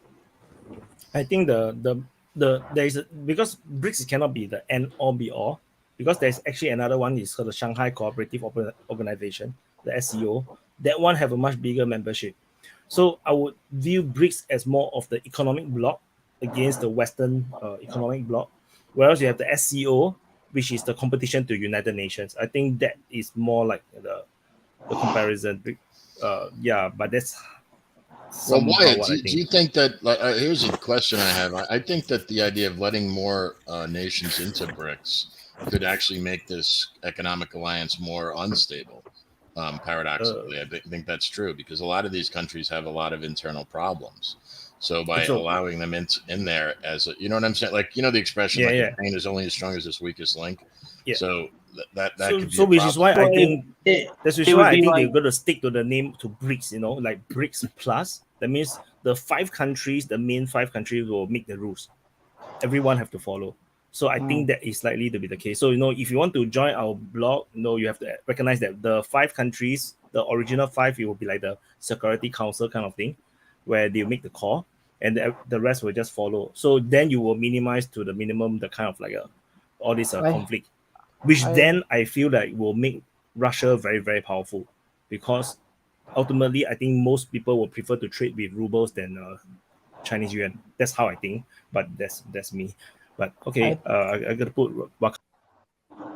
I have a question. Do you let's say somebody was saying like if they get BRICS could be like 50% of the world's GDP. If they have a really successful BRICS forum and maybe they pick up 10% more of the world's GDP. Do y'all think that the United States or the West would try to create an incident to prevent that from happening? Like if they looks like they're going to have success, or do something to manipulate that if it looks like they're going to pick up countries or at least have partnerships with people? Well, the United States, of course, if they ever perceive any of these new alliances as a strategic or economic threat, of course they're going to do, they're going to intervene. And that's just what the United States always does. How far they'll take it, I don't know. And I don't think. Are you sure you are American? I think they are trapped in Ukraine now. So yes, I'm not sure. It's very limited. More or less, it's you see, Shadowi, the West made a big mistake when he used all the other fora to talk just about Ukraine. I'm going to repeat something I just read a few days ago. There is going to be a summit between the South American, Caribbean countries and the European Union in 2 weeks. And they sent the draft of the final document. The European Union sent it to the South American countries with lots of paragraphs just about Ukraine. And they sent the document back with nothing about Ukraine. They deleted all the paragraphs with Ukraine and wrote that the European Union should help them ask for compensations for the slavery. Great. So I think there is a kind of a misconception what the BRICS are. It's not really an economical group. It's more a diplomatic consultation group. They do have, though, a goal. And this is where everybody is very interested on. You see, for a long time, most of the financial system was controlled by institutions that were created by the West after the Second World War, and all the developments came after. And now because the world has been changing, they want to have alternative financial systems or monetary systems as well, payment systems and so on, that are free, they can't be used for geopolitical aspects. So when Wakar was talking about all those connections in Asia, why was he talking about it? Because you see, they want, responding GS question before, why do some countries want the war to last? Because if the war is lasting, like they are preoccupied with Ukraine, they don't notice that they are building connections. And the problem was that until now, these connections were not possible to be made because the West would feel that is threatened and will try to block it individual through a different country, and a country would say yes, and then you would say no. Yeah, this is the problem. The thing is that we also have a very strange concept of globalization. Globalization, like it worked until now, was always directed the whole world towards the US and European Union somehow. But we forget that the countries between themselves are also globalizing. They're also making connections. Inter-African trade is growing like crazy. Before, these countries had no trade between themselves. If they wanted salt or milk, they would have to get the milk from the European Union. Well, Povo once was talking about it, how ridiculous sometimes if you went to a supermarket where things were coming from. Because there is no bananas in the European Union, but the bananas were all coming from the European Union. Strange, isn't it? Hey, in Africa. Never talk about Africa and banana in the same sentence. For the love of God. I'm joking. Yeah, I understood. So what just to finish very quick. So what I think Wakar was doing it perfectly is like these countries, they don't want the US to win right away or to Russia to lose because they also need Russia. They want to create globalization in this amazing center called Central Asia. And if they create this new world there, it will get so much profit and improvement for their lives, especially in countries like Pakistan. They have a huge population. Wakar, how much population has Pakistan now? It's almost 250 million, yeah. It's amazing. And these people live in a... I was going to say, like, my whole thing is like right now with the United States political system in shambles, the Biden administration, then you have the war in Ukraine. It's really the first good chance that the world has had to do a BRICS or any kind of thing. And that's like you're talking about the whole West dumping all into Ukraine and being focused on Ukraine is allowing the rest of the world to kind of go on around it. And I mean, it's going to be scary. It's going to be hard. It's going to be rough on a lot of countries, but I've said before, I think it'll be better for everybody on the other end. And I think this is a good opportunity for those connections and alliances and, economic ties to happen. And I think that's why they're making the moves they're making, because Biden is like the perfect guy to make the move against. He's a joke. Yeah, I would like to make some closing remarks. Lambo, I was going to. I thought we were going to go around, but I mean, if you got something you really need to say. Yeah, I just want to close because I have to leave. It's almost more than midnight. There are, I think, two major factors which have, actually accelerated the integration within Asia, Africa, and even I think Southern America. One was the global war on terror, and if you look at about 30 years, so it almost destroyed some of the nations wholesale in the MENA region, in Middle East, Afghanistan, and even Pakistan's part was we lost like $150 billion in 15 years in terms of economy. And if that was not the case, if the war was not there in Afghanistan, Pakistan could have been the fastest growing economy within South Asia, 8%. But with these losses, we maintained like 3 to 4%. So one is that the Iran-Saudi rapprochement again is the result of Middle East then looking at these wars and weighing it, the cost that they have paid, the Shia-Sunni conflict and all, which were mostly triggered by outside powers, mainly the Western. So that there's a great strategic feeling that we have to stop it and let's see the dividends of peace. And Russia-Ukraine war, I think, has triggered the alliances which you never thought, like BRICS or SCO becoming very, very mature. So I think these two major, I would say, series of conflicts and wars have actually triggered. And the net loser has been the West.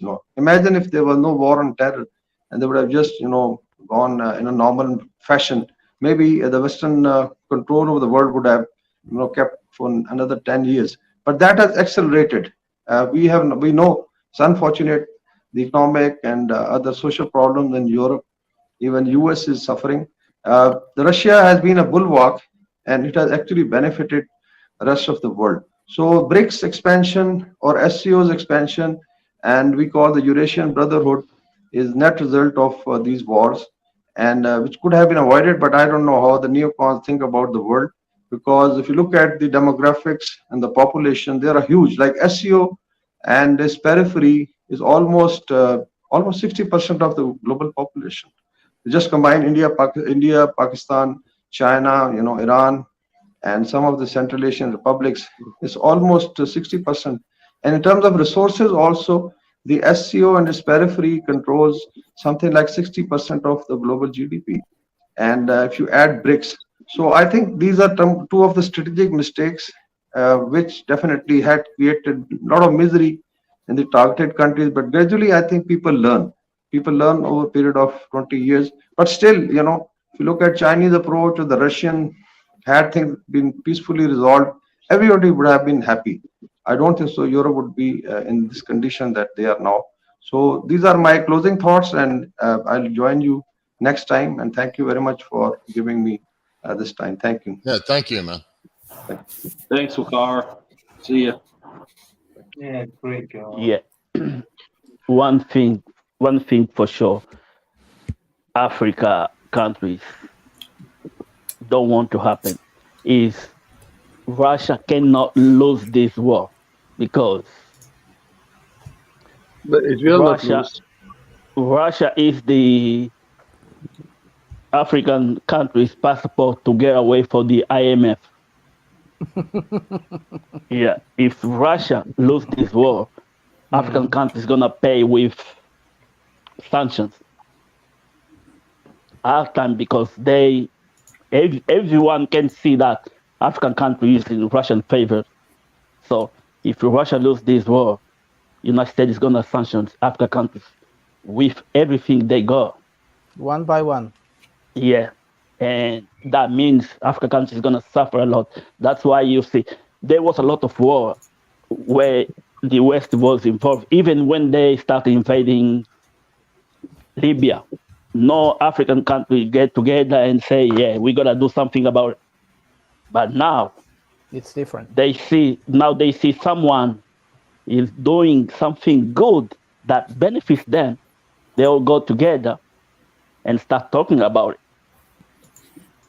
If you check the news, every time you see an African leader on TV, they all say bad thing about the West. Yeah, but Voss, has because Russia, Africa has been plagued with all sorts of ethnic, tribal, and religious conflict. Has this lessened since the war? Has this been a source of unity for Africa as a continent? Because Africa, it seems like there's always a bunch of civil wars going on there, or tribal conflicts. That's true. That's true. And if you see, all these tribal wars come from the West, all of them. Someone sells weapons. Someone wants to explore Congo, and Congo is always in civil war, just in the areas where the mines are. Trust me, they go everywhere. The same people go to North and say, you gotta do this because from my point of view, you're better than this guy. And then travel to the other side and say the same thing. I wanted to add a very interesting... That's the problem with the West countries in Africa. Voss, did you listen to that? Did you listen to that thing of the... Prata, we had someone waiting to speak. Yeah, you raised his finger. Yeah, my finger. Yeah. you're going to change the topic. So I was just going to complete this topic. You can say it, but let's go on. Take 50 Makes minutes. No sense. Point, you know. Jess, can you just repeat your question again, and I can answer it also? Well, the original question I had asked was that it was my hypothesis that many countries, specifically India and China, kind of want this conflict to continue. Like they certainly want the Russians to win in the end, ultimately, but they're benefiting from this conflict progressing because there's a lot of advantages that they have, and many people in the many other countries in the world are too. So I was just kind of wanting people's input on that thesis and whether they bought it or didn't buy it, or maybe they see some sort of other ancillary benefits that countries are receiving because of this conflict. Yeah. So something I have noticed the past weeks here in Belgium is that more and more machinery equipment, like for road work or construction work, are more and more Chinese. Because everything gets so expensive here, like European material gets so expensive. Like brands like Zoom Lion, very famous Chinese brands, are coming more and more to Europe because you're more cheaper. And also for Russia is beginning also a bigger client because with all these restrictions, they are not buying anymore in Europe, all these machinery. So who's going to make it for them? China. And that's already from 2014 that they are buying in China. So China is the biggest winner of the war for the moment, for the conflict since 2014. We're now in 2023. So every machine, if I just talking about machinery equipment, I'm talking about the little excavator to dig in the garden, to giant tower crane, or to the farming equipment. We in Belgium, we have not so far little. We have New Holland that's making these machines for the cornfields, for this big, I don't know the name of it. And I remember, and before 2014, me as crane operator, we needed to load a lot of the machines on trucks to go to Russia. And since 2014, it doesn't happen anymore. And if I'm going there to do some rework and all that, these people that are working there, they're saying, yeah, since 2014, we are producing less than we are now producing a lot less compared to the years before, just because they lost that client, that's Russia. And that's what I'm saying. If you're just looking at that point, then that example is extreme. How many advantages in financial China made just having like Russia as their biggest client now for the exports. and that is crazy. And we are losing a lot in Europe. In the United States, I think also, but we Yeah, are I was losing going to a say, I lot. think Europe's are the biggest. The argument of China being the benefactor, and I'd say that Europe is the biggest loser in this. Economically and in pretty much every way in the United States. Actually, I was curious why if Wyatt could kind of chime in on this question as well. Like, how are you seeing it that way? Who's benefiting? Who's losing? Okay, you're talking about the Ukraine war, or you're talking about just the trade? Ukraine. Well, the Ukraine war and all the fallout because of the conflict, how it is affecting trade and alliances that are forming both strategic and economic around the world. I think it's about benefit to the rest of the world, except the Western, as the Western bloc. So the Western bloc, the West has always been leading the world, setting the rules, creating all the things. This Ukraine war is a huge strategic mistake for the West. They push away the only power that could help them control China, to suppress China, which is Russia. Now instead they push Russia into the side, China's side, and basically created a new trade route that allows China to go around the sea routes that they could have sanctioned China to the death. They cannot sanction China to the death now, because now everything can go from the Russia. Russia have everything, every resources they have it. So that is a huge mistake. And Russia never really wanted to do this. They never wanted to give China this much, because if they do, we already have this trade route, all set up by now. But the fact that they need to build new pipelines and everything, sign new deals, it just shows that Russia never wanted to give China this much. So that's a big mistake, number one. And then with the usage of the all the economic and financial instruments to sanction Russia, kick Russia out of the SWIFT systems and whatnot, freeze all the financial assets that is overseas. This triggers literally everyone, including major countries like India, Indonesia, even Saudi Arabia, all the Arab countries. They was like, what the hell? You could do that? Once you do that, then nobody is going to invest in the West, because we know that if I'm going to invest, a few $1 billion in the Western country like United States or UK, you can literally freeze it and give it to my enemy. Who wants to invest in your country? Who want to invest in your economic system? So that's a major problem. And China is playing it very smart. They just like Turkey, all the smart countries like India, Turkey, China, they are all going to play like they are neutral, and which is what they're doing as well. They're just acting neutral, because it doesn't benefit them to be pro-Russia. It also doesn't benefit them to be pro-West. So they just play both sides and then make the best of it. So that's why you can see China is the enemy. They are supplying Russia, going around sanctions. At the same time, you have Misterlambo saying that, oh yes, you can see Chinese construction company coming to build stuff. And China is benefiting from this 100%. If we have to recall what happened during the beginning of the COVID, Trump was president. He was waging this massive trade war with China. China was the tariffs, struggling. The tariffs, yeah. Yeah, China was panicking. Why? I gotta let me finish first. Okay, go ahead. Sorry. So during those days, Trump was president. The trade war was heating up. It's getting worse and worse. And you see who is going to which country. It's the Chinese that is going to the United States, constantly sending delegates after delegates to try to negotiate with Trump. Which means who is winning? United States was winning. So they eventually, the Chinese they give in. They got to sign a deal with Trump, and Trump was very happy. He was like celebrating, even though that is only the first deal.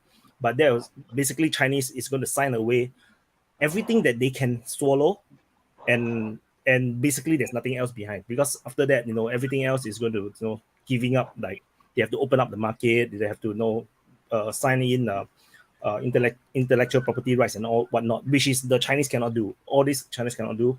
So they are in the first agreement, they're going to sign away everything that they can do. and that is actually a huge concession by the Chinese. But then at the same time, while they are in Washington signing that deal, they force the WHO through their internal politics and whatnot to open the borders, to say that no, COVID is not human to human transmission, no, air travel is safe, then no, it's not good, no, it's bad for health, bad for whatever bullshit. To close your border to China, we should open, while at the same time China closed the entire freaking country down. No one can go through from one province to another province. But at the same time, they say that no, why are you closing the border to us? How can you do this? And no, this was what was happening because China was losing, and since they caught this virus, I don't believe they deliberately released the virus. I think it's an accident, but they have to do something. No, they are losing the entire geopolitical war. Russia is definitely They not took helping advantage China. of it. They didn't cause it, but they took Yes. advantage of it. Yeah. So it's like, since we are going to, because imagine you're going to get a major healthcare crisis in your country, might as well share with the rest of the world, because they know that they are authoritarian. They can actually control everything much better than the West, and it's predictably that the West will go into chaos like what had happened over the past 3 years, and so they just let it spread. Europe, in their ultimate wisdom, decided to keep open the border. And then, and the free movement of people through the Eurozone just made everything worse. So many people in Italy died. United States closed the border. But, they didn't close the border to Europe. Same happened in Singapore as well. We closed the border. We are the third or fourth country that closed the border. Fourth country to close the border to China, which is very fast because we are actually, very good friends with China, and we closed our border to China. In the end, we get our COVID from Europe. It's the same. So in the end, the whole world COVID and everything, then everything changed. Trump got kicked out of the White House mainly because of the COVID. That's one of the big reasons. So now you from that kind of situation where China was actually almost checkmate. Now they are like the king of the world. They have Russia's resources and backing. They have, they can act like the good guys all around the world. The entire West is distracted. Their military is building up. No one can beat them in Asia, generally, militarily speaking. They can fly their planes and. Can I just ask you about that? Like, is it true? Because the way I see that, I agree with pretty much everything you said. Isn't it true then China cannot let Russia fail because they're dependent on their resources, and they've made all these deals with them, and they've invested in the infrastructure of transmitting these resources from Russia to China. So the Chinese really can't have the Russians lose this war. They just want to keep it going. So if things start to if Russia disintegrate into multiple states, it's easier for China to absorb some of them, or make them like Myanmar. You know what happened? You don't think the United States would jump in there first? Yeah, everyone would just jump on it. So, but you see, chaos is Game of Thrones. Chaos is a ladder. Once there's chaos, everybody is happy. That means there's opening for you. Dan is gonna take Siberia. I got a quick question, Wyatt. What if the United States told China they could have Taiwan if they supported the Ukraine publicly against Russia? Not worth it. It's not worth it. Taiwan is useless to China. You don't think China would take that deal? They would just be like, "Nah, we can wait another 100 years if we have to." Seriously? In another 10 years, I think China will have the military. Yeah, well, that's what I'm saying. They would just there's be no like, "We can reason wait." for them. Yeah. Okay. It's not worth it. It's just not worth it. Okay, Drew heard China. He want to talk. I let him. Drew only comes in. He has been summoned. Every time they talk about China, Drew comes out. Yeah, I need to correct some misconceptions here. Okay, first. Drew, where are you from? Singapore. Oh, Singapore. Yeah. First, the question that JS posed is about whether China or India benefits. I don't think it really matters, because the thing about China and India is, yes, they benefit from this conflict, but they're not going to take any action to prolong the conflict. And that, because if they try to do anything like that, the Russia is just going to shit all over them. So it's a moot point. They will continue business as usual, whether the conflict continues or not. Sure, they prefer the conflict to continue, yes, but they're not going to take active steps to extend the conflict artificially. They're just going to stay out of it and make what they can. And even after a conflict, it's not like, the war is done with Russia. Let's continue economics with trading with Russia because nothing happened anymore. It's done. No, it's going to take years and years and years when that Europe will starting to work again with Russia. That's going to take a lot of years. I'm not talking about Europe. I'm talking about China and India. Yeah, but I mean, even that, and like China.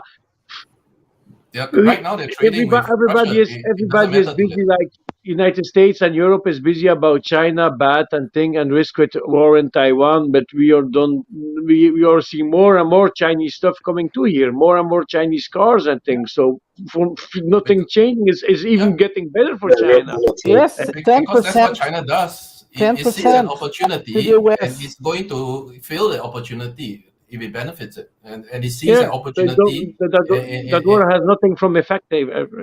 Exactly, it doesn't really affect them. They are fine. Either the war continues or it ends. It doesn't really matter. They're just going to continue. Exactly. You're very literate when it comes to geopolitical economic matters. Do you see that? How do you see the future of the Eurozone and the euro dollar in particular, the fallout of this in 2 years from now? I know I'm asking a tough question, but I mean, use your mathematical models that you make. Drew, not only that, but what Russia is providing to China and India allows those two countries, China and India, to be more competitive. Yeah, and this is something very good for those two countries. Yeah, but that is not going to go away regardless of whether the war ends or not. So it doesn't really. They're not going to take active steps. It's thanks to the wars. It's thanks to the war. It's a result of the war, I guess. It accelerated what was already. And also the Middle Eastern countries who are providing natural resources, hydrocarbons, gas and oil to mainly Europe, are very happy with what happened in. So in Wyatt was Ukraine. correct. It's a strategic mistake by the West. This wasn't an action that was taken by India or China to kick all this off. It's a strategic mistake by the US, and then China and India basically jumped in at the opportunity when it presented itself. That's what they did, and they are going to continue doing that. If another war kicks off, they're going to think, how can I turn this into my advantage? And that's what a multipolar world is about. Every government will be looking to, take advantage of whatever geopolitical changes. Well, do you really believe it's going to be multipolar, or just a new form of bipolarization, where you're going to form this? There's going to be this interesting strategic and economic alliance between Russia and like large countries like. I think China. it'll be two levels. I think it's going to be two levels. For the temporary scenario, will be the rest of the world and the West in kind of a bifurcated scenario, but within the rest of the world is going to be multipolar. And then as the West starts to lose wealth and power and influence, then they will then slowly try to reintegrate with the rest of the world, and then you will become multipolar. So in the meantime, temporarily you'll be half-half. But I wanted to address another thing that was discussed just now by Wyatt about the whole COVID thing. China didn't release or he didn't say that. He didn't say that. No, he said that they took advantage of the situation by actually JS said that. The rest of the world. No. Wyatt said that. He said that. JS said that. Okay, I will. Let's agree to disagree. So, what COVID? The virus was already in the US, in Italy, and in Brazil, based on blood samples that the Red Cross had before the breakout in Wuhan in China. So it was already in the rest of the world. So and the closest natural source they could find for this virus was a bat in Laos. So somebody ate a bat in Laos, got sick from the virus, it spread around the world, but it didn't mutate into a virulent source yet. What happened in China, what happened in Africa for Omicron, and what happened in India for Delta was the same thing. The virus is a highly mutating thing. It mutated in that location, and then it spread. So, it's natural.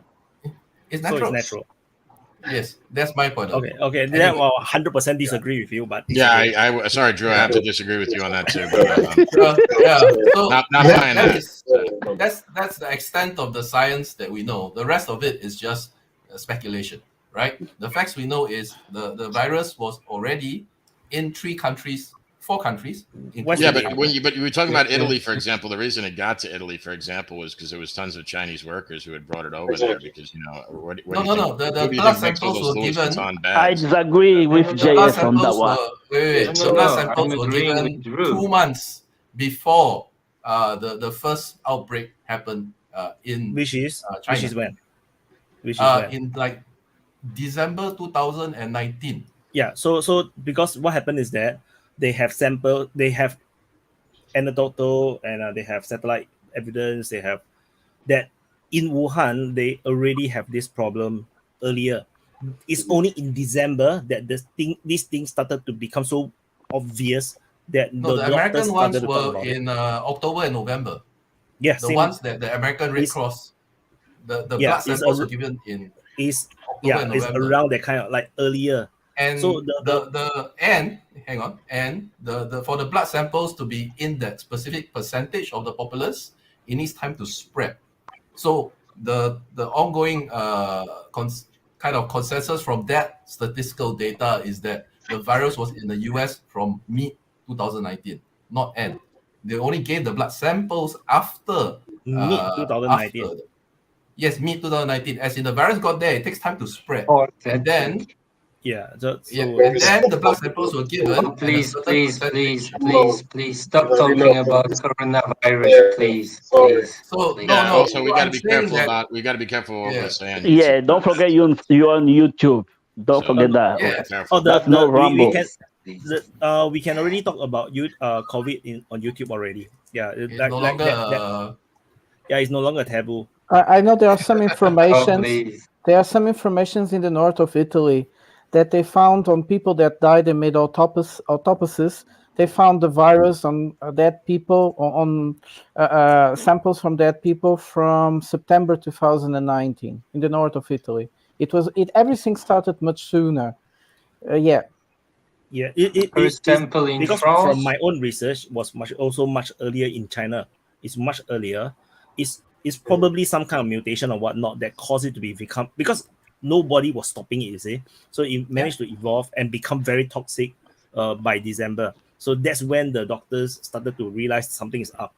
Then there was all this hoo-ha behind the scene things that's happening within China. But it's also much earlier, and that's what I get from anti-China media. The virus was already in China much earlier as well. It's already there. It's just that it hasn't mutated yet into the alpha version that we know. I think you guys. Why is so pro-West and Drew is so pro-China? That's the problem here. Yeah, Wyatt, you're not doing Chinese. Drew has demonstrated, somewhat of a pro-Chinese bias. Yeah, Drew is saying that China didn't release the virus. The West did. It was already around the world. It just happened to mutate in China. Yeah, but Drew, I just think people just are not buying it. I kind of agree with Drew. I agree with Drew. Epicenter of this outbreak. I'm sorry. So for example, if the alpha geopolitics, please. Yeah. There is Mr. Upgrade is making really funny faces. Perhaps you want to say something. Go on, Mister. You disagree with just about COVID. To talk about COVID because we had 2 years of COVID nonstop, every day, every second. So I think we should move on from this. And yes. I wanted just to give a little point. Okay. Let's talk about France. Yeah, France. Yes. Do you guys want to talk about super chat? I think it will affect something I said many times. I think the European values will change because we need a new narrative. Well, Drew introduced European values are feminine penises. Upgrade. Yes, about that. No, that's US value. I stick with my theory. Guys, I have a good one. JS, do you know who won the Miss Netherlands elections? A transsexual, so that's European values. And you know what they did in Belgium? There was also one candidate, and a lot of other what? If you look at the woman, it's the candidates from Belgium is like, what did they do? It's like that one had like clump feet, the other one had, but really it's not a joke. They choose feminine women with some sort of history to be the most beautiful woman of Belgium. And like about trans people, I have nothing about trans people, but it's like a red flag for women to say the most beautiful woman in Netherlands was a dude that changed to woman. Basically for these people that say for these people that always say men are useless, they need to stop saying that, because now we are the best woman in the world. I want to say that for the moment, the last years, what's happening in the media and what they trying to talk and everything, and just everything. So are we talking about LGBTQ now? Please stop talking about and every other topic and everything is starting to get nuts for the moment. Stop talking about women with dicks, please. I don't great. You continue. I'm not. No, but it's just about the media. Now you see. The media. Let's talk about France. It's better. No. It's time. Let's go back to Ukraine. I just want to add to what Upgrade was saying about the COVID restriction for 2 hours. Wyatt is flipping now. No, it's just I am in general about everything. I'm talking is that the media is getting nuts and everything. And just everything. Eurovision. Yes. Any just topic. look at Eurovision. And You will everything. see Eurovision is the same shit. Eurovision is the same shit. It's just about something that needs to be talked about, and they're going. It's like for Eurovision, which country win this year? Sweden. Why? Because they're going to celebrate how many years Eurovision? 50 years Eurovision, something like that. So Sweden needed to win. The media isn't nuts. They The needed media to is a win. carefully planned propaganda machine. Something important or serious upgrade. You were talking about the COVID restriction. Yeah, we had for at least 2 No more COVID. Let's talk about France or LGBTQ. Wait. No more COVID thanks to Vladimir Putin. Yes. Vladimir Putin stopped the COVID pandemic. Ukrainian war started. No more COVID restriction. If you listen to the French media, it's what happened. Something you have to understand. Ukrainian war started. No more COVID. No more restriction. That's true. Wait. First, I want to credit Misterlambo. 2014. Because, he's really good. He said, wait, Wyatt need to talk. Then he started saying something. Well played. Second, I think we have reached a point that I think we need to do closing, because clearly we are already out of our minds already. So Nah. No. Yeah. How dare you say that? Yeah, we need France and then shit with dicks. How dare you? France. And chicks with dick. Let's start off with RL, man. RL closing. It was a nice open mic, very pleasant. We saw new faces, 2 new faces. It was great.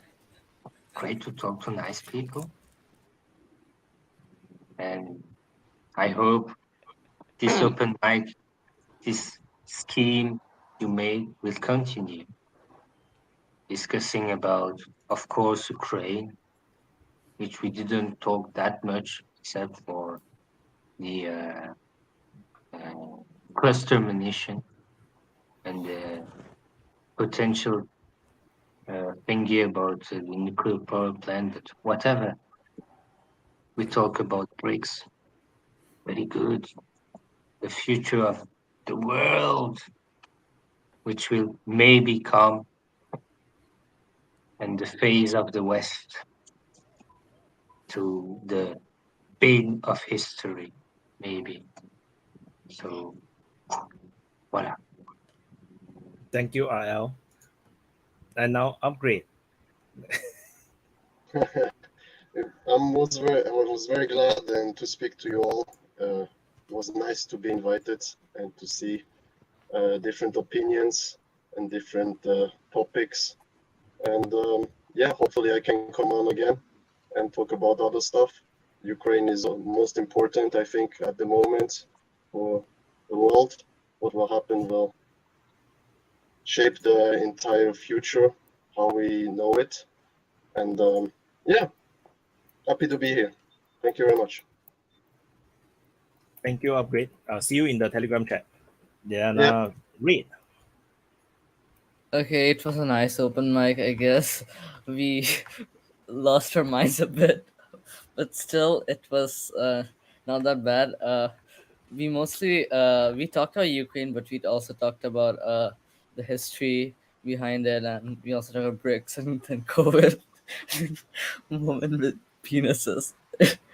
It just went off. People that's I underage, forgot man. this was 14 years old. It just went off track. But it was not bad. It was good. Okay, can be better. But I'll wait till the next open mic. But I would recommend something. We should most probably talk about Ukraine mostly, not about women with penises. Okay, mostly about Ukraine, maybe France, maybe Taiwan, but not about those like COVID and stuff. COVID is gone. Okay, don't talk about it. Okay, thank you, Ray. Shadowi. Yes, and I'm not going to speak about France. Sorry, those I know you wanted, but no. I'm just going to tell that a few months ago, at the first open mic I was watching, we everybody speak about the war in Ukraine, all the battle were speak about and so on. And today we just speak about what's happening in the west, in the south, in the east. But honestly, I think we no longer care about what's happening daily to daily, each of the small battle in Ukraine. Nobody care anymore because the impression I have is that the main thing happening is now outside of Ukraine. That's what I wanted to say. Thank you, Shadowi. Drew. Just two things. I think I need to correct something that you guys all got wrong. There are no women with legs. There are only men with boobs. Right? Come on, let's get this straight. Huh? There are only men with boobs. Okay. And the other thing is, I want to summon my Asian dad self and just say to Red that it's great that you are interested in geopolitics, but you have to understand this is all just entertainment. So if you really want to make a change, you're a young guy, you still have a chance. If you really want to make a change and improve, the life around you and your society and things like that, go back to study hard, get a good job, get resources, and then you can make real change. Participating in this forum with old men, 40-year-olds talking about stuff they have no control over is not going to change anything, right? So you still have a chance. We are all has-beens, right? So this is just entertainment. Don't spend too much of your time on this. Yeah, that's all I got to say. Yeah. Okay. I'm currently on vacation, so I don't have anything to do. So I'm just having fun. Go watch more Netflix. Disney Channel. Yeah. So, Voz. Okay, Slav cocaine. Yeah, one thing for Red, Red. I know you are young. I know you are young, but you gotta learn. You know why? Everything what's going on in the world got to do with chicks with dicks. Trust me. If you are in the if you are in the West, if you are in the West, if you are in the West, you're gonna see things like this was the first black woman to do Don't this, listen to the that first pig. black man to do this, the first guy who chop off their dicks, and now is this, And No, there is no, a country like Russia and China who always say, "What the fuck's going on? We don't want that."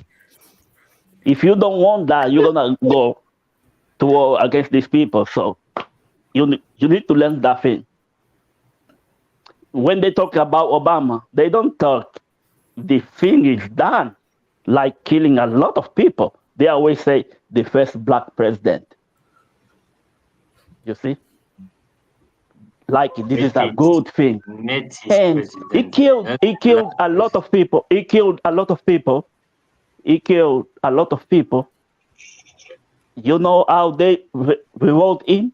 They gave him the Nobel Peace. So open your eyes while you are still young, like Drew said. Slav cocaine. Okay. Mr. Lambo. I want to apologize to Wyatt and Red to be naughty tonight. It's okay. Sorry. Second thing. You see, Red, you need to take that panel very serious. Third thing.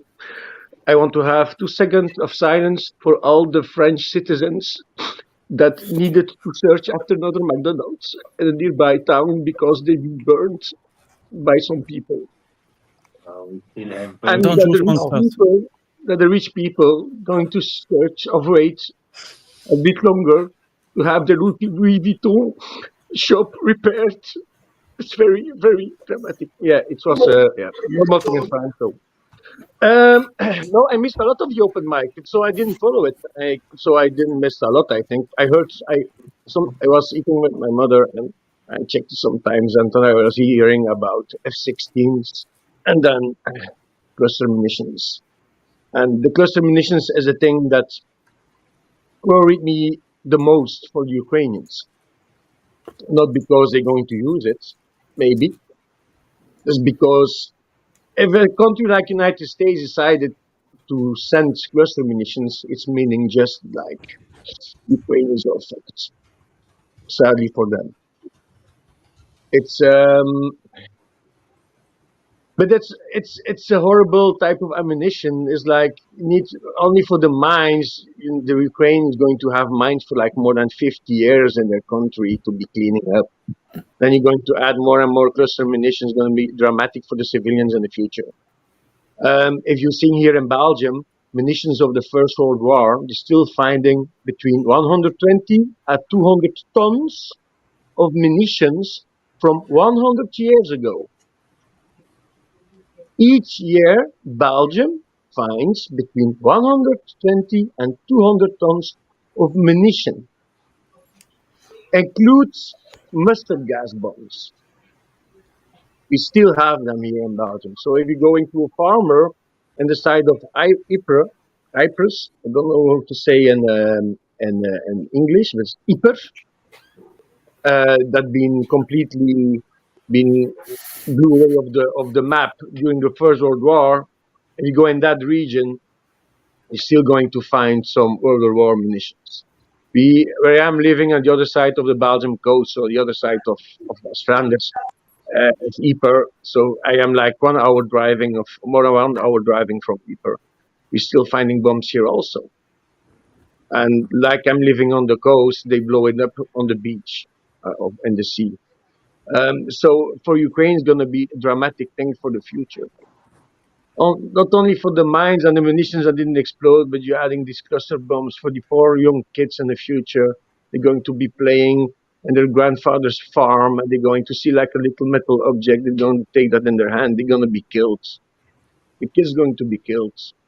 Adults going to lose a limb or something like that. But these young kids going to be killed, and that's going to be dramatic.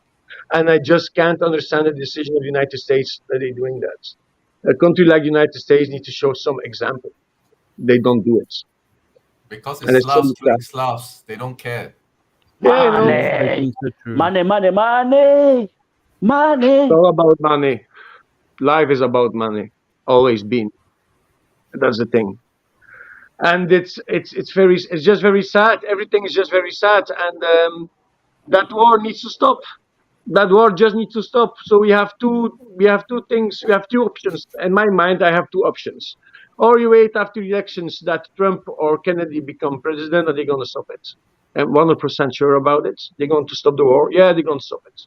No. Kennedy wants to stop it, and Their Trump wants gun to are stop too it. strong. Nah, I don't care. They're going to stop it. America is too strong. They can't stop it. They're going to go to Putin and say, we go. Zelensky, you signed the deal, and that's it. And the second option is that Russia going to win the war. So I yesterday we did the European chat, and I already said that option from me. So we have the Wagner Group in Belarus. We have 50 or 60,000 Russian soldiers in Belarus. They're going to attack before, I think, just after the summer, between the summer and end of October. They're going to enter that side of Ukraine. I hope this is going to happen. That they're going to destabilize completely the Ukrainian army. That war needs to stop. And the second option is that Russia going to start to push harder and going to force to stop it. And the people that believe that Ukraine is going to be one day a NATO country, they can forget that. Never going to happen. Putin never is going to allow that. Russia never is going to allow that. So there's not even a discussion. So that's my opinion about the thing I want to say today. And yeah. So just like take the 2 seconds silence for the French people that didn't have the McDonald's nearby their house anymore. Yeah, thank you. That was it. Okay, JS. Yeah, first off, thanks Wyatt for hosting it, open mic. Drew, I pretty much agree with what you were saying about, yeah, it's entertainment, but at the same time, we are talking about something serious. People are dying by the hundreds of thousands, so I think we should keep that in mind, and don't lose our humanity entirely. To other people, it's the new people that showed up. I look forward to hopefully seeing you guys on the Telegram chat. We have a lot of fun in there, and we can talk pretty much unrestricted, so it's good times. I did like the touching on BRICS and the instead of just talking about the individual battles, how this conflict affects everybody globally, because it's not just affecting the Russians and Ukrainians; it's having effect all over the world. To those watching, listening, smash the like button, share it if you find it interesting, and if you hop on if you got something to say next time Wyatt hosts another one. Everybody here, thank you. I loved all your input, even Prata. That's that's all I have to say. Peace out. The word even is very weird. Like, why do you need to add the word even? Prata. Yes, I don't know. Probably it's because of the heat. It's really very hot on here. I think the other guy, the one that's laughing like crazy, is also already half naked. So you probably can understand we are suffering in Europe. It's very, very hot. So anyway, so I think we had we had really good starting points of conversation today. We didn't really develop them that as much, like sometimes we do, but it was great because the conversation went a bit, kept going in one way. I think like the West has this belief that, or some people try to sell this idea, some politicians, that globalization fire back, that something went wrong with globalization. I don't think so, and the idea that the West controlled the civilization is also not true. This is a very long process that has been existing actually for thousands of years. The difference is that it accelerated and accelerates. It still accelerates, and what we see now is, for instance, that 60% of the population lives in Asia. and they have been doing their stuff. And this war of Ukraine might be a good thing for them just in the sense, not because people are dying, not because the West is going to get weakened, although that might be also a reason for some actors. It's because they finally have the opportunity to put everybody in the table, not being like played one against the others, and trying to really solve their problems. And this is something amazing. So globalization still has a lot of good things to happen. Drew said something also very interesting. It's a perfect image because the West wants to go for kind of a bipolar world, one where they can control again, a kind of a second Cold War. But it's not what's going to happen. It's the West, which is more or less 40 countries, and the rest of the world. And the rest of the world, between themselves, they will play a game where who pays better pays the bet, gets the deal. And actually, the West, one day they notice they are losing so much, like Drew was saying, they'll start thinking, oh, we have to get inside as well. We also want to take part of this. There might be something interesting on the idea that Macron wanted to go to the summit of BRICS in August. It looks really stupid at this moment, appropriated, like the Russian said, because he is what he is. But there is a deep, interesting thing there. The Chinese wrote that as well. This is very interesting. The West I'm not we because I also part of the West. The world doesn't want to get rid of us. They just want us to realize that we need to realize we have a different role to play in this world. We need a new narrative, a narrative where we understand that we are not the majority. There are 6 billion people on the other side of the planet. They also want to live good, well. They also have the right to be sons and daughters of God, to profit for something, because there is just one life we know about. This is a life here. And I was talking about Wakar before, and we were explaining this, why Asia, the poverty level in Pakistan is huge, but that country, it works so much. People there work really a lot, but there is so much poverty in many of these countries. Why? Why does it have to be like that? It doesn't. We can always live a bit more free, happy with each other.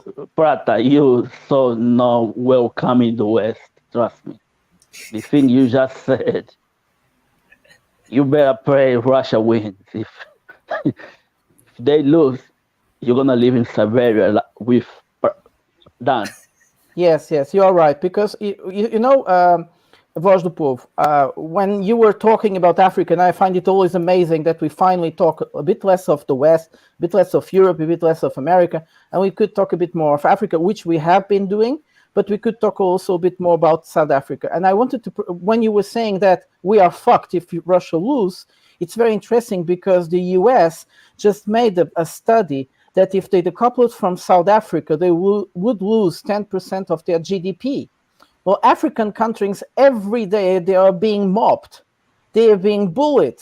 They are being threatened to take certain position. We pay more. We pay more than anyone.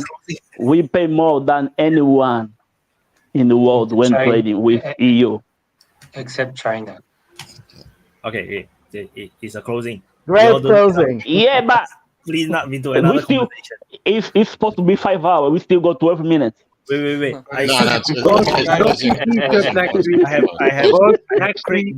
a naughty boy t-shirt. Next week, I am a naughty boy t-shirt. So I have 2 more person in the backstage wanted to close. I'll head out, and then you can let them in. All right, see you guys. Okay. Bye, Drew. Bye. Craig. See you, Wyatt. Craig, closing. Oh, not this one. Another one enjoying the sun. Another one enjoying the sun. The summer must be beautiful in your part of the world. Well, if the color of my hammock bothers you, you can imagine I'm a biblical prophet, because what I'm going to say is going to be prophetic here. Is that a rainbow flag in your back? where you you could, if that's what you perceive, you should carefully examine your own what? sexuality in private, but not on open mic. And I've yet to see my T-shirt suggestions show up on you. I want the only BBC you need T-shirt. We need that one on you, boss. Anyway, I'm going to say 3 observations about this open mic. One, Wagar made the most important point, is that Pakistan, as a frontline state, got completely impoverished by the last 20 years of the so-called war on terror. You can make a lot of money as a Finland or a Ukraine if you can broker hostile parties, but you then get totally burned if you become a frontline country. So countries like Finland, countries like Lithuania, countries like Poland ought to be very, very careful. Because they can literally get themselves wrecked the way Ukraine did. I hope Taiwan doesn't get itself wrecked. So I just wanted to point out that we have a few countries in very, very difficult positions right now. And I agree with Vaz that Latin America and Africa are going to get targeted when the West basically loses here. But the big point I want to make is the one everyone seemed to have skipped past except Prata. Prata kept asking, what's going to go on at the NATO summit? What's the diplomatic impact of this cluster munitions stuff? Well, I think they released the cluster bomb commitment specifically so that the countries that condemned it, including Canada, including Germany, including even the UK, which is really important, all condemned the cluster munitions going to Ukraine. Now, why did they do that just before the summit in Wilno, Poland, temporarily occupied Wilno, Poland, as the Poles have now sent their special forces to take over for the Polish-Lithuanian Commonwealth that they're reviving. I'm not sure that the Poles will ever leave Wilno, Poland now. But this was set up so that the United States would have diplomatic cover to tell the crazy Poles and Lithuanians that no, we're not going to back your creating a new Polish-Lithuanian empire all the way to Moscow.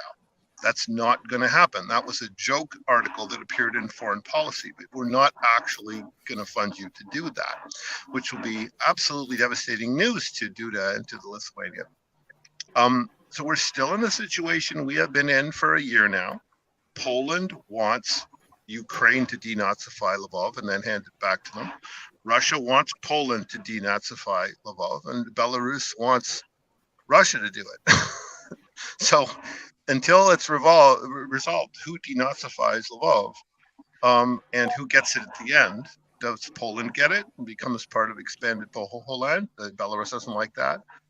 Maybe Belarus needs to take it. Who knows? Russia doesn't want it. Has enough denazifying to do. So militarily, we can talk about when Russia moves on Odessa, when they take the east part of Dnieper, but I don't think there's really much question anymore that they will. Ukraine is gone as a force, and whether it stays on the map or not is almost irrelevant for the client state. The real question is, why was the NATO summit set up the way it was? So I'm going to predict, as part of my overall thinking about this, that we come out of this week, Monday, Tuesday, with a no to Ukraine having a firm track or firm criteria to ever getting into NATO, that Poland and Lithuania suddenly get very nervous, and that Belarus and Poland suddenly get into more of an issue with each other about who's really going to take Lvov, because the whole thing will start to become much more real. I don't think Ukraine survives this war as any kind of a state at all. I think it's just gone completely. I could be wrong about that, but that's my prediction. And the first step towards that will be telling the Poles and Lithuanians that they're not going to just absorb it, but, the West isn't going to help them in a project of carving it up. Instead, Russia's going to take all of it that it wants, and the rest is going to be left over. So it's kind of harsh for people that think Ukraine is a country, but I think Ukraine is a place. And I think that when you see cluster munitions being offered up and condemnations from NATO and EU countries coming in almost universally, that's a setup. That's a setup to give the United States an excuse to tell Poland, to tell Lithuania that they're not going to get this endless backing for this long war. And the reasons for that, we could go into the economics of it. We could go into it, but I take Russia at their word when they say the war will be over by the end of the year, and I think the West also wants this war over by the end of the year. And the way to achieve that is the division roughly along the Zitomir-Vinnytsia line. No other division is going to be stable, and that's where I expect we'll be at the end of the dry season in October. That's my prediction. Thank you, Craig, for the closing. Yeah, and Coping is in to always do the closing. Yes, thank you very much. So I've actually been mostly listening to this open mic while doing other stuff, but so I'm just going to throw in a few things here that I kind of liked. I think it was appropriate of Vosh actually to kind of give the option either France or the genitalia fixation thing, because we all know the French, they are very naughty and filthy, so it's appropriate. I also want to comment to what JS said, because I didn't think he actually got much of a response to when it comes to new members of BRICS, because that is indeed a very, I will agree with you there, that is a big liability. So, but that is something that kind of makes me segue to one of the main reasons I came on here, and that is a guy called Alfarius, who tends to be in the chats. And he has tried to get on the open mic before a couple of weeks ago, but has had some internet problems. And I wanted to get on the open mic just to tell him to get on the open mic now so he could enter the lounge. Now, my fellow panelists here, including my the new panelist Upgrade, which I appreciate very much having come on, the reason I want to address this guy in the chat and I really want to appeal to him to get on the open mic is because he's from South Africa. And he clearly knows a few things or two. I've heard him, I've been reading his chats once in a while. I tried to scroll up. I'm not really sure if he's here still. So if anyone knows him, please try to reach up to him and let him know that we would very much like him to get on the next open mic at least. So because we are planning to have like more discussions regarding BRICS, and I in particular have a lot of. I want to inquire you quite a bit about South Africa also. So and note this: I haven't simped for anyone, let alone a single person, to get on the open mic. So if Alfarius doesn't get on the open mic next time, let it be publicly known that he's an asshole. Okay. So that being said, those of you who super chatted, you are our friends throughout eternity. And the same goes for those of you who support DPA on Patreon, Ko-fi, and Locals. To those of you who want to work on your masculinity, do not forget the new platform, right? You got a new crowdfunding platform, Wyatt, called Boosty, right?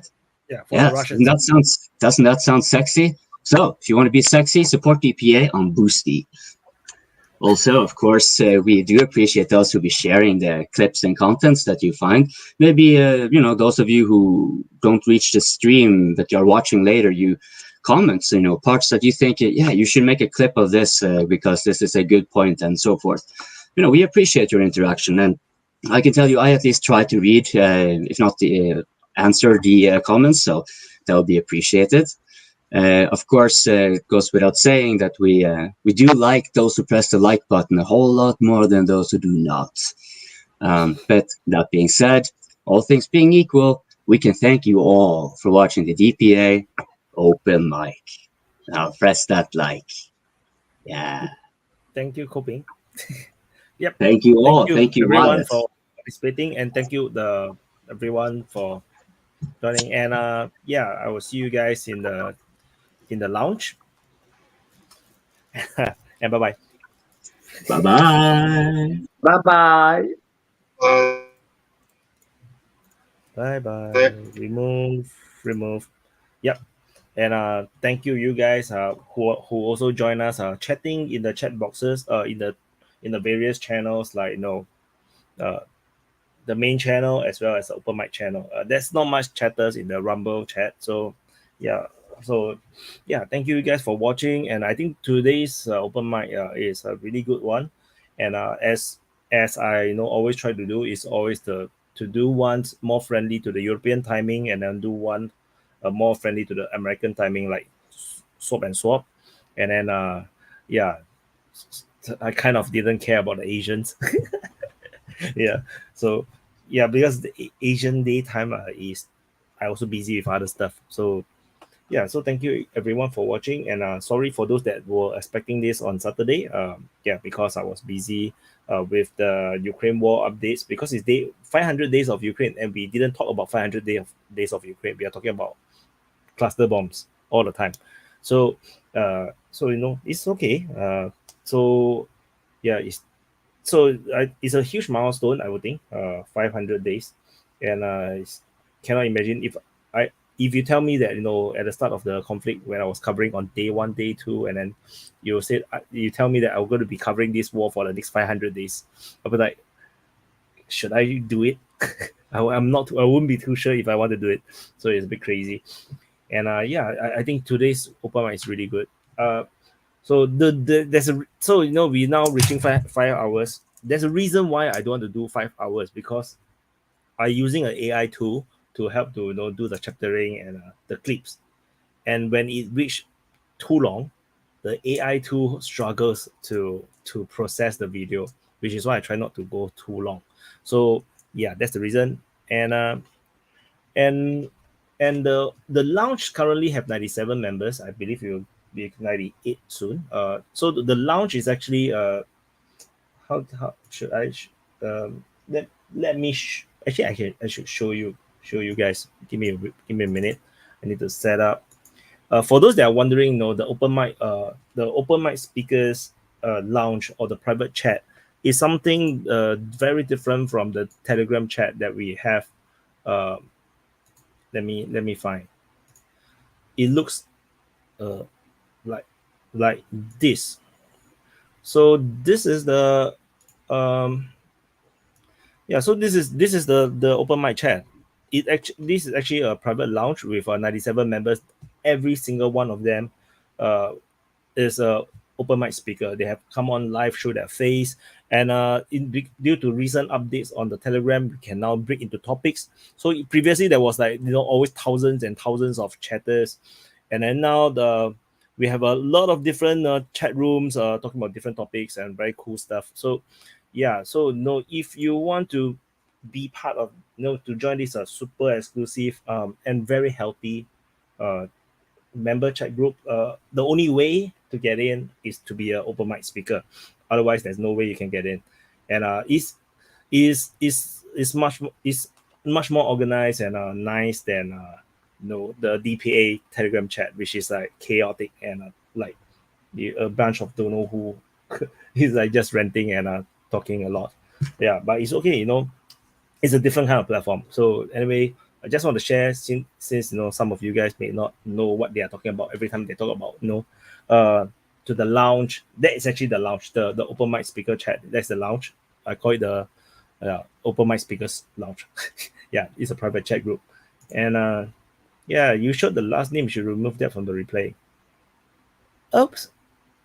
Yeah, too bad. Yeah, it's too late. Yeah. Yeah. So anyway, yeah. So that's it. Thank you guys for watching, and yeah, and I'll see you in the next update. Where's the outro? Bye bye.